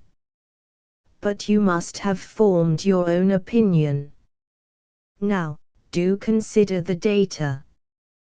Diminutive footmarks, toes never fettered by boots, naked feet, stone-headed wooden mace, great agility, small poisoned darts. What do you make of all this?" "A savage," I exclaimed. "Perhaps one of those Indians who were the associates of Jonathan Small." "Hardly that," said he. "When first I saw signs of strange weapons I was inclined to think so, but the remarkable character of the footmarks caused me to reconsider my views. Some of the inhabitants of the Indian peninsula are small men, but none could have left such marks as that. The Hindu proper has long and thin feet. The sandal-wearing Mohammedan has the great toe well separated from the others, because the thong is commonly passed between. These little darts, too, could only be shot in one way. They are from a blowpipe. Now, then, where are we to find our savage? South American, I hazarded. He stretched his hand up, and took down a bulky volume from the shelf. This is the first volume of a gazetteer which is now being published. It may be looked upon as the very latest authority. What have we here? Andaman Islands, situated 340 miles to the north of Sumatra, in the Bay of Bengal. Hum. What's all this? Moist climate, coral reefs, sharks, Port Blair, convict barracks, Rutland Island, Carton Woods. Here we are. The aborigines of the Andaman Islands may perhaps claim the distinction of being the smallest race upon this earth, though some anthropologists prefer the Bushmen of Africa, the Digger Indians of America, and the Terra del Fuegians. The average height is rather below 4 feet, although many full-grown adults may be found who are very much smaller than this. They are a fierce, morose, and intractable people, though capable of forming most devoted friendships when their confidence has once been gained. Mark that, Watson. Now, then, listen to this. They are naturally hideous, having large, misshapen heads, small, fierce eyes, and distorted features. Their feet and hands, however, are remarkably small. So intractable and fierce are they that all the efforts of the British official have failed to win them over in any degree. They have always been a terror to shipwrecked crews, braining the survivors with their stone-headed clubs, or shooting them with their poisoned arrows. These massacres are invariably concluded by a cannibal feast. Nice, amiable people, Watson. If this fellow had been left to his own unaided devices, this affair might have taken an even more ghastly turn. I fancy that, even as it is, Jonathan Small would give a good deal not to have employed him. But how came he to have so singular a companion? That is more than I can tell. Since, however, we had already determined that Small had come from the Andamans, it is not so very wonderful that this islander should be with him. No doubt we shall know all about it in time. Look here, Watson, you look regularly done. Lie down there on the sofa, and see if I can put you to sleep. He took up his violin from the corner, and as I stretched myself out he began to play some low, dreamy, melodious air, his own, no doubt, for he had a remarkable gift for improvisation. I have a vague remembrance of his gaunt limbs, his earnest face, and the rise and fall of his bow. Then I seemed to be floated peacefully away upon a soft sea of sound, until I found myself in dreamland, with the sweet face of Mary Mostyn looking down upon me.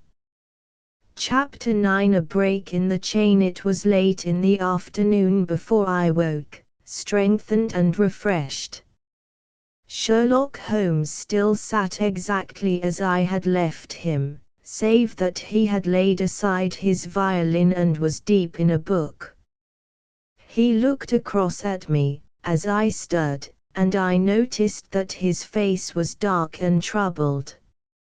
"You have slept soundly," he said. "I feared that our talk would wake you."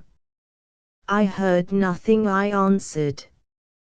"Have you had fresh news, then?"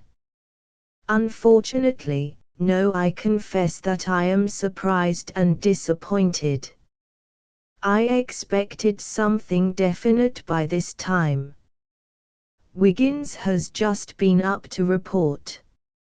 He says that no trace can be found of the launch. It is a provoking check, for every hour is of importance. Can I do anything? I am perfectly fresh now, and quite ready for another night's outing."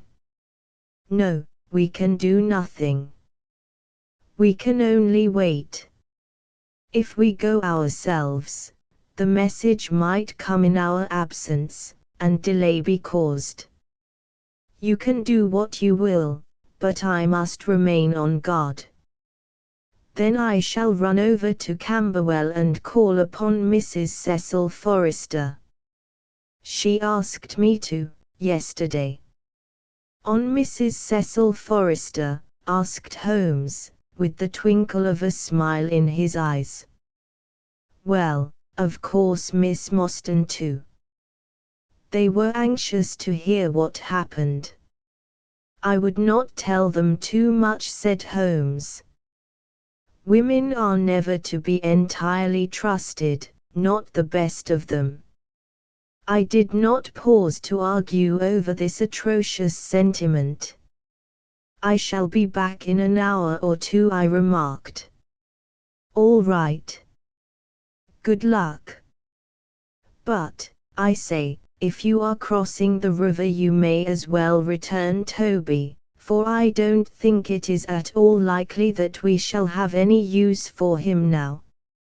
I took our mongrel accordingly, and left him, together with a half-sovereign, at the old naturalist's in Pinchin Lane. At Camberwell I found Miss Mostyn a little weary after her night's adventures, but very eager to hear the news. Mrs. Forrester, too, was full of curiosity. I told them all that we had done, suppressing, however, the more dreadful parts of the tragedy. Thus, although I spoke of Mr. Sholto's death, I said nothing of the exact manner and method of it. With all my omissions, however, there was enough to startle and amaze them.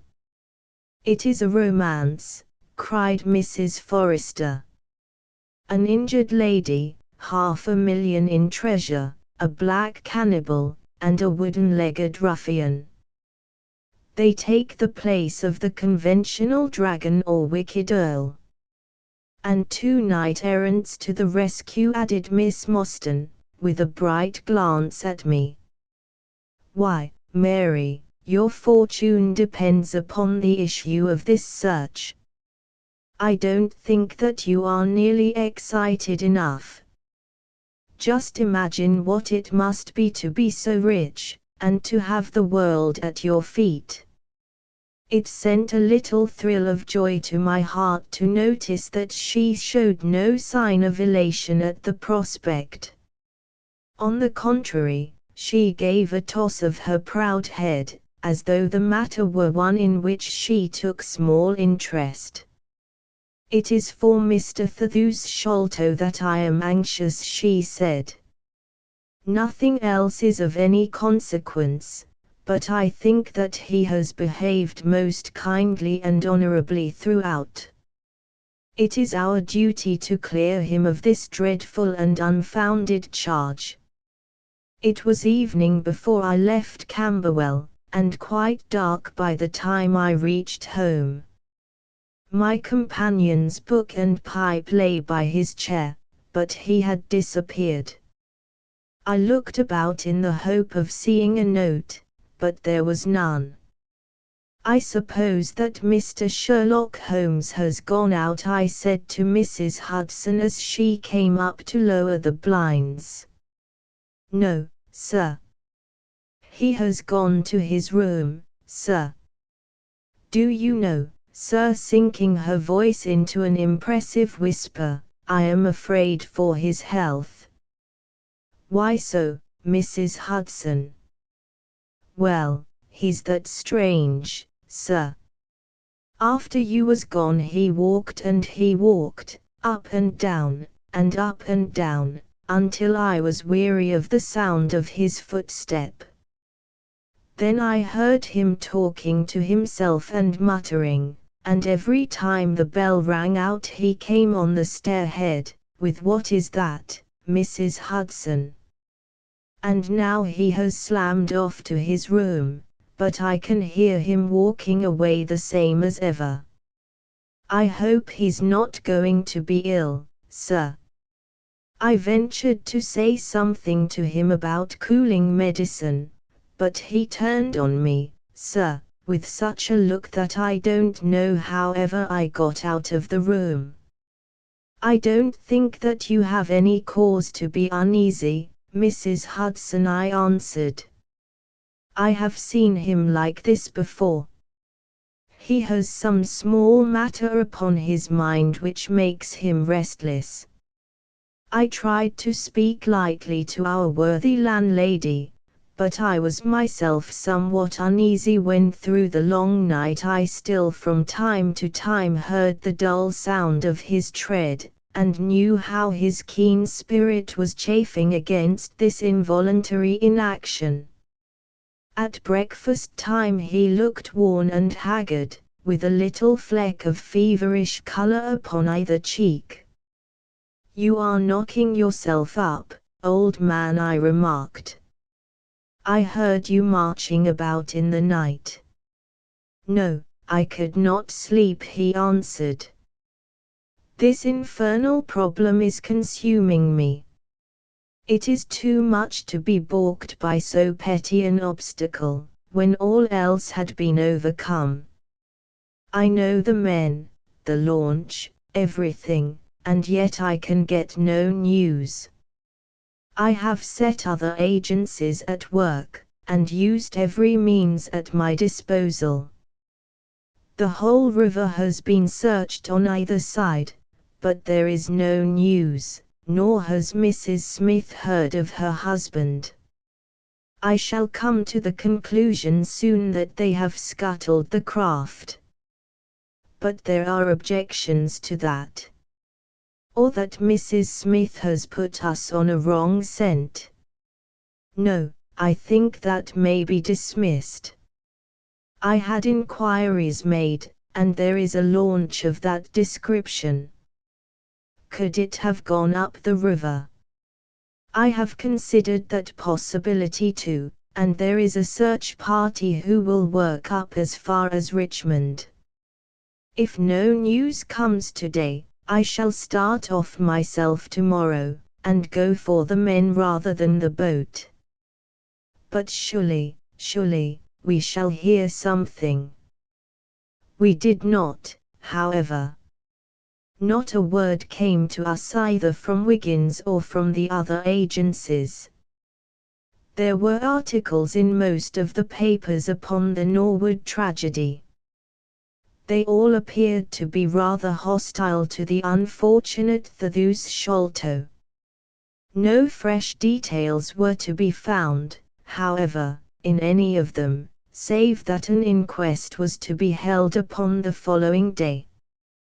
I walked over to Camberwell in the evening to report our ill success to the ladies, and on my return I found Holmes dejected and somewhat morose.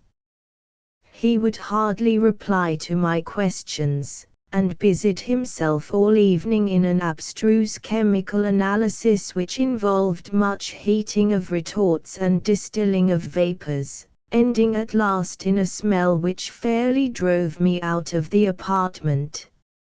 Up to the small hours of the morning I could hear the clinking of his test tubes, which told me that he was still engaged in his malodorous experiment.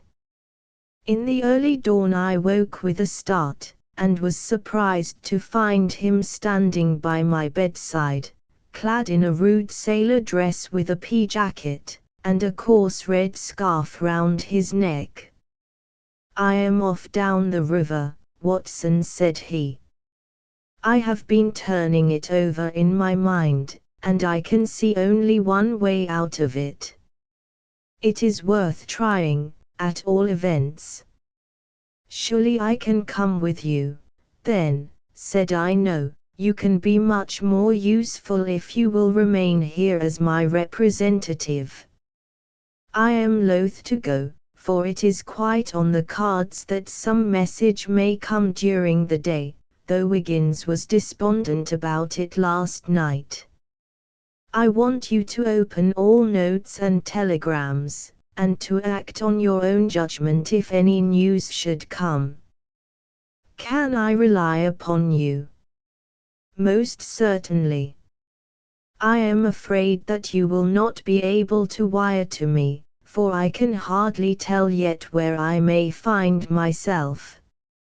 If I am in luck, however, I may not be gone so very long. I shall have news of some sort or other before I get back." I had heard nothing of him by breakfast time. On opening the Standard, however, I found that there was a fresh allusion to the business. With reference to the Upper Norwood tragedy, it remarked, "We have reason to believe that the matter promises to be even more complex and mysterious than was originally supposed. Fresh evidence has shown that it is quite impossible that Mr. Thaddeus Sholto could have been in any way concerned in the matter. He and the housekeeper, Mrs. Bernstone, were both released yesterday evening. It is believed, however, that the police have a clue as to the real culprits, and that it is being prosecuted by Mr. Athelney Jones, of Scotland Yard, with all his well-known energy and sagacity. Further arrests may be expected at any moment." "That is satisfactory so far as it goes," thought I. "Friend Sholto is safe, at any rate.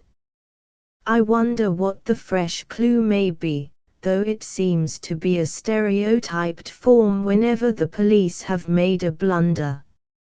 I tossed the paper down upon the table, but at that moment my eye caught an advertisement in the agony column. It ran in this way: "Lost.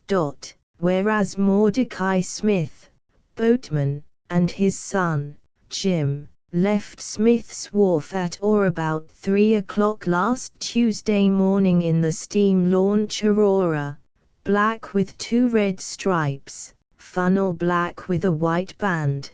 The sum of £5 will be paid to anyone who can give information to Mrs. Smith, at Smith's Wharf, or at 221B Baker Street, as to the whereabouts of the said Mordecai Smith and the launch Aurora."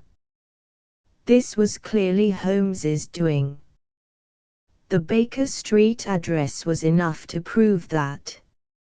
It struck me as rather ingenious, because it might be read by the fugitives without their seeing in it more than the natural anxiety of a wife for her missing husband. It was a long day. Every time that a knock came to the door, or a sharp step passed in the street, I imagined that it was either Holmes returning or an answer to his advertisement. I tried to read, but my thoughts would wander off to our strange quest and to the ill-assorted and villainous pair whom we were pursuing. Could there be, I wondered, some radical flaw in my companion's reasoning? Might he be suffering from some huge self-deception? Was it not possible that his nimble and speculative mind had built up this wild theory upon faulty premises? I had never known him to be wrong, and yet the keenest reasoner may occasionally be deceived. He was likely, I thought, to fall into error through the over-refinement of his logic, his preference for a subtle and bizarre explanation when a plainer and more commonplace one lay ready to his hand. Yet, on the other hand, I had myself seen the evidence, and I had heard the reasons for his deductions. When I looked back on the long chain of curious circumstances, many of them trivial in themselves, but all tending in the same direction, I could not disguise from myself that even if Holmes's explanation were incorrect, the true theory must be equally outer and startling. At 3 o'clock in the afternoon there was a loud peal at the bell, an authoritative voice in the hall, and, to my surprise, no less a person than Mr. Athelney Jones was shown up to me. Very different was he, however, from the brusque and masterful professor of common sense who had taken over the case so confidently at Upper Norwood. His expression was downcast, and his bearing meek and even apologetic. "Good day, sir, good day," said he. "Mr. Sherlock Holmes is out, I understand." "Yes, and I cannot be sure when he will be back. But perhaps you would care to wait. Take that chair and try one of these cigars." "Thank you, I don't mind if I do," said he, mopping his face with a red bandana handkerchief. "And a whiskey and soda?" "Well, half a glass. It is very hot for the time of year, and I have had a good deal to worry and try me. You know my theory about this Norwood case. I remember that you expressed one. Well, I have been obliged to reconsider it. I had my net drawn tightly round Mr. Sholto, sir, when he went through a hole in the middle of it. He was able to prove an alibi which could not be shaken. From the time that he left his brother's room he was never out of sight of someone or other. So it could not be he who climbed over roofs and through trapdoors. It's a very dark case, and my professional credit is at stake. I should be very glad of a little assistance." "We all need help sometimes," said I. "Your friend Mr. Sherlock Holmes is a wonderful man, sir," said he, in a husky and confidential voice.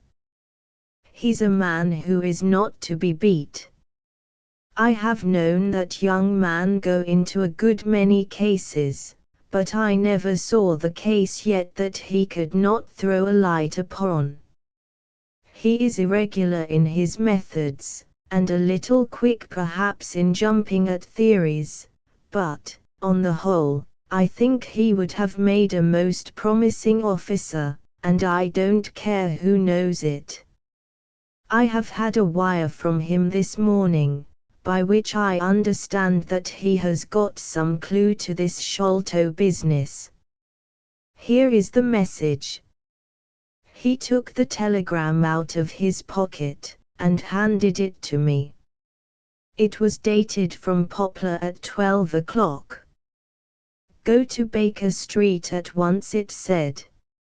"If I have not returned, wait for me. I am close on the track of the Sholto gang. You can come with us tonight if you want to be in at the finish." "This sounds well. He has evidently picked up the scent again," said I. "Ah, then he has been at fault too," exclaimed Jones, with evident satisfaction. Even the best of us are thrown off sometimes. Of course this may prove to be a false alarm, but it is my duty as an officer of the law to allow no chance to slip. But there is someone at the door. Perhaps this is he. A heavy step was heard ascending the stair, with a great wheezing and rattling as from a man who was sorely put to it for breath. Once or twice he stopped, as though the climb were too much for him, but at last he made his way to our door and entered. His appearance corresponded to the sounds which we had heard. He was an aged man, clad in seafaring garb, with an old pea-jacket buttoned up to his throat. His back was bowed, his knees were shaky, and his breathing was painfully asthmatic. As he leaned upon a thick oaken cudgel, his shoulders heaved in the effort to draw the air into his lungs. He had a colored scarf round his chin, and I could see little of his face save a pair of keen dark eyes, overhung by bushy white brows, and long grey side whiskers. Altogether he gave me the impression of a respectable master mariner who had fallen into years and poverty. "What is it, my man?" I asked. He looked about him in the slow methodical fashion of old age. "Is Mr. Sherlock Holmes here?" said he. "No, but I am acting for him." "You can tell me any message you have for him." "It was to him himself I was to tell it," said he. "But I tell you that I am acting for him." "Was it about Mordecai Smith's boat?" "Yes. I knows well where it is. And I knows where the men he is after are. And I knows where the treasure is. I knows all about it."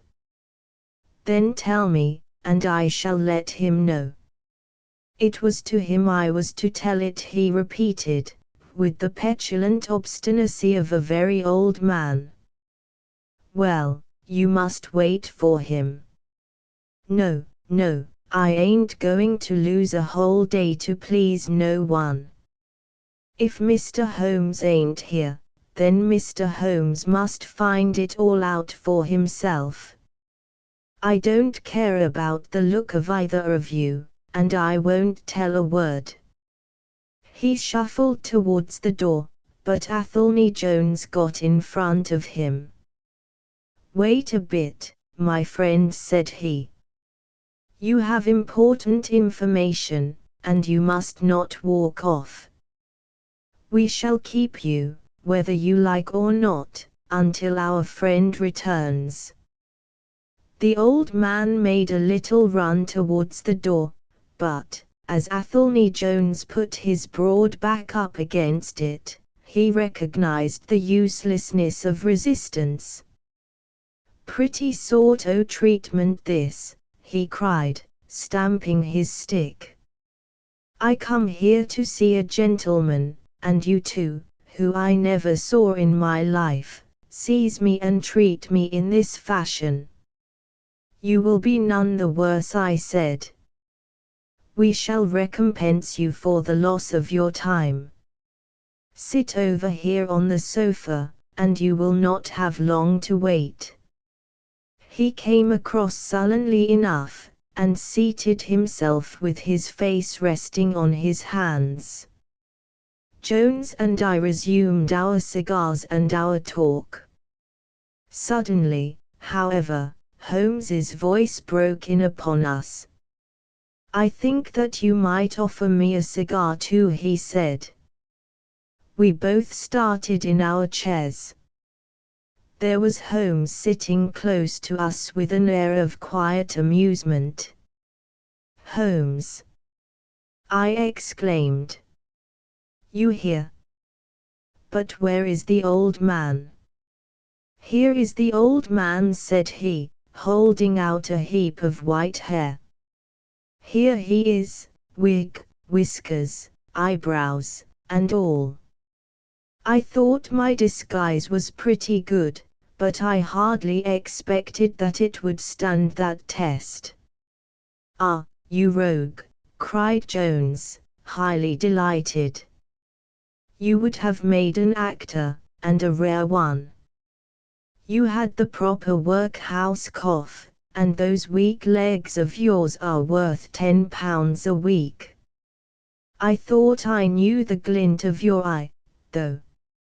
You didn't get away from us so easily, you see. I have been working in that get-up all day, said he, lighting his cigar. You see, a good many of the criminal classes begin to know me, especially since our friend here took to publishing some of my cases, so I can only go on the warpath under some simple disguise like this. You got my wire? Yes, that was what brought me here. How has your case prospered? It has all come to nothing. I have had to release 2 of my prisoners, and there is no evidence against the other 2. Never mind. We shall give you 2 others in the place of them. But you must put yourself under my orders. You are welcome to all the official credit, but you must act on the line that I point out. Is that agreed? Entirely, if you will help me to the men. Well, then, in the first place I shall want a fast police boat, a steam launch, to be at the Westminster Stairs at 7 o'clock. That is easily managed. There is always one about there, but I can step across the road and telephone to make sure. Then I shall want 2 stanch men, in case of resistance. There will be 2 or 3 in the boat. What else? When we secure the men we shall get the treasure. I think that it would be a pleasure to my friend here to take the box round to the young lady to whom half of it rightfully belongs. Let her be the first to open it. Watson? It would be a great pleasure to me. Rather an irregular proceeding, said Jones, shaking his head. However, the whole thing is irregular, and I suppose we must wink at it. The treasure must afterwards be handed over to the authorities until after the official investigation. Certainly. That is easily managed.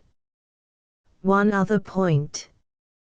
I should much like to have a few details about this matter from the lips of Jonathan Small himself. You know I like to work the detail of my cases out. There is no objection to my having an unofficial interview with him, either here in my rooms or elsewhere, as long as he is efficiently guarded. Well, you are master of the situation. I have had no proof yet of the existence of this Jonathan Small. However, if you can catch him, I don't see how I can refuse you an interview with him. That is understood, then. Perfectly. Is there anything else? Only that I insist upon your dining with us. It will be ready in half an hour. I have oysters and a brace of grouse, with something a little choice in white wines. Watson, you have never yet recognized my merits as a housekeeper. Chapter X. The end of the Islander. Our meal was a merry one. Holmes could talk exceedingly well when he chose, and that night he did choose. He appeared to be in a state of nervous exaltation. I have never known him so brilliant. He spoke on a quick succession of subjects, on miracle plays, on medieval pottery, on Stradivarius violins, on the Buddhism of Ceylon, and on the warships of the future, handling each as though he had made a special study of it. His bright humor marked the reaction from his black depression of the preceding days. Athelney Jones proved to be a sociable soul in his hours of relaxation, and faced his dinner with the air of a bon vivant. For myself, I felt elated at the thought that we were nearing the end of our task, and I caught something of Holmes's gaiety. None of us alluded during dinner to the cause which had brought us together. When the cloth was cleared, Holmes glanced at his watch, and filled up 3 glasses with port. "One bumper," said he, "to the success of our little expedition. And now it is high time we were off. Have you a pistol, Watson?" "I have my old service revolver in my desk." "You had best take it, then. It is well to be prepared. I see that the cab is at the door. I ordered it for 6:30. It was a little past 7 before we reached the Westminster Wharf, and found our launch awaiting us." Holmes eyed it critically. "Is there anything to mark it as a police boat?" "Yes, that green lamp at the side." "Then take it off." The small change was made, we stepped on board, and the ropes were cast off. Jones, Holmes, and I sat in the stern. There was one man at the rudder, one to tend the engines, and 2 burly police inspectors forward. "Where to?" asked Jones. "To the Tower. Tell them to stop opposite Jacobson's yard." Our craft was evidently a very fast one.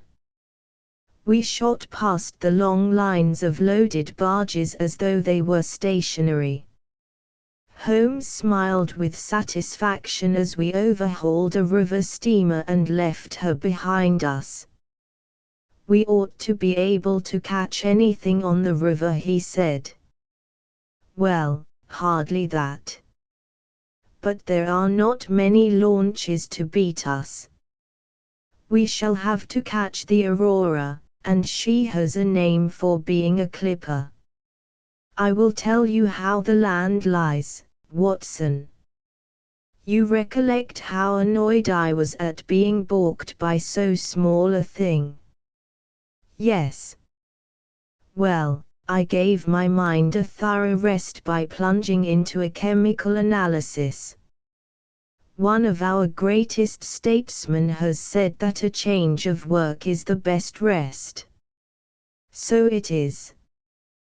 When I had succeeded in dissolving the hydrocarbon which I was at work at, I came back to our problem of the Sholtos, and thought the whole matter out again. My boys had been up the river and down the river without result. The launch was not at any landing stage or wharf, nor had it returned.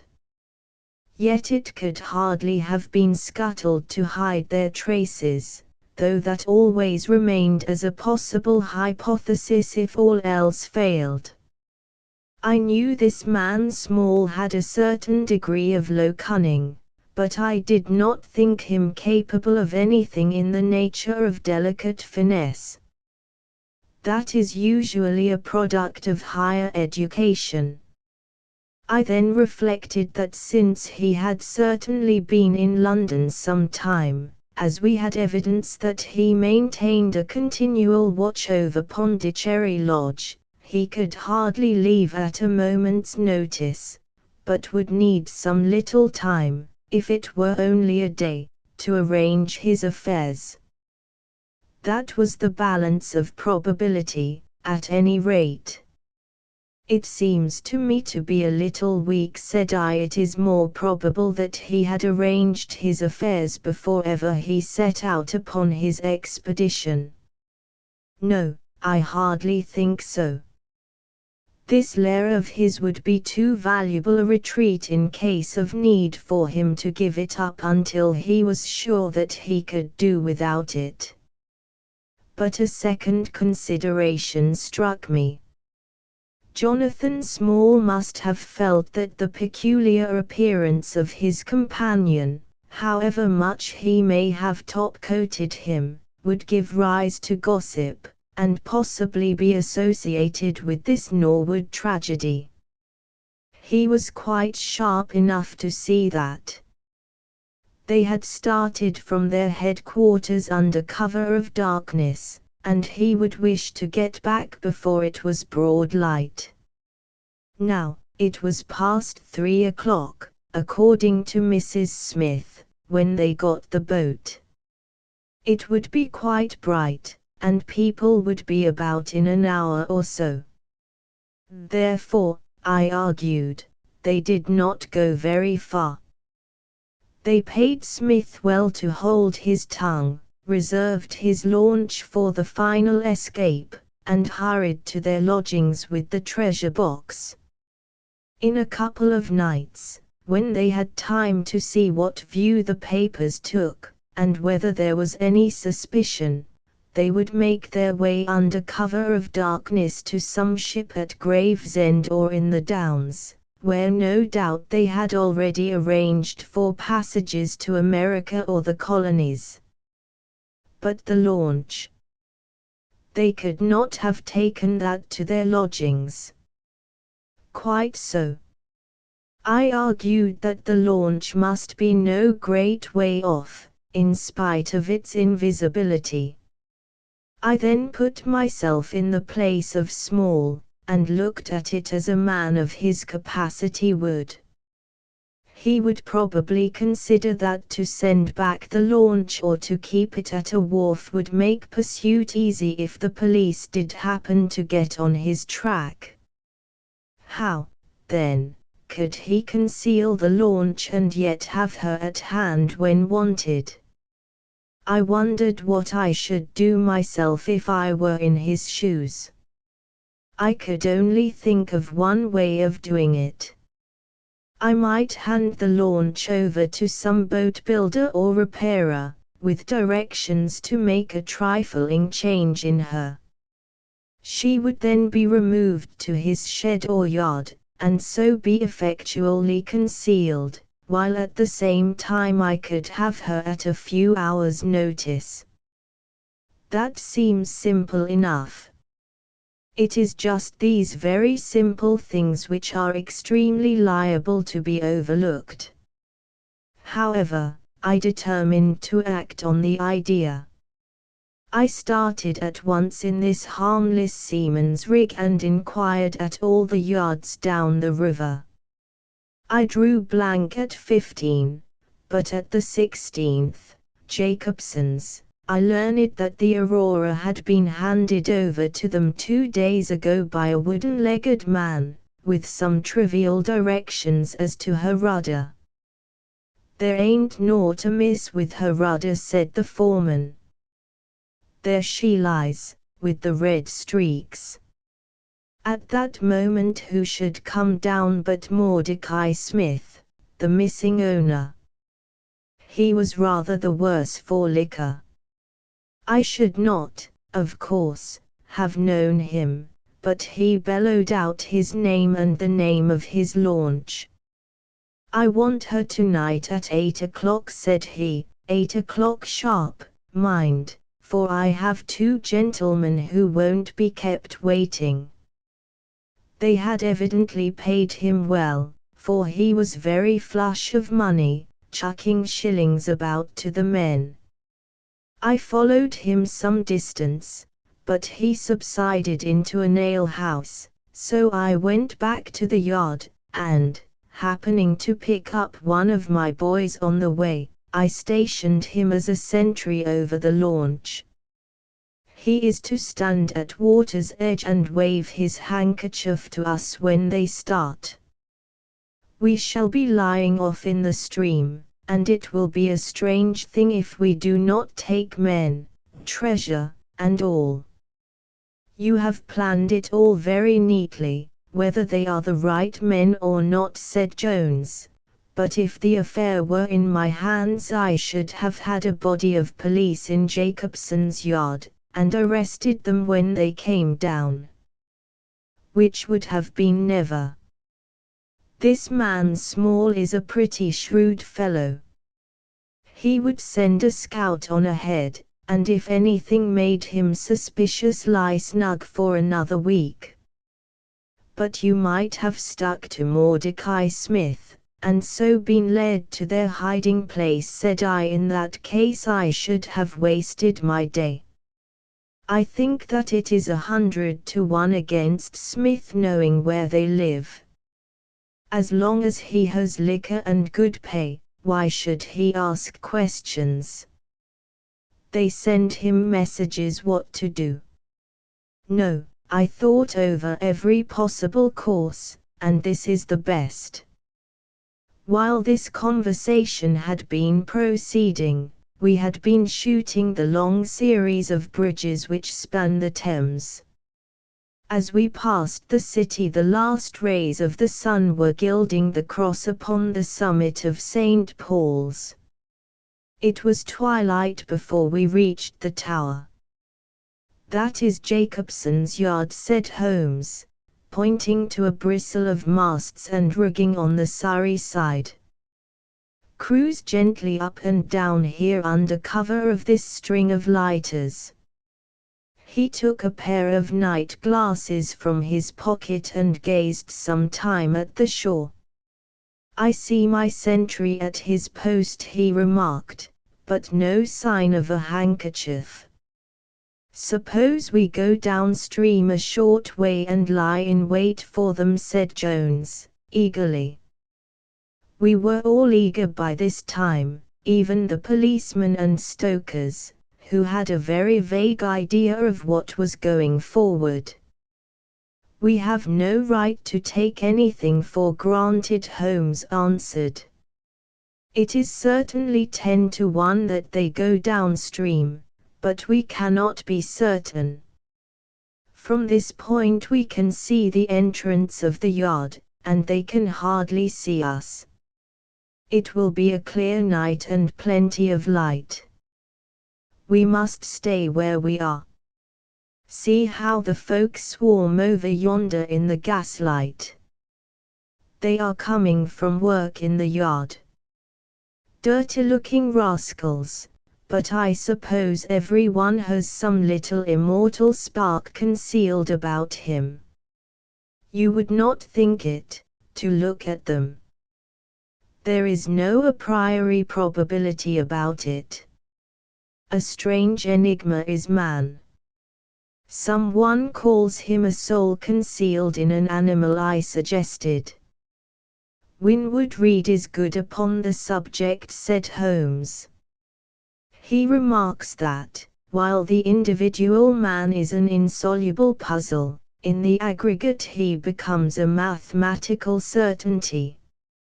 You can, for example, never foretell what any one man will do, but you can say with precision what an average number will be up to. Individuals vary, but percentages remain constant. So says the statistician.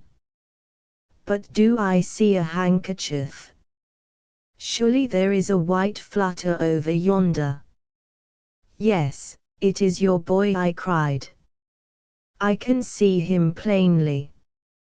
And there is the Aurora, exclaimed Holmes, and going like the devil.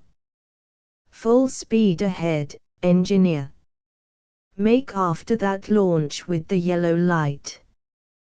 By heaven, I shall never forgive myself if she proves to have the heels of us. She had slipped unseen through the yard entrance and passed behind 2 or 3 small craft, so that she had fairly got her speed up before we saw her. Now she was flying down the stream, near into the shore, going at a tremendous rate. Jones looked gravely at her and shook his head. "She is very fast," he said. "I doubt if we shall catch her." "We must catch her," cried Holmes, between his teeth. "Heap it on, stokers. Make her do all she can. If we burn the boat we must have them." We were fairly after her now. The furnaces roared, and the powerful engines whizzed and clanked, like a great metallic heart. Her sharp, steep prow cut through the river water and sent two rolling waves to right and to left of us. With every throb of the engines we sprang and quivered like a living thing. One great yellow lantern in our bows threw a long, flickering funnel of light in front of us. Right ahead a dark blur upon the water showed where the Aurora lay, and the swirl of white foam behind her spoke of the pace at which she was going. We flashed past barges, steamers, merchant vessels, in and out, behind this one and round the other.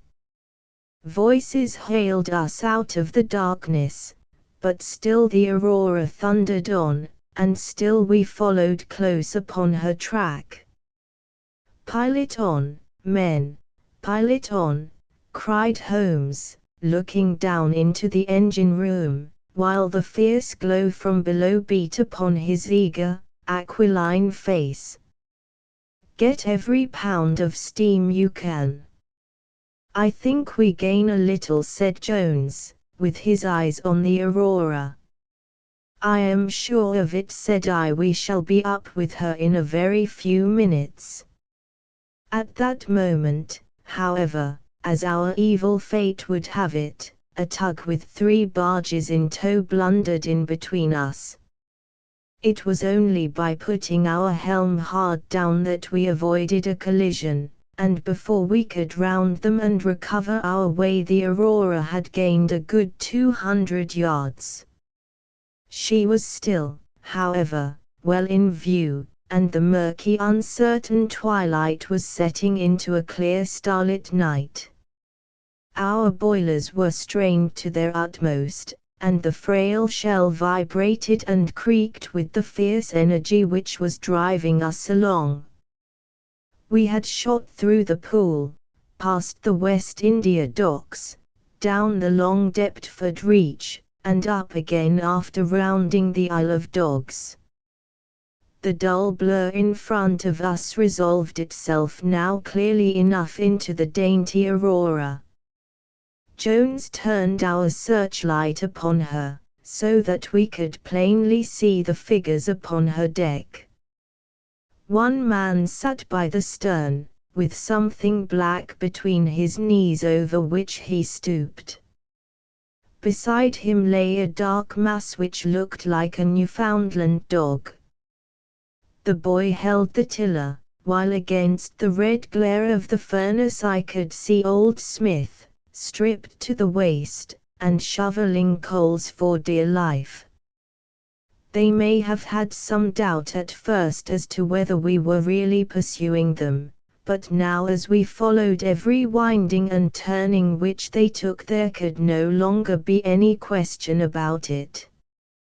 At Greenwich we were about 300 paces behind them. At Blackwall we could not have been more than 250. I have coursed many creatures in many countries during my checkered career, but never did sport give me such a wild thrill as this mad, flying manhunt down the Thames. Steadily we drew in upon them, yard by yard. In the silence of the night we could hear the panting and clanking of their machinery. The man in the stern still crouched upon the deck, and his arms were moving as though he were busy, while every now and then he would look up and measure with a glance the distance which still separated us. Nearer we came and nearer. Jones yelled to them to stop. We were not more than 4 boats' lengths behind them, both boats flying at a tremendous pace. It was a clear reach of the river, with Barking level upon one side and the melancholy Plumstead marshes upon the other.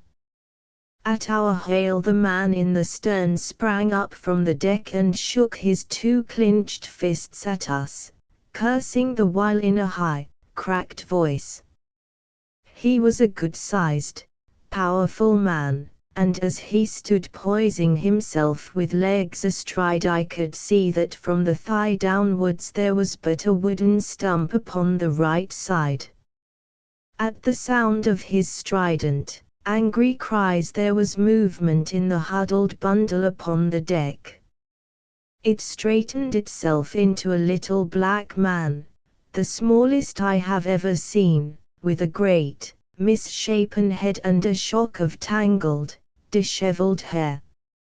Holmes had already drawn his revolver, and I whipped out mine at the sight of this savage, distorted creature. He was wrapped in some sort of dark ulster or blanket, which left only his face exposed, but that face was enough to give a man a sleepless night.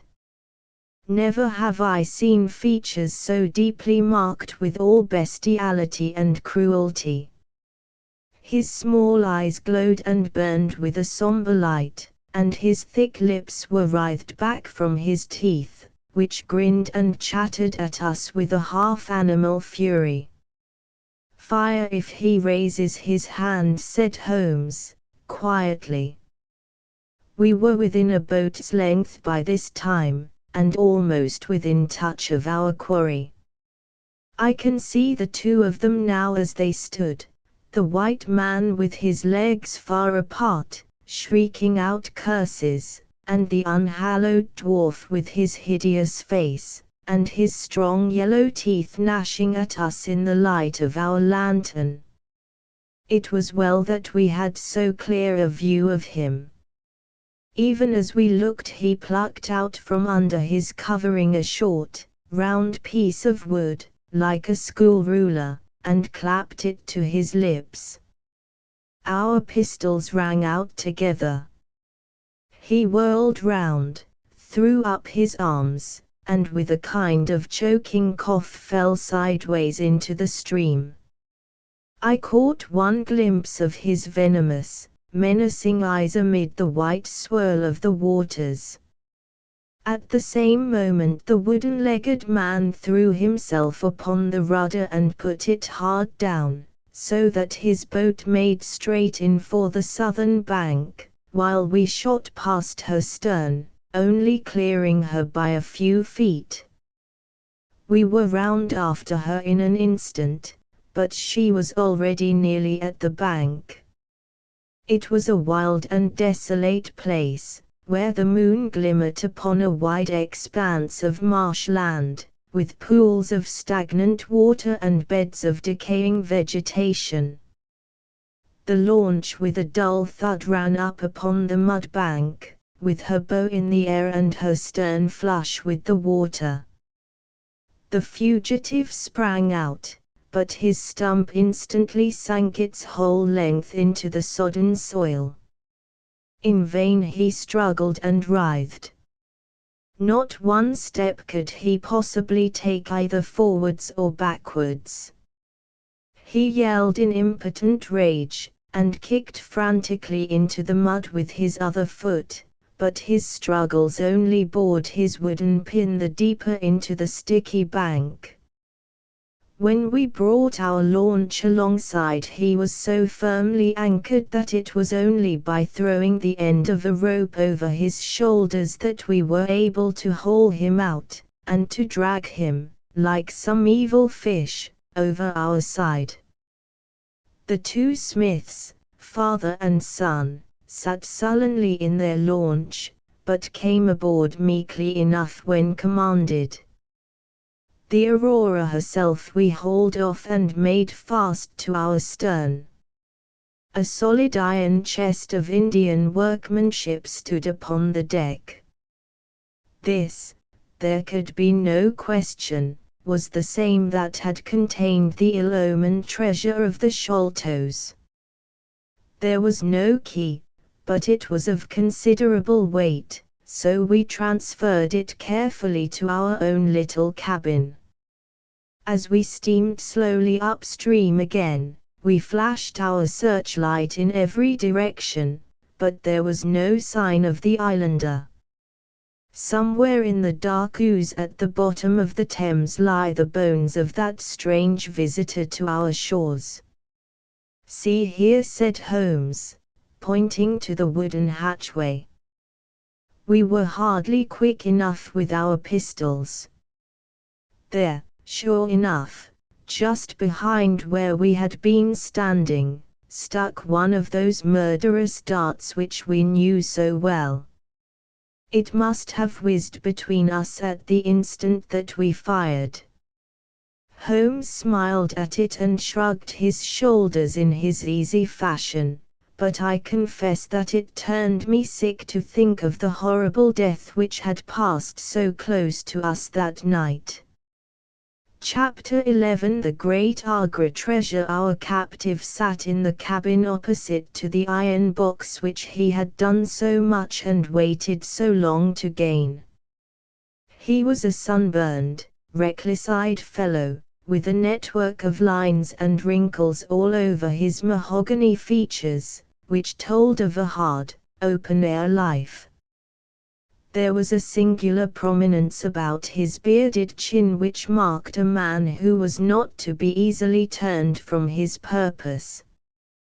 His age may have been 50 or thereabouts, for his black, curly hair was thickly shot with grey. His face in repose was not an unpleasing one, though his heavy brows and aggressive chin gave him, as I had lately seen, a terrible expression when moved to anger. He sat now with his handcuffed hands upon his lap, and his head sunk upon his breast, while he looked with his keen, twinkling eyes at the box which had been the cause of his ill-doings. It seemed to me that there was more sorrow than anger in his rigid and contained countenance.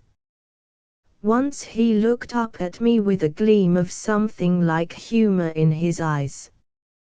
"Well, Jonathan Small," said Holmes, lighting a cigar, "I am sorry that it has come to this." "And so am I, sir," he answered, frankly. "I don't believe that I can swing over the job. I give you my word on the book that I never raised hand against Mr. Sholto. It was that little hellhound Tonga who shot one of his cursed darts into him. I had no part in it, sir. I was as grieved as if it had been my blood relation. I welted the little devil with the slack end of the rope for it, but it was done, and I could not undo it again." "Have a cigar," said Holmes, "and you had best take a pull out of my flask, for you are very wet. How could you expect so small and weak a man as this black fellow to overpower Mr. Sholto and hold him while you were climbing the rope? You seem to know as much about it as if you were there, sir." "The truth is that I hoped to find the room clear. I knew the habits of the house pretty well, and it was the time when Mr. Sholto usually went down to his supper. I shall make no secret of the business. The best defense that I can make is just the simple truth. Now, if it had been the old Major, I would have swung for him with a light heart. I would have thought no more of knifing him than of smoking this cigar. But it's cursed hard that I should be lagged over this young Sholto, with whom I had no quarrel whatever. You are under the charge of Mr. Athelney Jones, of Scotland Yard. He is going to bring you up to my rooms, and I shall ask you for a true account of the matter. You must make a clean breast of it, for if you do I hope that I may be of use to you. I think I can prove that the poison acts so quickly that the man was dead before ever you reached the room. That he was, sir. I never got such a turn in my life as when I saw him grinning at me with his head on his shoulder as I climbed through the window. It fairly shook me, sir. I'd have half killed Tonga for it if he had not scrambled off. That was how he came to leave his club, and some of his darts too, as he tells me, which I dare say helped to put you on our track, though how you kept on it is more than I can tell. I don't feel no malice against you for it. But it does seem a queer thing, he added, with a bitter smile, that I who have a fair claim to nigh upon 500,000 of money should spend the first half of my life building a breakwater in the Andamans, and am like to spend the other half digging drains at Dartmoor.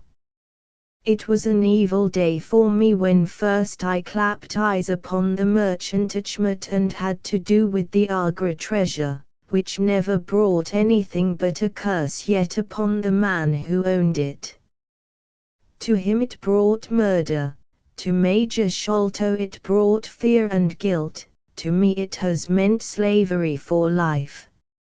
At this moment Athelney Jones thrust his broad face and heavy shoulders into the tiny cabin. Quite a family party, he remarked. I think I shall have a pull at that flask, Holmes.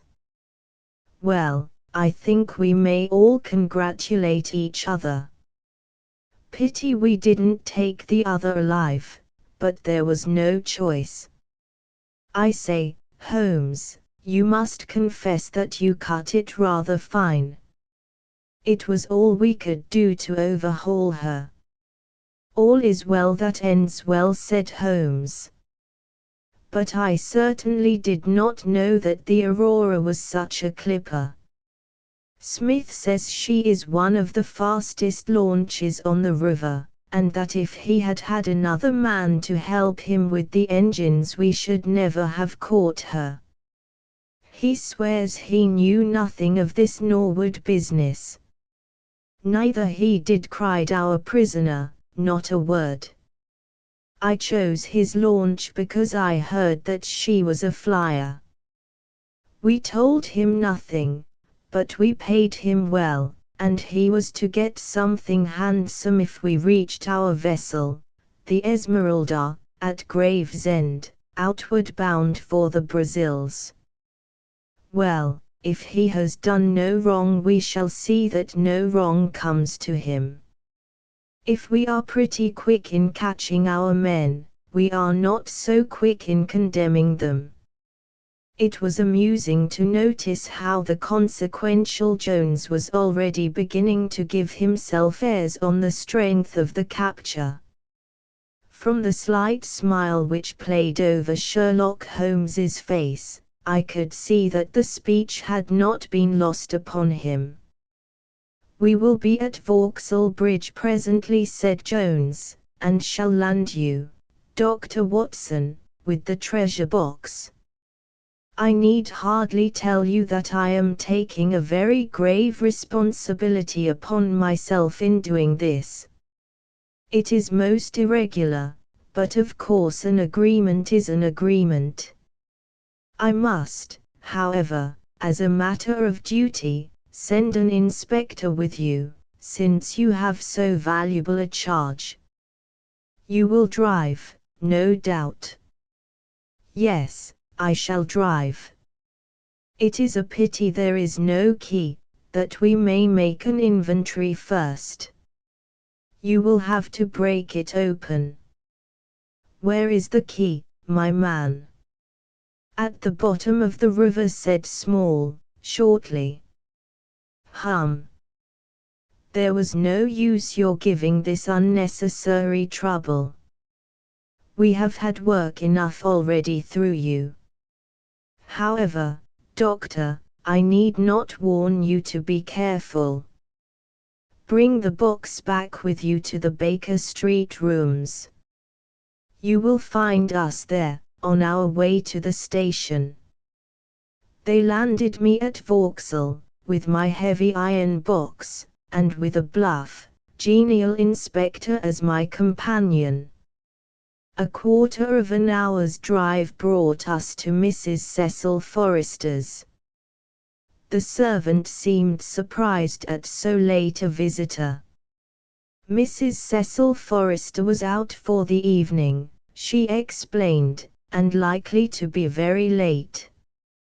Miss Mostyn, however, was in the drawing room, so to the drawing room I went, box in hand, leaving the obliging inspector in the cab. She was seated by the open window, dressed in some sort of white diaphanous material, with a little touch of scarlet at the neck and waist. The soft light of a shaded lamp fell upon her as she leaned back in the basket chair, playing over her sweet, grave face, and tinting with a dull, metallic sparkle the rich coils of her luxuriant hair. One white arm and hand drooped over the side of the chair, and her whole pose and figure spoke of an absorbing melancholy. At the sound of my footfall she sprang to her feet, however, and a bright flush of surprise and of pleasure colored her pale cheeks. "I heard a cab drive up," she said.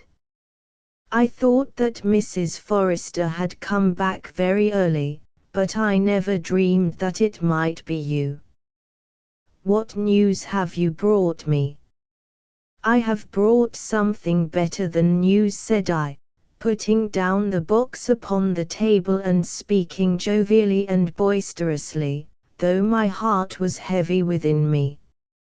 "I have brought you something which is worth all the news in the world. I have brought you a fortune." She glanced at the iron box. "Is that the treasure, then?" she asked, coolly enough. "Yes, this is the great Agra treasure. Half of it is yours and half is those Sholtos. You will have a couple of 100,000 each. Think of that. An annuity of £10,000. There will be few richer young ladies in England. Is it not glorious?" I think that I must have been rather overacting my delight, and that she detected a hollow ring in my congratulations, for I saw her eyebrows rise a little, and she glanced at me curiously. "If I have it," said she, "I owe it to you." "No, no," I answered, "not to me, but to my friend Sherlock Holmes. With all the will in the world, I could never have followed up a clue which has taxed even his analytical genius. As it was, we very nearly lost it at the last moment." "Pray sit down and tell me all about it, Dr. Watson," said she. I narrated briefly what had occurred since I had seen her last, Holmes's new method of search, the discovery of the Aurora, the appearance of Athelney Jones, our expedition in the evening, and the wild chase down the Thames. She listened with parted lips and shining eyes to my recital of our adventures. When I spoke of the dart which had so narrowly missed us, she turned so white that I feared that she was about to faint. "It is nothing," she said, as I hastened to pour her out some water. "I am all right again." It was a shock to me to hear that I had placed my friends in such horrible peril. That is all over, I answered. It was nothing. I will tell you no more gloomy details. Let us turn to something brighter. There is the treasure. What could be brighter than that? I got leave to bring it with me, thinking that it would interest you to be the first to see it. It would be of the greatest interest to me, she said. There was no eagerness in her voice, however. It had struck her, doubtless, that it might seem ungracious upon her part to be indifferent to a prize which had cost so much to win. What a pretty box, she said, stooping over it. This is Indian work, I suppose. Yes, it is Benares metal work. And so heavy, she exclaimed, trying to raise it. The box alone must be of some value. Where is the key? Small threw it into the Thames, I answered. I must borrow Mrs. Forrester's poker. There was in the front a thick and broad hasp, wrought in the image of a sitting Buddha. Under this I thrust the end of the poker and twisted it outward as a lever. The hasp sprang open with a loud snap. With trembling fingers I flung back the lid. We both stood gazing in astonishment. The box was empty. No wonder that it was heavy. The ironwork was 2/3 of an inch thick all round. It was massive, well made, and solid, like a chest constructed to carry things of great price, but not one shred or crumb of metal or jewelry lay within it. It was absolutely and completely empty. The treasure is lost, said Miss Mostyn, calmly. As I listened to the words and realized what they meant, a great shadow seemed to pass from my soul. I did not know how this Agra treasure had weighed me down, until now that it was finally removed. It was selfish, no doubt, disloyal, wrong, but I could realize nothing save that the golden barrier was gone from between us. Thank God! I ejaculated from my very heart. She looked at me with a quick, questioning smile. Why do you say that? She asked. Because you are within my reach again, I said, taking her hand. She did not withdraw it. Because I love you, Mary, as truly as ever a man loved a woman. Because this treasure, these riches, sealed my lips. Now that they are gone, I can tell you how I love you. That is why I said, thank God. Then I say, thank God too, she whispered, as I drew her to my side. Whoever had lost a treasure, I knew that night that I had gained one. Chapter 12. The strange story of Jonathan Small. A very patient man was that inspector in the cab, for it was a weary time before I rejoined him. His face clouded over when I showed him the empty box. There goes the reward, said he, gloomily. Where there is no money there is no pay. This night's work would have been worth a tenner each to Sam Brown and me if the treasure had been there. Mr. Thaddeus Sholto is a rich man, I said. He will see that you are rewarded, treasure or no. The inspector shook his head despondently, however. It's a bad job, he repeated, and so Mr. Athelney Jones will think. His forecast proved to be correct, for the detective looked blank enough when I got to Baker Street and showed him the empty box. They had only just arrived, Holmes, the prisoner, and he, for they had changed their plans so far as to report themselves at a station upon the way. My companion lounged in his armchair with his usual listless expression, while Small sat stolidly opposite to him with his wooden leg cocked over his sound one. As I exhibited the empty box, he leaned back in his chair and laughed aloud. "This is your doing, Small," said Athelney Jones, angrily. "Yes, I have put it away where you shall never lay hand upon it," he cried, exultantly. "It is my treasure, and if I can't have the loot I'll take darned good care that no one else does. I tell you that no living man has any right to it, unless it is 3 men who are in the Andaman convict barracks and myself. I know now that I cannot have the use of it, and I know that they cannot. I have acted all through for them as much as for myself. It's been the sign of 4 with us always. Well, I know that they would have had me do just what I have done, and throw the treasure into the Thames rather than let it go to kith or kin of Sholto or of Mostyn. It was not to make them rich that we did Forchmut. You'll find the treasure where the key is, and where little Tonga is. When I saw that your launch must catch us, I put the loot away in a safe place. There are no rupees for you this journey." "You are deceiving us," Small said Athelney Jones, sternly.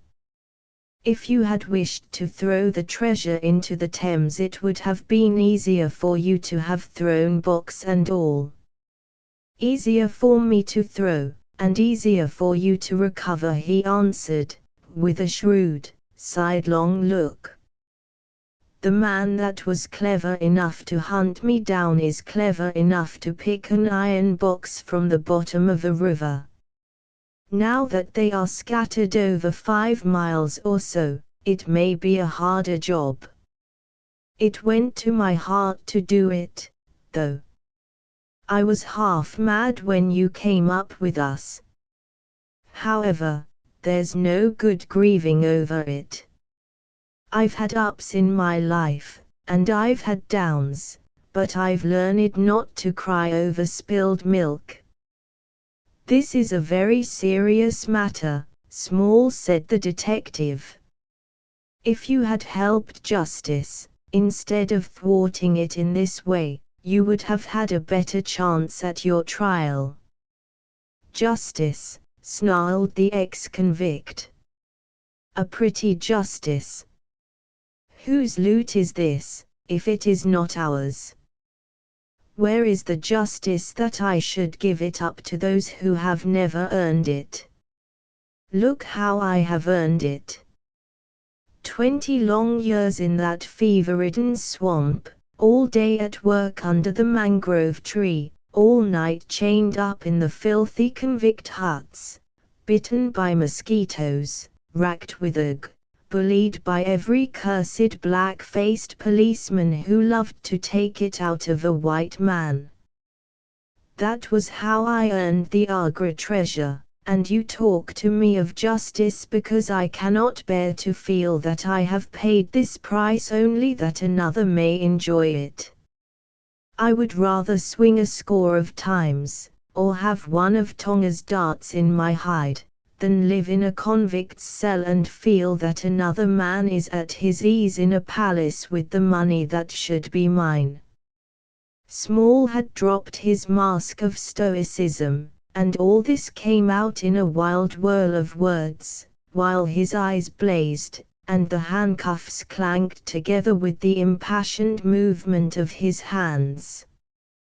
I could understand, as I saw the fury and the passion of the man, that it was no groundless or unnatural terror which had possessed Major Sholto when he first learned that the injured convict was upon his track.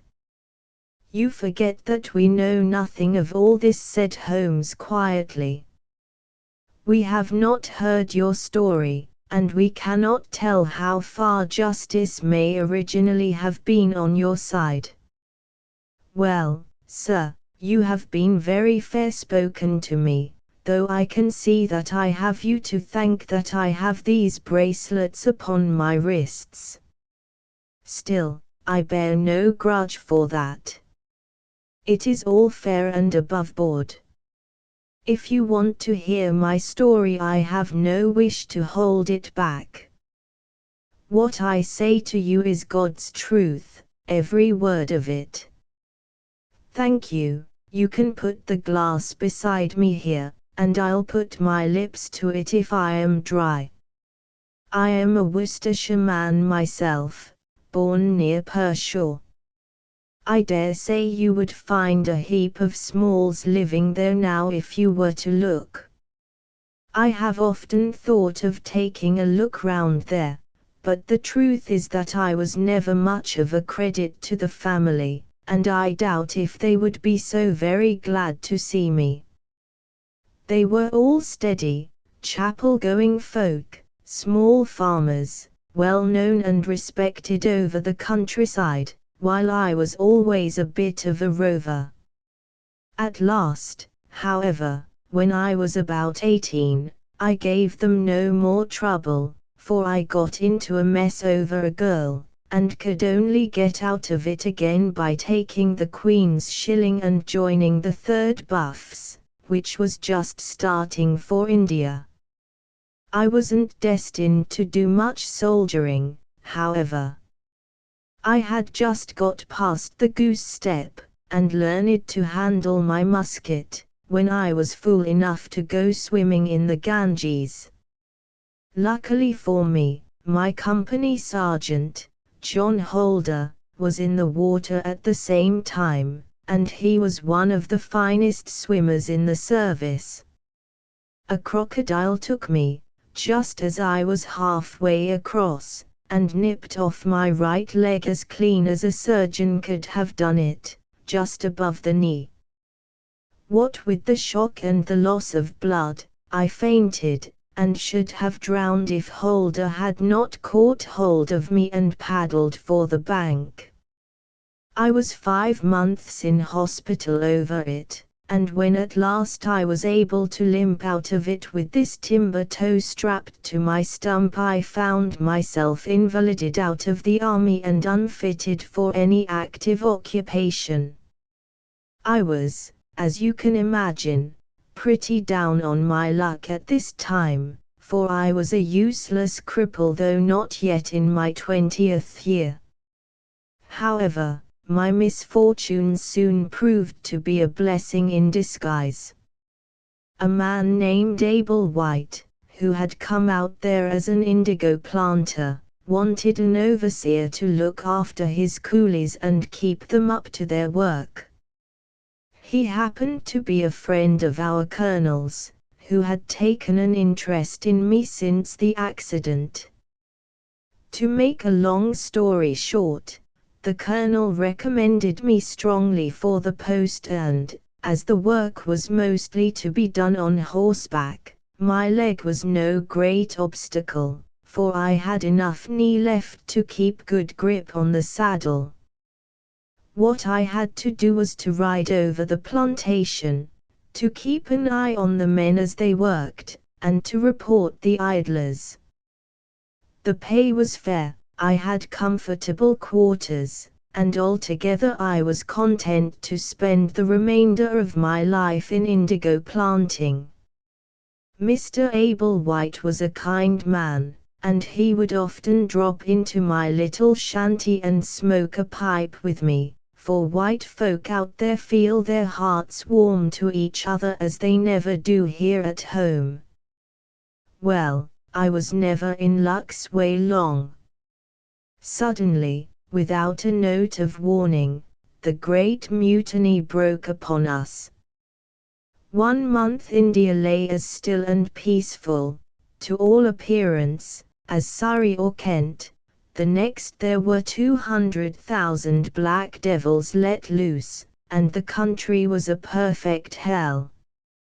Of course you know all about it, gentlemen, a deal more than I do, very like, since reading is not in my line. I only know what I saw with my own eyes. Our plantation was at a place called Mutra, near the border of the northwest provinces.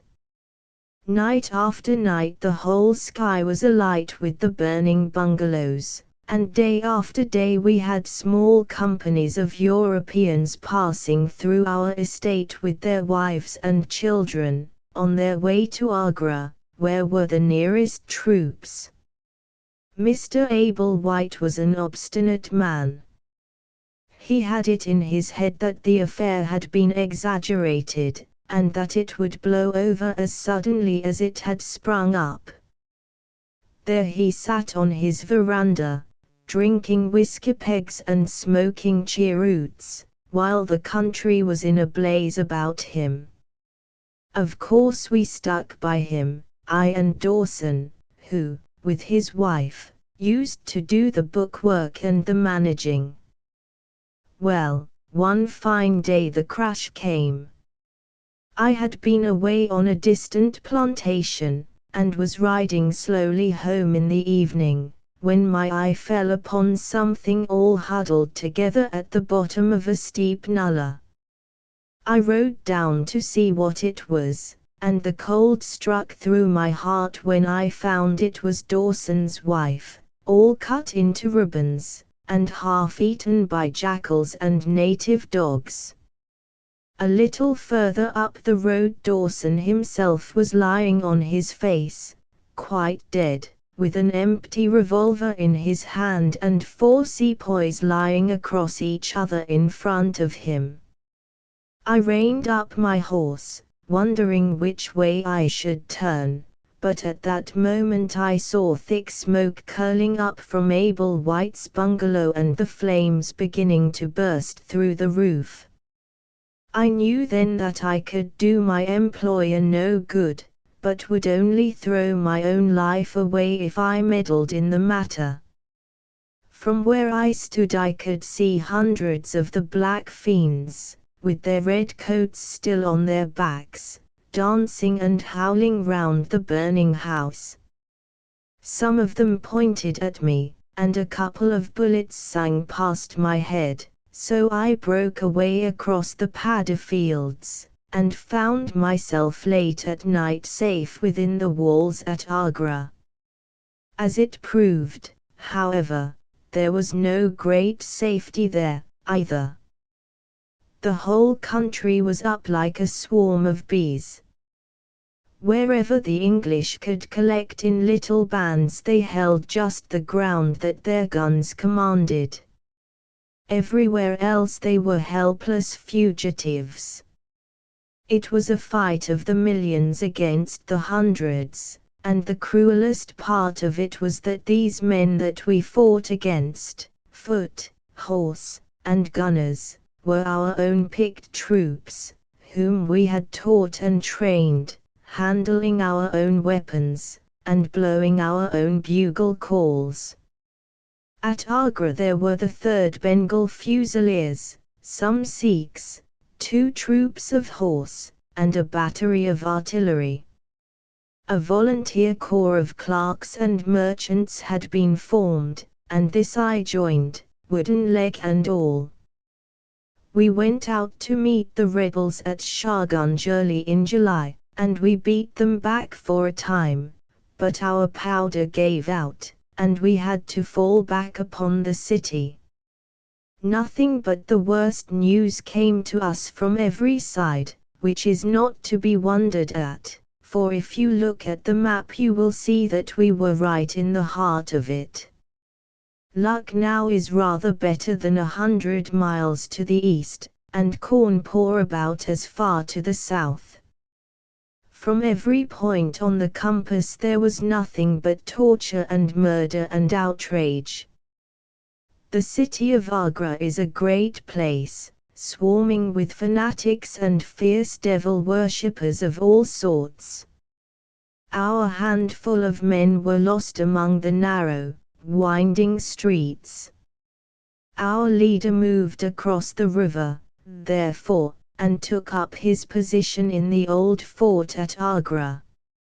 I don't know if any of you gentlemen have ever read or heard anything of that old fort. It is a very queer place, the queerest that ever I was in, and I have been in some rum corners, too. First of all, it is enormous in size. I should think that the enclosure must be acres and acres. There is a modern part, which took all our garrison, women, children, stores, and everything else, with plenty of room over. But the modern part is nothing like the size of the old quarter, where nobody goes, and which is given over to the scorpions and the centipedes. It is all full of great deserted halls, and winding passages, and long corridors twisting in and out, so that it is easy enough for folk to get lost in it. For this reason it was seldom that anyone went into it, though now and again a party with torches might go exploring. The river washes along the front of the old fort, and so protects it, but on the sides and behind there are many doors, and these had to be guarded, of course, in the old quarter as well as in that which was actually held by our troops. We were short-handed, with hardly men enough to man the angles of the building and to serve the guns. It was impossible for us, therefore, to station a strong guard at every one of the innumerable gates. What we did was to organize a central guard-house in the middle of the fort, and to leave each gate under the charge of one white man and 2 or 3 natives. I was selected to take charge during certain hours of the night of a small isolated door upon the southwest side of the building. 2 Sikh troopers were placed under my command, and I was instructed if anything went wrong to fire my musket, when I might rely upon help coming at once from the central guard. As the guard was a good 200 paces away, however, and as the space between was cut up into a labyrinth of passages and corridors, I had great doubts as to whether they could arrive in time to be of any use in case of an actual attack. Well, I was pretty proud at having this small command given me, since I was a raw recruit, and a game-legged one at that. For 2 nights I kept the watch with my Punjabis. They were tall, fierce-looking chaps, Mahome Singh and Abdullah Khan by name, both old fighting men who had borne arms against us at Chilianwala. They could talk English pretty well, but I could get little out of them. They preferred to stand together and jabber all night in their queer Sikh lingo. For myself, I used to stand outside the gateway, looking down on the broad, winding river and on the twinkling lights of the great city. The beating of drums, the rattle of tom-toms, and the yells and howls of the rebels, drunk with opium and with bhang, were enough to remind us all night of our dangerous neighbors across the stream. Every 2 hours the officer of the night used to come round to all the posts, to make sure that all was well. The 3rd night of my watch was dark and dirty, with a small, driving rain. It was dreary work standing in the gateway hour after hour in such weather. I tried again and again to make my Sikhs talk, but without much success. At 2 in the morning the rounds passed, and broke for a moment the weariness of the night. Finding that my companions would not be led into conversation, I took out my pipe, and laid down my musket to strike the match. In an instant the two Sikhs were upon me. One of them snatched my firelock up and levelled it at my head, while the other held a great knife to my throat and swore between his teeth that he would plunge it into me if I moved a step. My first thought was that these fellows were in league with the rebels, and that this was the beginning of an assault. If our door were in the hands of the sepoys, the place must fall, and the women and children be treated as they were in Cawnpore. Maybe you gentlemen think that I am just making out a case for myself, but I give you my word that when I thought of that, though I felt the point of the knife at my throat, I opened my mouth with the intention of giving a scream, if it was my last one, which might alarm the main guard. The man who held me seemed to know my thoughts, for, even as I braced myself to it, he whispered, "Don't make a noise. The fort is safe enough. There are no rebel dogs on this side of the river." There was the ring of truth in what he said, and I knew that if I raised my voice I was a dead man. I could read it in the fellow's brown eyes. I waited, therefore, in silence, to see what it was that they wanted from me. "Listen to me, Sahib," said the taller and fiercer of the pair, the one whom they called Abdullah Khan. "You must either be with us now or you must be silenced forever. The thing is too great a one for us to hesitate. Either you are heart and soul with us on your oath on the cross of the Christians, or your body this night shall be thrown into the ditch and we shall pass over to our brothers in the rebel army. There is no middle way. Which is it to be, death or life? We can only give you 3 minutes to decide, for the time is passing, and all must be done before the rounds come again." "How can I decide?" said I. "You have not told me what you want of me.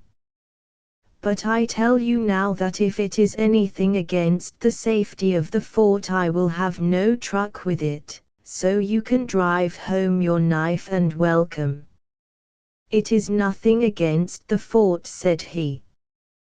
"We only ask you to do that which your countrymen come to this land for. We ask you to be rich. If you will be one of us this night, we will swear to you upon the naked knife, and by the threefold oath which no Sikh was ever known to break, that you shall have your fair share of the loot. 1/4 of the treasure shall be yours. We can say no fairer." "But what is the treasure, then?" I asked. "I am as ready to be rich as you can be, if you will but show me how it can be done." "You will swear," then said he, "by the bones of your father, by the honor of your mother, by the cross of your faith, to raise no hand and speak no word against us, either now or afterwards." "I will swear it," I answered, "provided that the fort is not endangered." "Then my comrade and I will swear that you shall have 1/4 of the treasure, which shall be equally divided among the 4 of us." "There are but 3," said I. "No, Dust Akbar must have his share. We can tell the tale to you while we await them. Do you stand at the gate, Mahome Singh, and give notice of their coming." "The thing stands thus, Sahib, and I tell it to you because I know that an oath is binding upon a fearing he, and that we may trust you. Had you been a lying Hindu, though you had sworn by all the gods in their false temples, your blood would have been upon the knife, and your body in the water. But the Sikh knows the Englishman, and the Englishman knows the Sikh. Hearken, then, to what I have to say. There is a Raja in the northern provinces who has much wealth, though his lands are small. Much has come to him from his father, and more still he has set by himself, for he is of a low nature and hoards his gold rather than spend it. When the troubles broke out he would be friends both with the lion and the tiger, with the sepoy and with the company's Raj. Soon, however, it seemed to him that the white men's day was come, for through all the land he could hear of nothing but of their death and their overthrow. Yet, being a careful man, he made such plans that, come what might, half at least of his treasure should be left to him. That which was in gold and silver he kept by him in the vaults of his palace, but the most precious stones and the choicest pearls that he had he put in an iron box, and sent it by a trusty servant who, under the guise of a merchant, should take it to the fort at Agra, there to lie until the land is at peace. Thus, if the rebels won he would have his money, but if the company conquered his jewels would be saved to him. Having thus divided his hoard, he threw himself into the cause of the sepoys, since they were strong upon his borders. By doing this, mark you, Sahib, his property becomes the due of those who have been true to their salt. This pretended merchant, who travels under the name of Achmat, is now in the city of Agra, and desires to gain his way into the fort. He has with him as travelling companion my foster brother Dust Akbar, who knows his secret. Dust Akbar has promised this night to lead him to a side postern of the fort, and has chosen this one for his purpose. Here he will come presently, and here he will find Mahome Singh and myself awaiting him. The place is lonely, and none shall know of his coming. The world shall know of the merchant Achmat no more, but the great treasure of the Raja shall be divided among us. What say you to it, Sahib?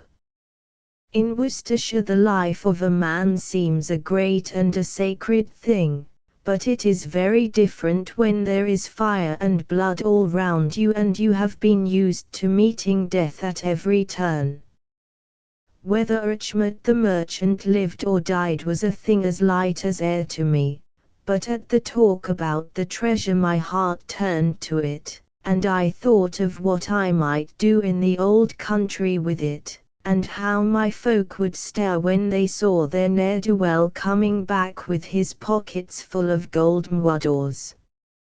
I had, therefore, already made up my mind. Abdullah Khan, however, thinking that I hesitated, pressed the matter more closely. Consider, Sahib, said he, that if this man is taken by the commandant he will be hung or shot, and his jewels taken by the government, so that no man will be a rupee the better for them. Now, since we do the taking of him, why should we not do the rest as well? The jewels will be as well with us as in the company's coffers. There will be enough to make every one of us rich men and great chiefs. No one can know about the matter, for here we are cut off from all men. What could be better for the purpose? Say again, then, Sahib, whether you are with us, or if we must look upon you as an enemy. I am with you heart and soul, said I. It is well, he answered, handing me back my firelock. You see that we trust you, for your word, like ours, is not to be broken. We have now only to wait for my brother and the merchant. Does your brother know, then, of what you will do? I asked. The plan is his. He has devised it. We will go to the gate and share the watch with Mahome Singh. The rain was still falling steadily, for it was just the beginning of the wet season. Brown, heavy clouds were drifting across the sky, and it was hard to see more than a stone cast. A deep moat lay in front of our door, but the water was in places nearly dried up, and it could easily be crossed. It was strange to me to be standing there with those two wild Punjabis waiting for the man who was coming to his death. Suddenly my eye caught the glint of a shaded lantern at the other side of the moat. It vanished among the mound heaps, and then appeared again coming slowly in our direction. Here they are! I exclaimed. You will challenge him, Sahib, as usual, whispered Abdullah. Give him no cause for fear. Send us in with him, and we shall do the rest while you stay here on guard. Have the lantern ready to uncover, that we may be sure that it is indeed the man.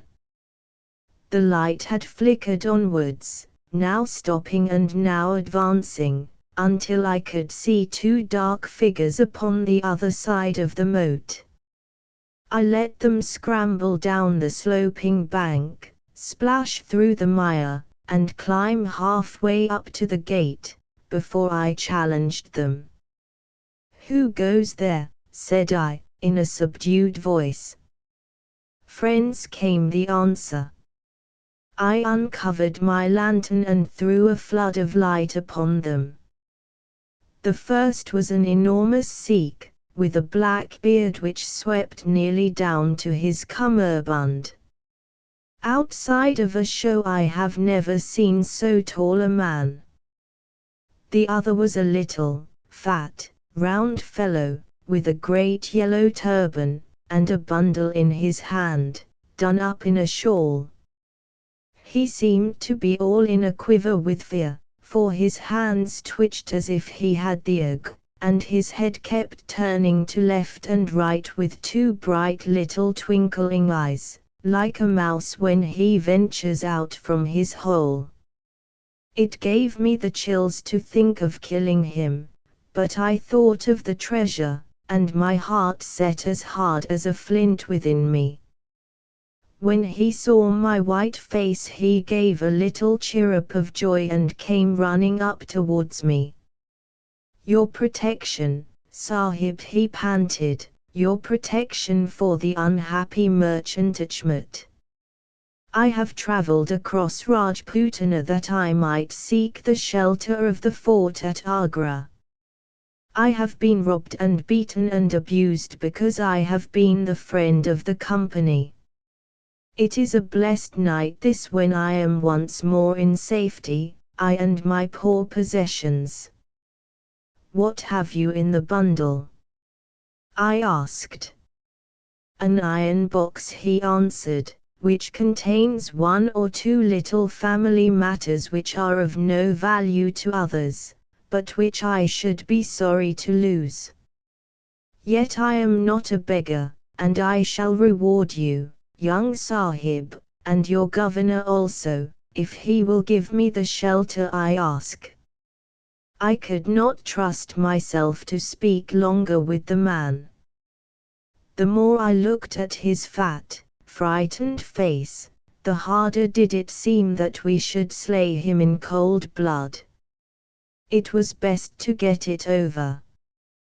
Take him to the main guard, said I. The two Sikhs closed in upon him on each side, and the giant walked behind, while they marched in through the dark gateway. never was a man so compassed round with death. I remained at the gateway with the lantern. I could hear the measured tramp of their footsteps sounding through the lonely corridors. Suddenly it ceased, and I heard voices, and a scuffle, with the sound of blows. A moment later there came, to my horror, a rush of footsteps coming in my direction, with the loud breathing of a running man. I turned my lantern down the long, straight passage, and there was the fat man, running like the wind, with a smear of blood across his face, and close at his heels, bounding like a tiger, the great black-bearded Sikh, with a knife flashing in his hand. I have never seen a man run so fast as that little merchant. He was gaining on the Sikh, and I could see that if he once passed me and got to the open air he would save himself yet. My heart softened to him, but again the thought of his treasure turned me hard and bitter. I cast my firelock between his legs as he raced past, and he rolled twice over like a shot rabbit. Ere he could stagger to his feet the Sikh was upon him, and buried his knife twice in his side. The man never uttered moan nor moved muscle, but lay where he had fallen. I think myself that he may have broken his neck with the fall. You see, gentlemen, that I am keeping my promise. I am telling you every work of the business just exactly as it happened, whether it is in my favor or not. He stopped, and held out his manacled hands for the whiskey and water which Holmes had brewed for him. For myself, I confess that I had now conceived the utmost horror of the man, not only for this cold-blooded business in which he had been concerned, but even more for the somewhat flippant and careless way in which he narrated it. Whatever punishment was in store for him, I felt that he might expect no sympathy from me.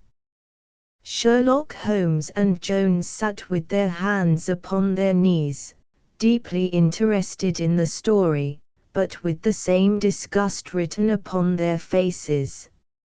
He may have observed it, for there was a touch of defiance in his voice and manner as he proceeded. "It was all very bad, no doubt," said he. "I should like to know how many fellows in my shoes would have refused a share of this loot when they knew that they would have their throats cut for their pains. Besides, it was my life or his when once he was in the fort. If he had got out, the whole business would come to light, and I should have been court-martialed and shot as likely as not, for people were not very lenient at a time like that." "Go on with your story," said Holmes, shortly. "Well, we carried him in, Abdullah, Akbar, and I. A fine weight he was, too, for all that he was so short. Mahome Singh was left to guard the door. We took him to a place which the Sikhs had already prepared. It was some distance off, where a winding passage leads to a great empty hall, the brick walls of which were all crumbling to pieces. The earth floor had sunk in at one place, making a natural grave, so we left Achmet the merchant there, having first covered him over with loose bricks. This done, we all went back to the treasure. It lay where he had dropped it when he was first attacked. The box was the same which now lies open upon your table. A key was hung by a silken cord to that carved handle upon the top. We opened it, and the light of the lantern gleamed upon a collection of gems such as I have read of and thought about when I was a little lad at Pershore. It was blinding to look upon them. When we had feasted our eyes we took them all out and made a list of them.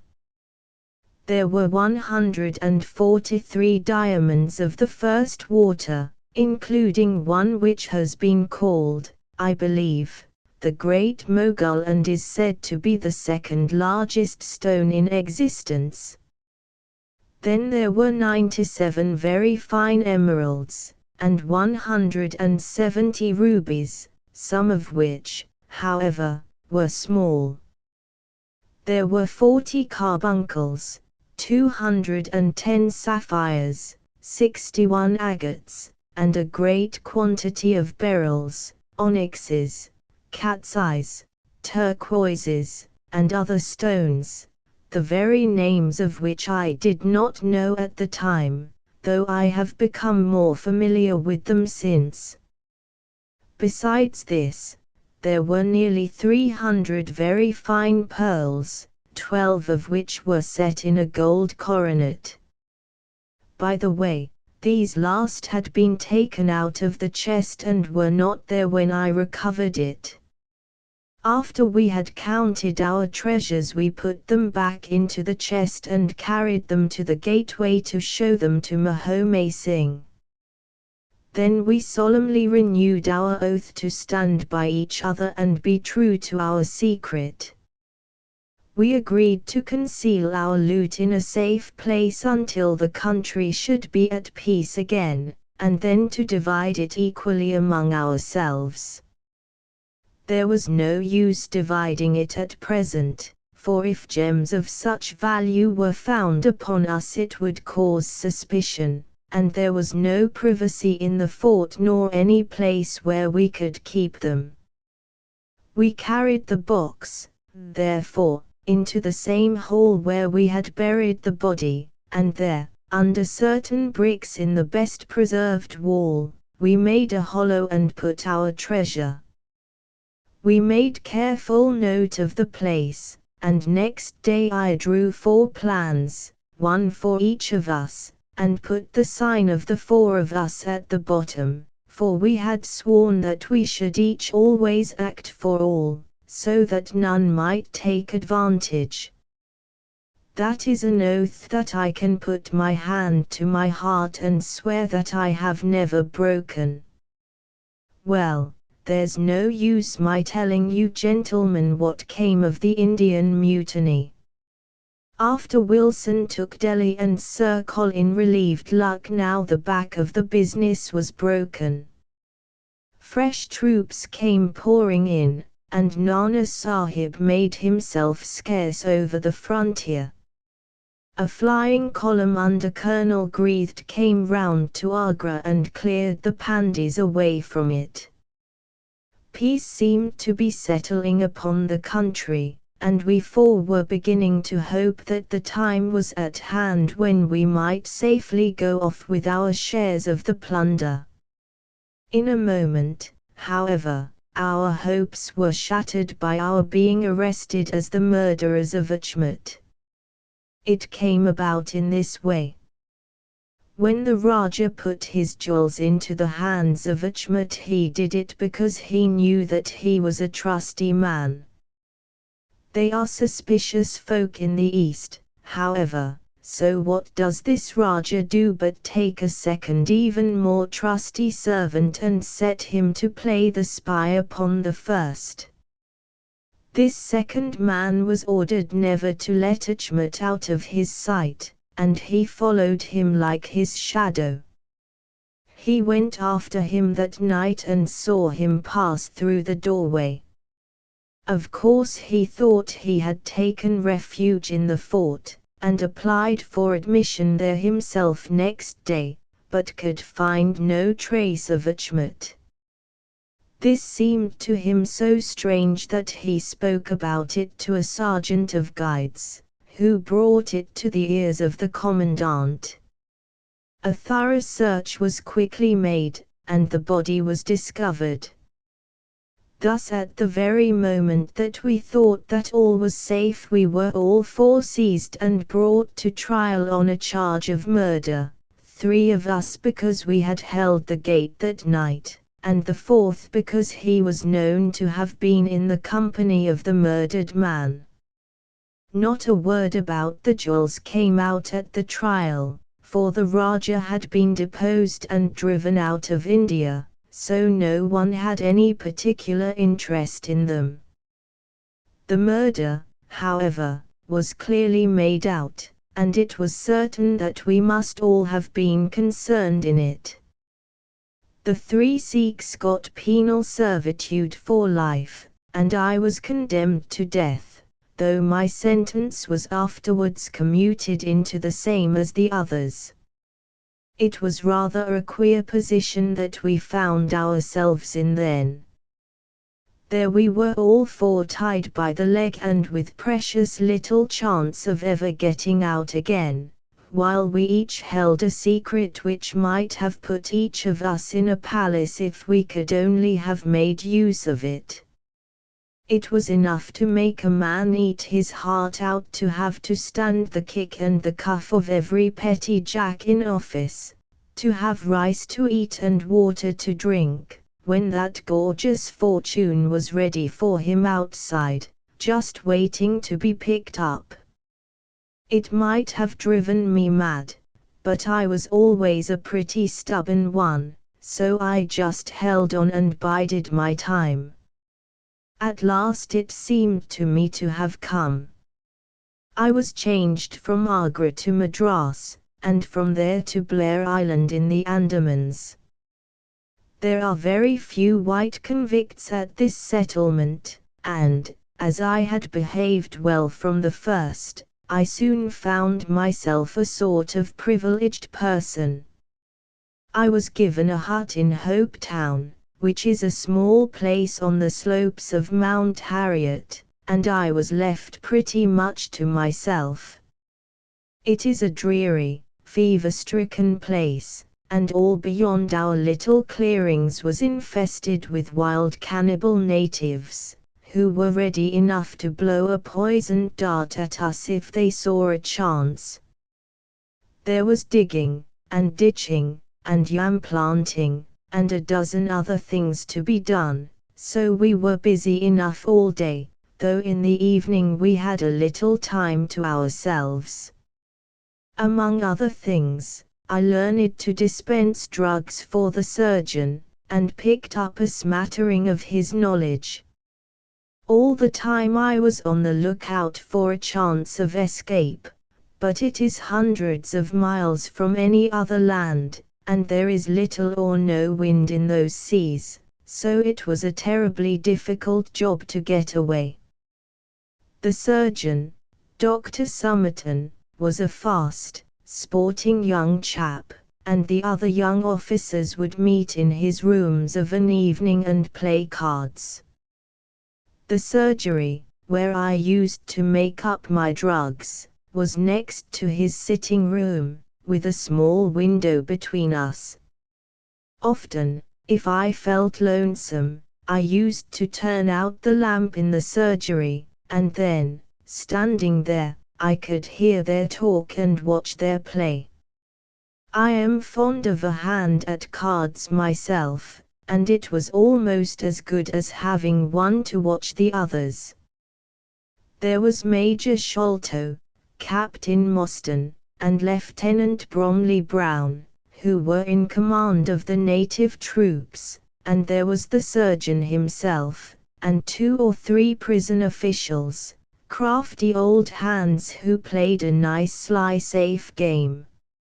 A very snug little party they used to make. Well, there was one thing which very soon struck me, and that was that the soldiers used always to lose and the civilians to win. Mind, I don't say that there was anything unfair, but so it was. These prison chaps had done little else than play cards ever since they had been at the Andamans, and they knew each other's game to a point, while the others just played to pass the time and threw their cards down anyhow. Night after night the soldiers got up poorer men, and the poorer they got the more keen they were to play. Major Sholto was the hardest hit.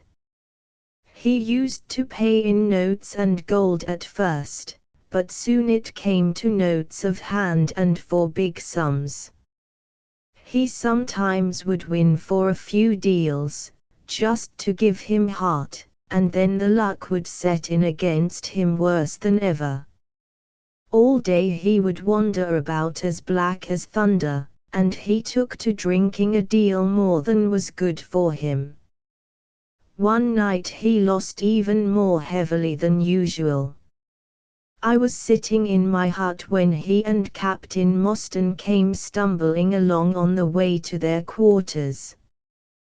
They were bosom friends, those two, and never far apart. The Major was raving about his losses. "It's all up, Mostyn," he was saying, as they passed my hut. "I shall have to send in my papers. I am a ruined man." "Nonsense, old chap," said the other, slapping him upon the shoulder. "I've had a nasty facer myself, but that was all I could hear, but it was enough to set me thinking." A couple of days later Major Sholto was strolling on the beach, so I took the chance of speaking to him. "I wish to have your advice, Major," said I. "Well, Small, what is it?" he asked, taking his cheroot from his lips. "I wanted to ask you, sir," said I, "who is the proper person to whom hidden treasure should be handed over? I know where 500,000 worth lies, and, as I cannot use it myself, I thought perhaps the best thing that I could do would be to hand it over to the proper authorities, and then perhaps they would get my sentence shortened for me." "500,000, Small," he gasped, looking hard at me to see if I was in earnest. "Quite that, sir, in jewels and pearls. It lies there ready for anyone. And the queer thing about it is that the real owner is outlawed and cannot hold property, so that it belongs to the first comer." "To government, Small," he stammered, "to government." But he said it in a halting fashion, and I knew in my heart that I had got him. "You think, then, sir, that I should give the information to the Governor-General," said I, quietly. Well, you must not do anything rash, or that you might repent. Let me hear all about it, Small. Give me the facts." I told him the whole story, with small changes so that he could not identify the places. When I had finished he stood stock still and full of thought. I could see by the twitch of his lip that there was a struggle going on within him. "This is a very important matter, Small," he said, at last. "You must not say a word to anyone about it, and I shall see you again soon." 2 nights later he and his friend Captain Mostyn came to my hut in the dead of the night with a lantern. "I want you just to let Captain Mostyn hear that story from your own lips, Small," said he. I repeated it as I had told it before. "It rings true, eh?" said he. "It's good enough to act upon." Captain Mostyn nodded. "Look here, Small," said the Major. "We have been talking it over, my friend here and we have come to the conclusion that this secret of yours is hardly a government matter, after all, but is a private concern of your own, which of course you have the power of disposing of as you think best. Now, the question is, what price would you ask for it? We might be inclined to take it up, and at least look into it, if we could agree as to terms. He tried to speak in a cool, careless way, but his eyes were shining with excitement and greed. Why, as to that, gentlemen, I answered, trying also to be cool, but feeling as excited as he did, there is only one bargain which a man in my position can make. I shall want you to help me to my freedom, and to help my 3 companions to theirs. We shall then take you into partnership, and give you a 5th share to divide between you. Said he. A 5th share. That is not very tempting. It would come to 50,000 apiece, said I, but how can we gain your freedom? You know very well that you ask an impossibility. Nothing of the sort, I answered. I have thought it all out to the last detail.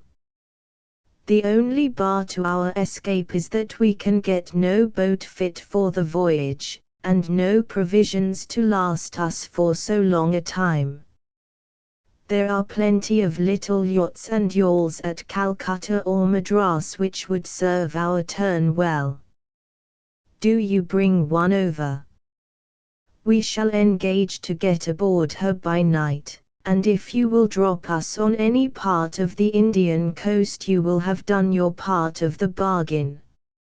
If there were only one, he said. None or all, I answered. We have sworn it. The 4 of us must always act together.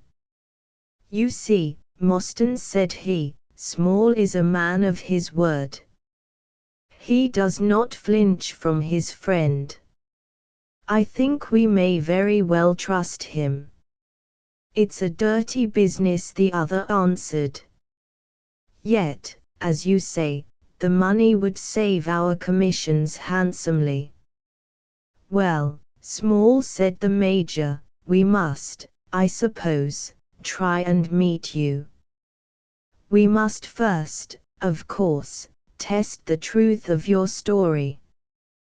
Tell me where the box is hid, and I shall get leave of absence and go back to India in the monthly relief boat to inquire into the affair.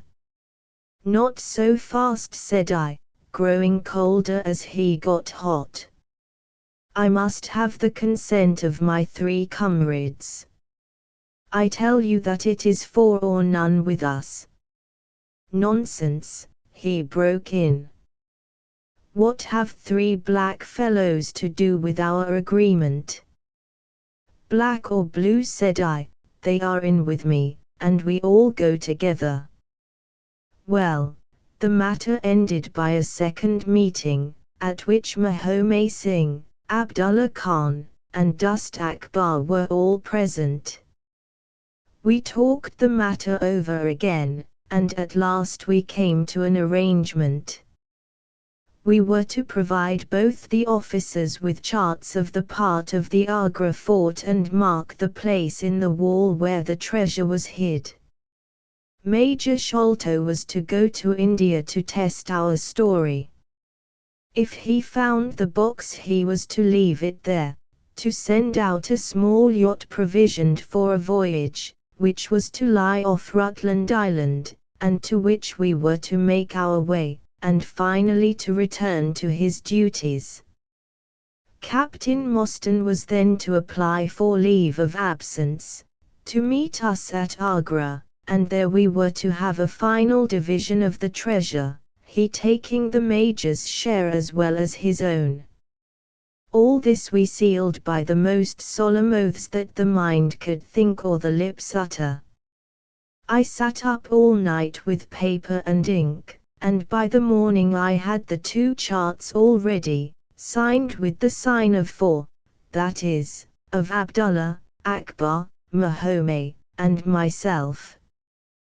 Well, gentlemen, I weary you with my long story, and I know that my friend Mr. Jones is impatient to get me safely stowed in Chokey. I'll make it as short as I can. The villain Sholto went off to India, but he never came back again.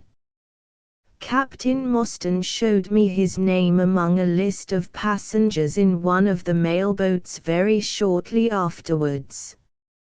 His uncle had died, leaving him a fortune, and he had left the army, yet he could stoop to treat 5 men as he had treated us. Mostyn went over to Agra shortly afterwards, and found, as we expected, that the treasure was indeed gone. The scoundrel had stolen it all, without carrying out one of the conditions on which we had sold him the secret. From that day I lived only for vengeance. I thought of it by day and I nursed it by night. It became an overpowering, absorbing passion with me. I cared nothing for the law, nothing for the gallows. To escape, to track down Sholto, to have my hand upon his throat, that was my one thought. Even the Agra treasure had come to be a smaller thing in my mind than the slaying of Sholto. Well, I have set my mind on many things in this life, and never one which I did not carry out. But it was weary years before my time came. I have told you that I had picked up something of medicine. One day when Dr. Somerton was down with a fever, a little Andaman Islander was picked up by a convict gang in the woods. He was sick to death, and had gone to a lonely place to die. I took him in hand, though he was as venomous as a young snake, and after a couple of months I got him all right and able to walk. He took a kind of fancy to me then, and would hardly go back to his woods, but was always hanging about my hut. I learned a little of his lingo from him, and this made him all the fonder of me. Tonga, for that was his name, was a fine boatman, and owned a big, roomy canoe of his own. When I found that he was devoted to me and would do anything to serve me, I saw my chance of escape. I talked it over with him. He was to bring his boat round on a certain night to an old wharf which was never guarded, and there he was to pick me up. I gave him directions to have several gourds of water and a lot of yams, coconuts, and sweet potatoes. He was stanch and true, was little Tonga. No man ever had a more faithful mate. At the night named he had his boat at the wharf. As it chanced, however, there was one of the convict guard down there, a vile Pathan who had never missed a chance of insulting and injuring me. I had always vowed vengeance, and now I had my chance. It was as if fate had placed him in my way that I might pay my debt before I left the island. He stood on the bank with his back to me, and his carbine on his shoulder. I looked about for a stone to beat out his brains with, but none could I see. Then a queer thought came into my head and showed me where I could lay my hand on a weapon. I sat down in the darkness and unstrapped my wooden leg. With 3 long hops I was on him. He put his carbine to his shoulder, but I struck him full, and knocked the whole front of his skull in.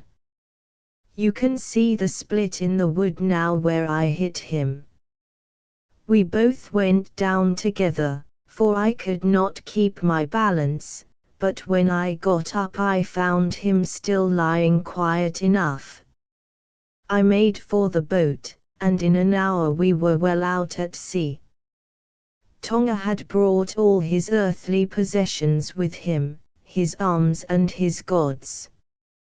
Among other things, he had a long bamboo spear, and some Andaman coconut matting, with which I made a sort of sail. For 10 days we were beating about, trusting to luck, and on the 11th we were picked up by a trader which was going from Singapore to Jeddah with a cargo of Malay pilgrims. They were a rum crowd, and Tonga and I soon managed to settle down among them. They had one very good quality: they let you alone and asked no questions. Well, if I were to tell you all the adventures that my little chum and I went through, you would not thank me, for I would have you here until the sun was shining. Here and there we drifted about the world, something always turning up to keep us from London. All the time, however, I never lost sight of my purpose. I would dream of Sholto at night. 100 times I have killed him in my sleep. At last, however, some 3 or 4 years ago, we found ourselves in England. I had no great difficulty in finding where Sholto lived, and I set to work to discover whether he had realized the treasure, or if he still had it. I made friends with someone who could help me. I name no names, for I don't want to get anyone else in a hole, and I soon found that he still had the jewels. Then I tried to get at him in many ways, but he was pretty sly, and had always 2 prize fighters, besides his sons and his khitmutgar, on guard over him. One day, however, I got word that he was dying. I hurried at once to the garden, mad that he should slip out of my clutches like that, and, looking through the window, I saw him lying in his bed, with his sons on each side of him. I'd have come through and taken my chance with the 3 of them, only even as I looked at him his jaw dropped, and I knew that he was gone. I got into his room that same night, though, and I searched his papers to see if there was any record of where he had hidden our jewels. There was not a line, however, so I came away, bitter and savage as a man could be. Before I left I bethought me that if I ever met my Sikh friends again it would be a satisfaction to know that I had left some mark of our hatred, so I scrawled down the sign of the 4 of us, as it had been on the chart, and I pinned it on his bosom. It was too much that he should be taken to the grave without some token from the men whom he had robbed and befooled. We earned a living at this time by my exhibiting poor Tonga at fairs and other such places as the Black Cannibal. He would eat raw meat and dance his war dance, so we always had a hatful of pennies after a day's work. I still heard all the news from Pondicherry Lodge, and for some years there was no news to hear, except that they were hunting for the treasure. At last, however, came what we had waited for so long. The treasure had been found. It was up at the top of the house, in Mr. Bartholomew Sholto's chemical laboratory. I came at once and had a look at the place, but I could not see how with my wooden leg I was to make my way up to it. I learned, however, about a trapdoor in the roof, and also about Mr. Sholto's supper hour. It seemed to me that I could manage the thing easily through Tonga. I brought him out with me with a long rope wound round his waist. He could climb like a cat, and he soon made his way through the roof, but, as ill luck would have it, Bartholomew Sholto was still in the room, to his cost.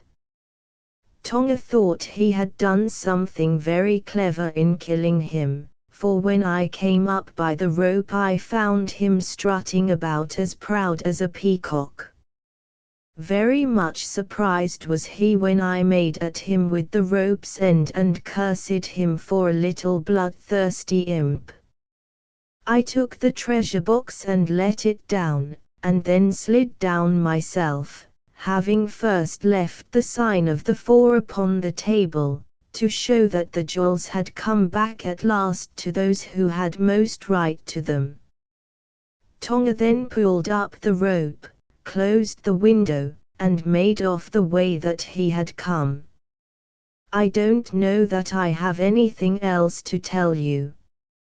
I had heard a waterman speak of the speed of Smith's launch, the Aurora, so I thought she would be a handy craft for our escape. I engaged with old Smith, and was to give him a big sum if he got us safe to our ship.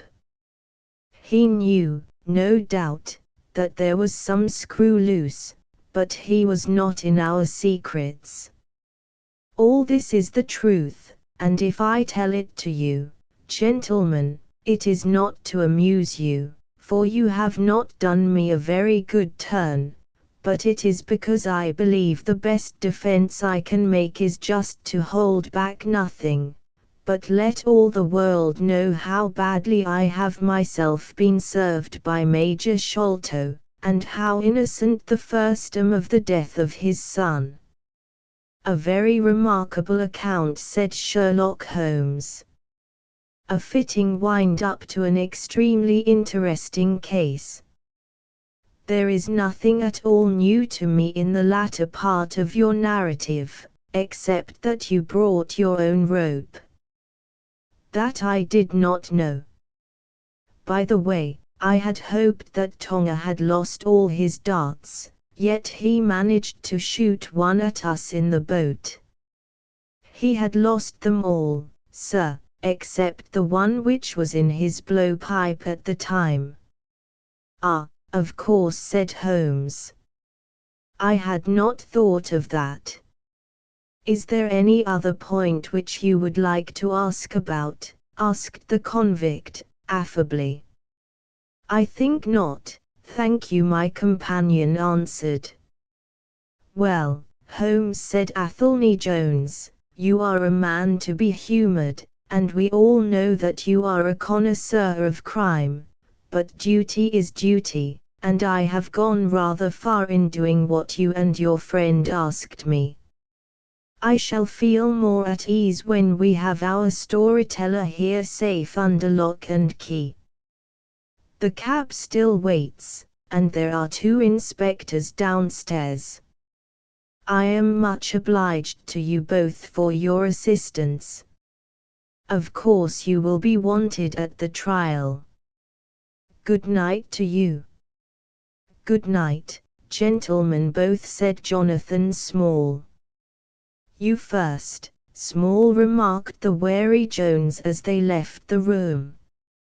I'll take particular care that you don't club me with your wooden leg, whatever you may have done to the gentleman at the Andaman Isles.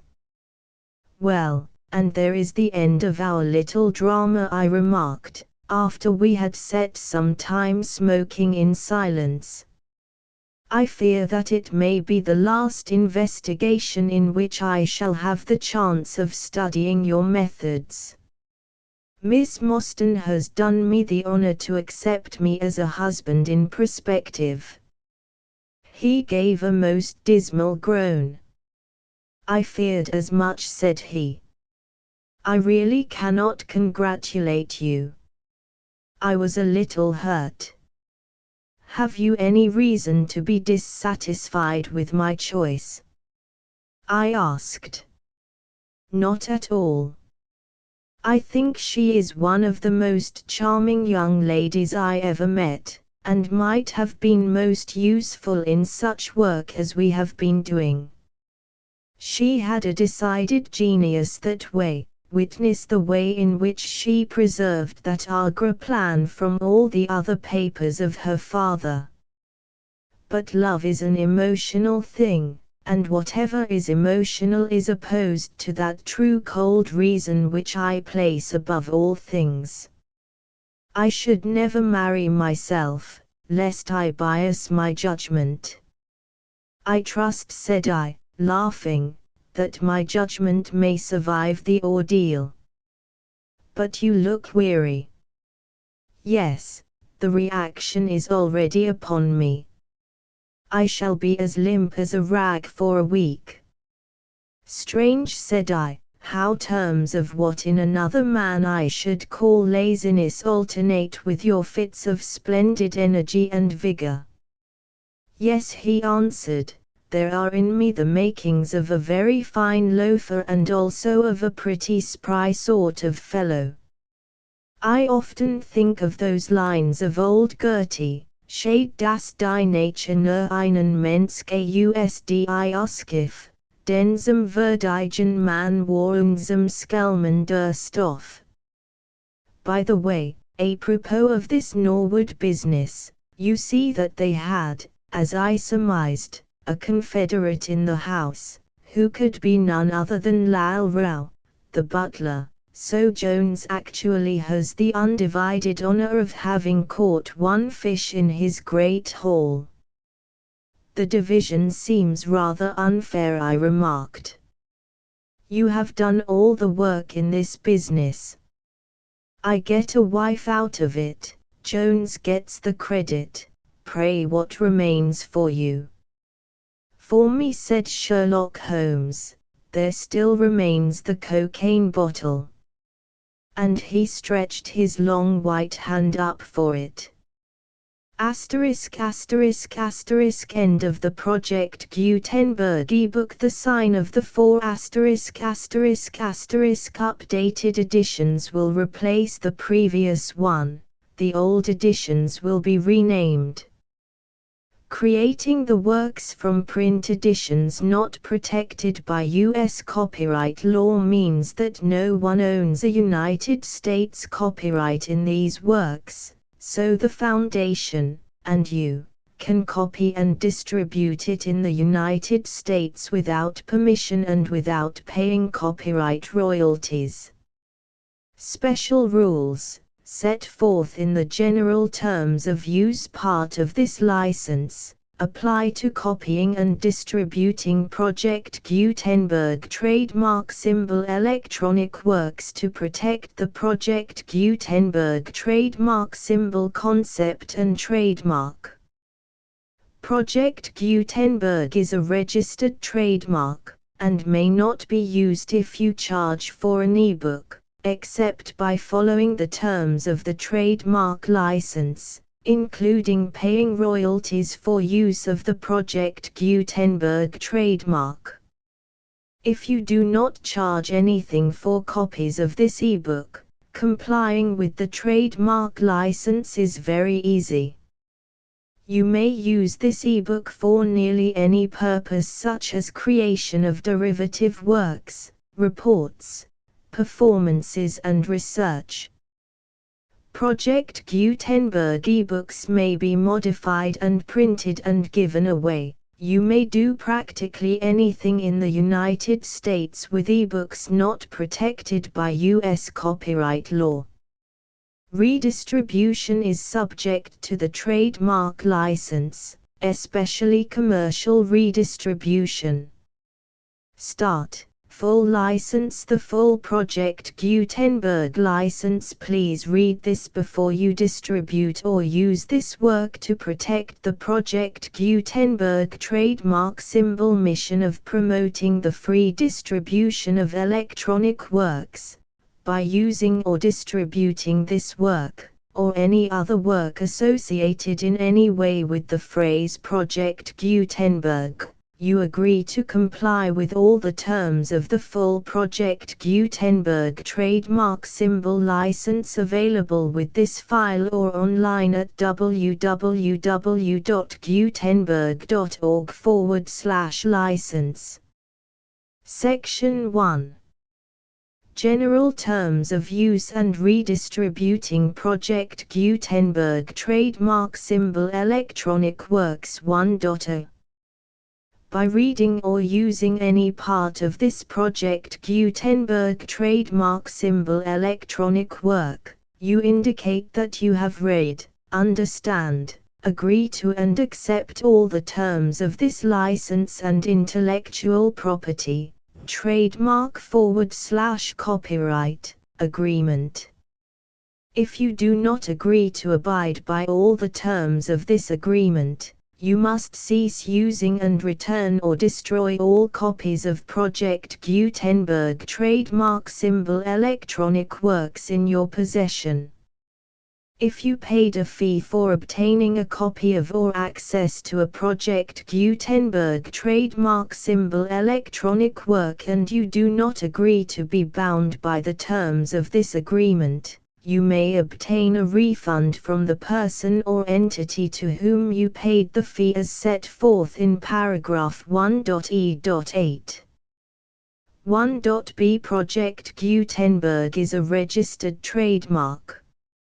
It may only be used on or associated in any way with an electronic work by people who agree to be bound by the terms of this agreement. There are a few things that you can do with most Project Gutenberg trademark symbol electronic works even without complying with the full terms of this agreement. See paragraph 1.c below. There are a lot of things you can do with Project Gutenberg trademark symbol electronic works if you follow the terms of this agreement and help preserve free future access to Project Gutenberg trademark symbol electronic works. See paragraph 1.e below. 1.c. The Project Gutenberg Literary Archive Foundation, the Foundation or PGLAF, owns a compilation copyright in the collection of Project Gutenberg trademark symbol electronic works. Nearly all the individual works in the collection are in the public domain in the United States. If an individual work is unprotected by copyright law in the United States and you are located in the United States, we do not claim a right to prevent you from copying, distributing, performing, displaying or creating derivative works based on the work as long as all references to Project Gutenberg are removed.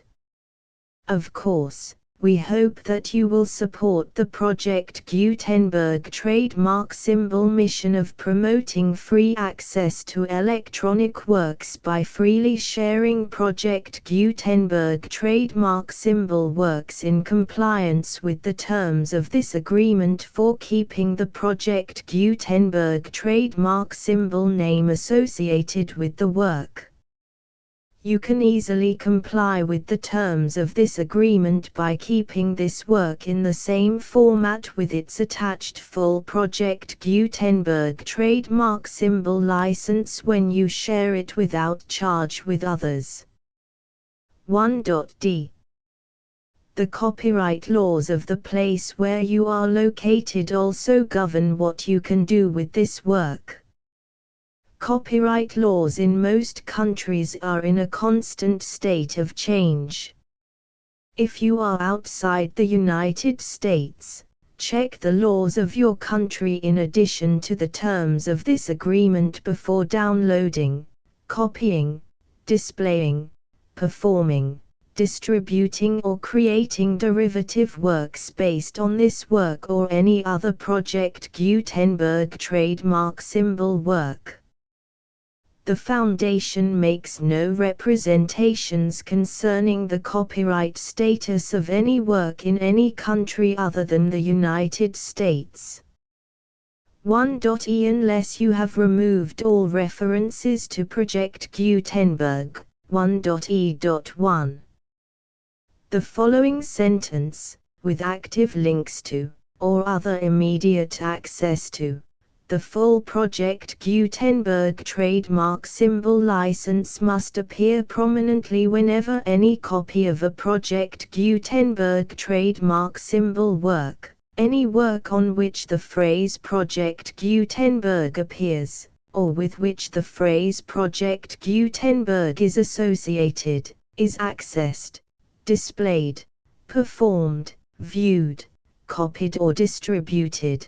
This ebook is for the use of anyone anywhere in the United States and most other parts of the world at no cost and with almost no restrictions whatsoever. You may copy it, give it away or reuse it under the terms of the Project Gutenberg license included with this ebook or online at www.gutenberg.org. If you are not located in the United States, you will have to check the laws of the country where you are located before using this ebook. 1.e.2. If an individual Project Gutenberg trademark symbol electronic work is derived from texts not protected by U.S. copyright law, does not contain a notice indicating that it is posted with permission of the copyright holder, the work can be copied and distributed to anyone in the United States without paying any fees or charges. If you are redistributing or providing access to a work with the phrase Project Gutenberg associated with or appearing on the work, you must comply either with the requirements of paragraphs 1.e.1 through 1.e.7 or obtain permission for the use of the work and the Project Gutenberg trademark symbol trademark as set forth in paragraphs 1.e.8 or 1.e.9. 1.e.3. If an individual Project Gutenberg trademark symbol electronic work is posted with the permission of the copyright holder, your use and distribution must comply with both paragraphs 1.e.1 through 1.e.7 and any additional terms imposed by the copyright holder. Additional terms will be linked to the Project Gutenberg trademark symbol license for all works posted with the permission of the copyright holder found at the beginning of this work. 1.e.4. Do not unlink or detach or remove the full Project Gutenberg trademark symbol license terms from this work, or any files containing a part of this work or any other work associated with Project Gutenberg trademark symbol. 1.e.5. Do not copy, display, perform, distribute or redistribute this electronic work, or any part of this electronic work, without prominently displaying the sentence set forth in paragraph 1.e.1 with active links or immediate access to the full terms of the Project Gutenberg trademark symbol license. 1.e.6. You may convert to and distribute this work in any binary, compressed, marked up, non-proprietary or proprietary form, including any word processing or hypertext form. However, if you provide access to or distribute copies of a Project Gutenberg trademark symbol work in a format other than plain vanilla ASCII or other format used in the official version posted on the official Project Gutenberg trademark symbol website, www.gutenberg.org, you must, at no additional cost, fee or expense to the user, provide a copy, a means of exporting a copy, or a means of obtaining a copy upon request, of the work in its original plain vanilla ASCII or other form. Any alternate format must include the full Project Gutenberg trademark symbol license as specified in paragraph 1.e.1. 1.e.7. Do not charge a fee for access to, viewing, displaying, performing, copying or distributing any Project Gutenberg trademark symbol works unless you comply with paragraph 1.e.8 or 1.e.9. 1.e.8. You may charge a reasonable fee for copies of or providing access to or distributing Project Gutenberg trademark symbol electronic works provided that you pay a royalty fee of 20% of the gross profits you derive from the use of Project Gutenberg trademark symbol works calculated using the method you already use to calculate your applicable taxes. The fee is owed to the owner of the Project Gutenberg trademark symbol trademark, but he has agreed to donate royalties under this paragraph to the Project Gutenberg Literary Archive Foundation. Royalty payments must be paid within 60 days following each date on which you prepare, or are legally required to prepare, your periodic tax returns. Royalty payments should be clearly marked as such and sent to the Project Gutenberg Literary Archive Foundation at the address specified in Section 4. Information about donations to the Project Gutenberg Literary Archive Foundation. You provide a full refund of any money paid by a user who notifies you in writing, or by email, within 30 days of receipt that he does not agree to the terms of the full Project Gutenberg trademark symbol license. You must require such a user to return or destroy all copies of the works possessed in a physical medium and discontinue all use of and all access to other copies of Project Gutenberg trademark symbol works.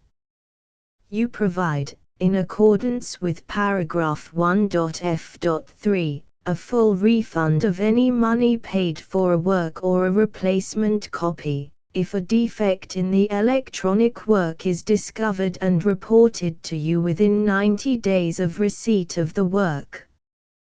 You comply with all other terms of this agreement for free distribution of Project Gutenberg trademark symbol works. 1.e.9. If you wish to charge a fee or distribute a Project Gutenberg trademark symbol electronic work or group of works on different terms than are set forth in this agreement, you must obtain permission in writing from the Project Gutenberg Literary Archive Foundation, the manager of the Project Gutenberg trademark symbol trademark. Contact the Foundation as set forth in Section 3 below. 1.f1.f.1. Project Gutenberg volunteers and employees expend considerable effort to identify, do copyright research on, transcribe and proofread works not protected by U.S. copyright law in creating the Project Gutenberg trademark symbol collection.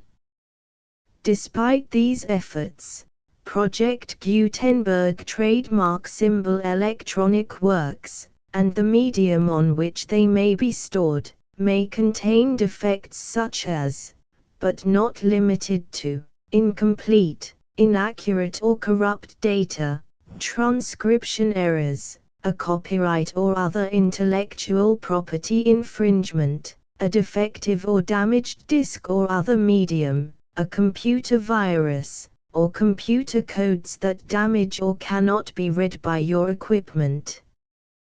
1.f.2. Limited warranty. Disclaimer of damages, except for the right of replacement or refund described in paragraph 1.f.3. The Project Gutenberg Literary Archive Foundation, the owner of the Project Gutenberg trademark symbol trademark, and any other party distributing a Project Gutenberg trademark symbol electronic work under this agreement, disclaim all liability to you for damages, costs and expenses, including legal fees. You agree that you have no remedies for negligence, strict liability, breach of warranty or breach of contract except those provided in paragraph 1.f.3. You agree that the Foundation, the trademark owner, and any distributor under this agreement will not be liable to you for actual, direct, indirect, consequential, punitive or incidental damages even if you give notice of the possibility of such damage. 1.f.3.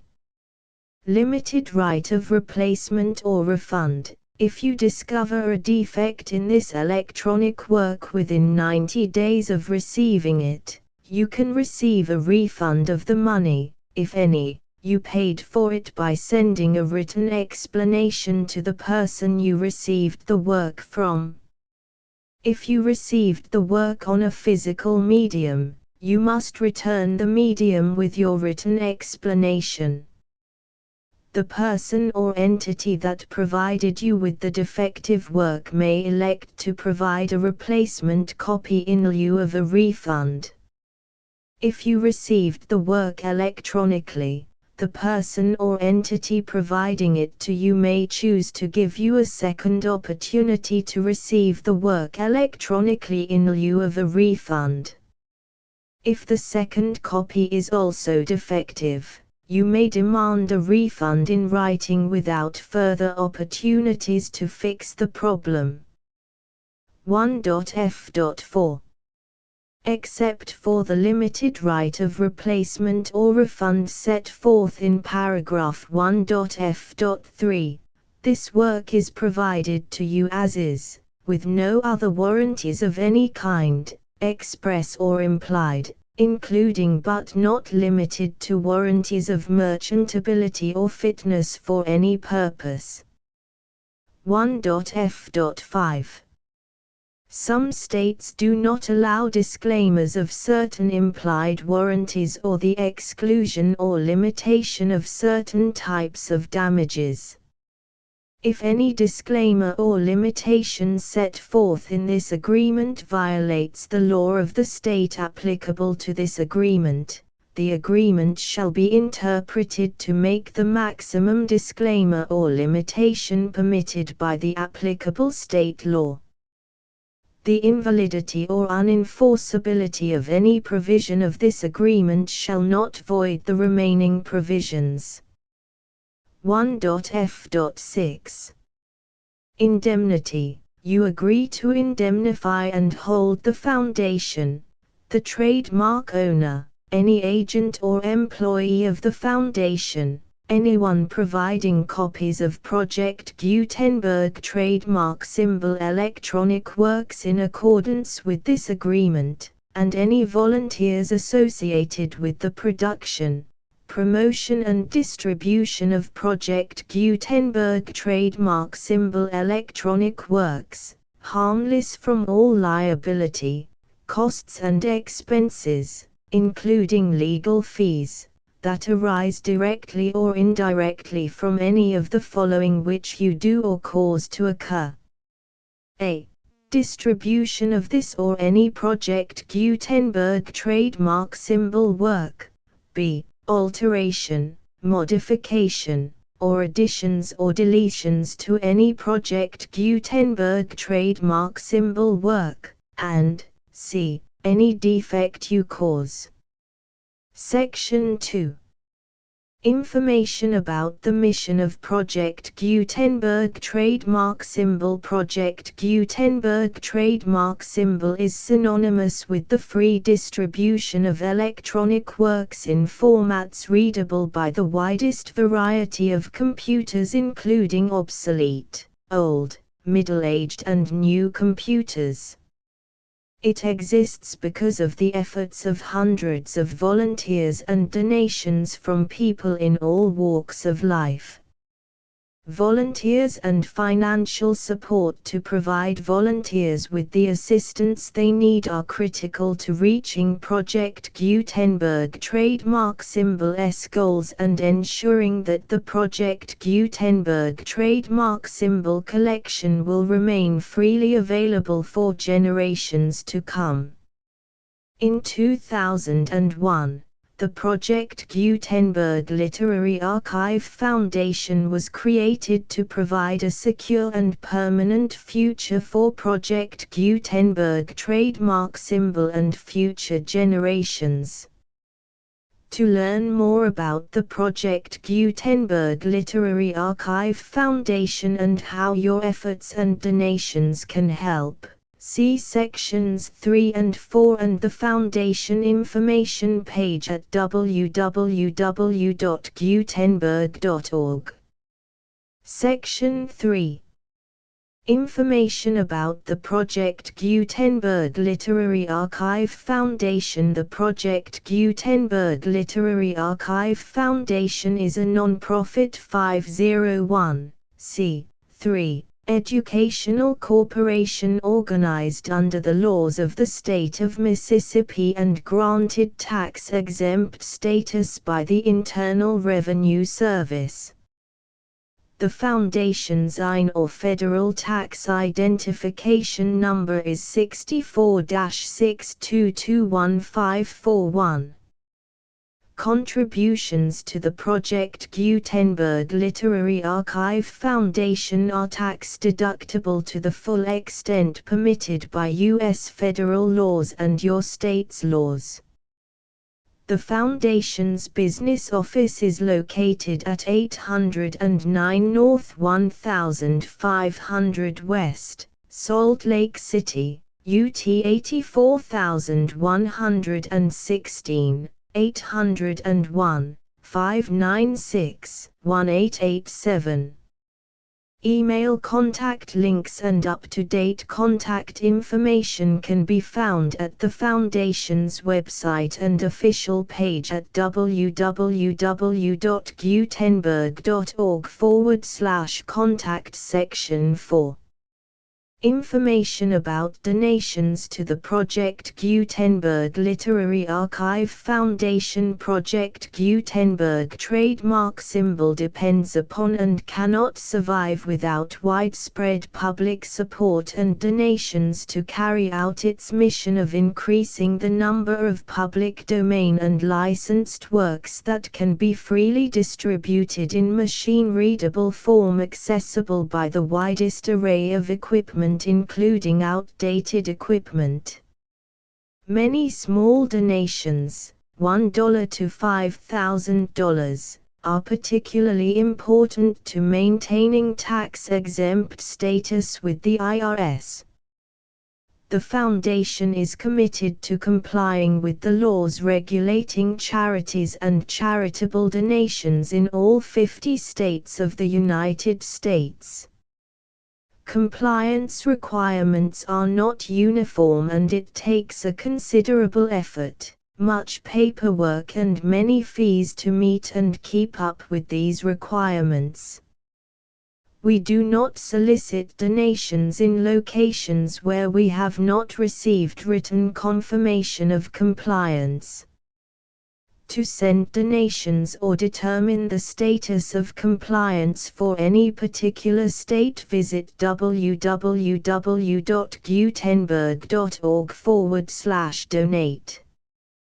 While we cannot and do not solicit contributions from states where we have not met the solicitation requirements, we know of no prohibition against accepting unsolicited donations from donors in such states who approach us with offers to donate. International donations are gratefully accepted, but we cannot make any statements concerning tax treatment of donations received from outside the United States. U.S. laws alone swamp our small staff. Please check the Project Gutenberg web pages for current donation methods and addresses. Donations are accepted in a number of other ways, including checks, online payments and credit card donations. To donate, please visit www.gutenberg.org/donate. Section 5. General information about Project Gutenberg Trademark Symbol Electronic Works. Professor Michael S. Hart was the originator of the Project Gutenberg trademark symbol concept of a library of electronic works that could be freely shared with anyone. For 40 years, he produced and distributed Project Gutenberg trademark symbol ebooks with only a loose network of volunteer support. Project Gutenberg trademark symbol ebooks are often created from several printed editions, all of which are confirmed as not protected by copyright in the US unless a copyright notice is included. Thus, we do not necessarily keep ebooks in compliance with any particular paper edition. Most people start at our website, which has the main PG search facility, www.gutenberg.org. This website includes information about Project Gutenberg trademark symbol, including how to make donations to the Project Gutenberg Literary Archive Foundation, how to help produce our new ebooks, and how to subscribe to our email newsletter to hear about new ebooks.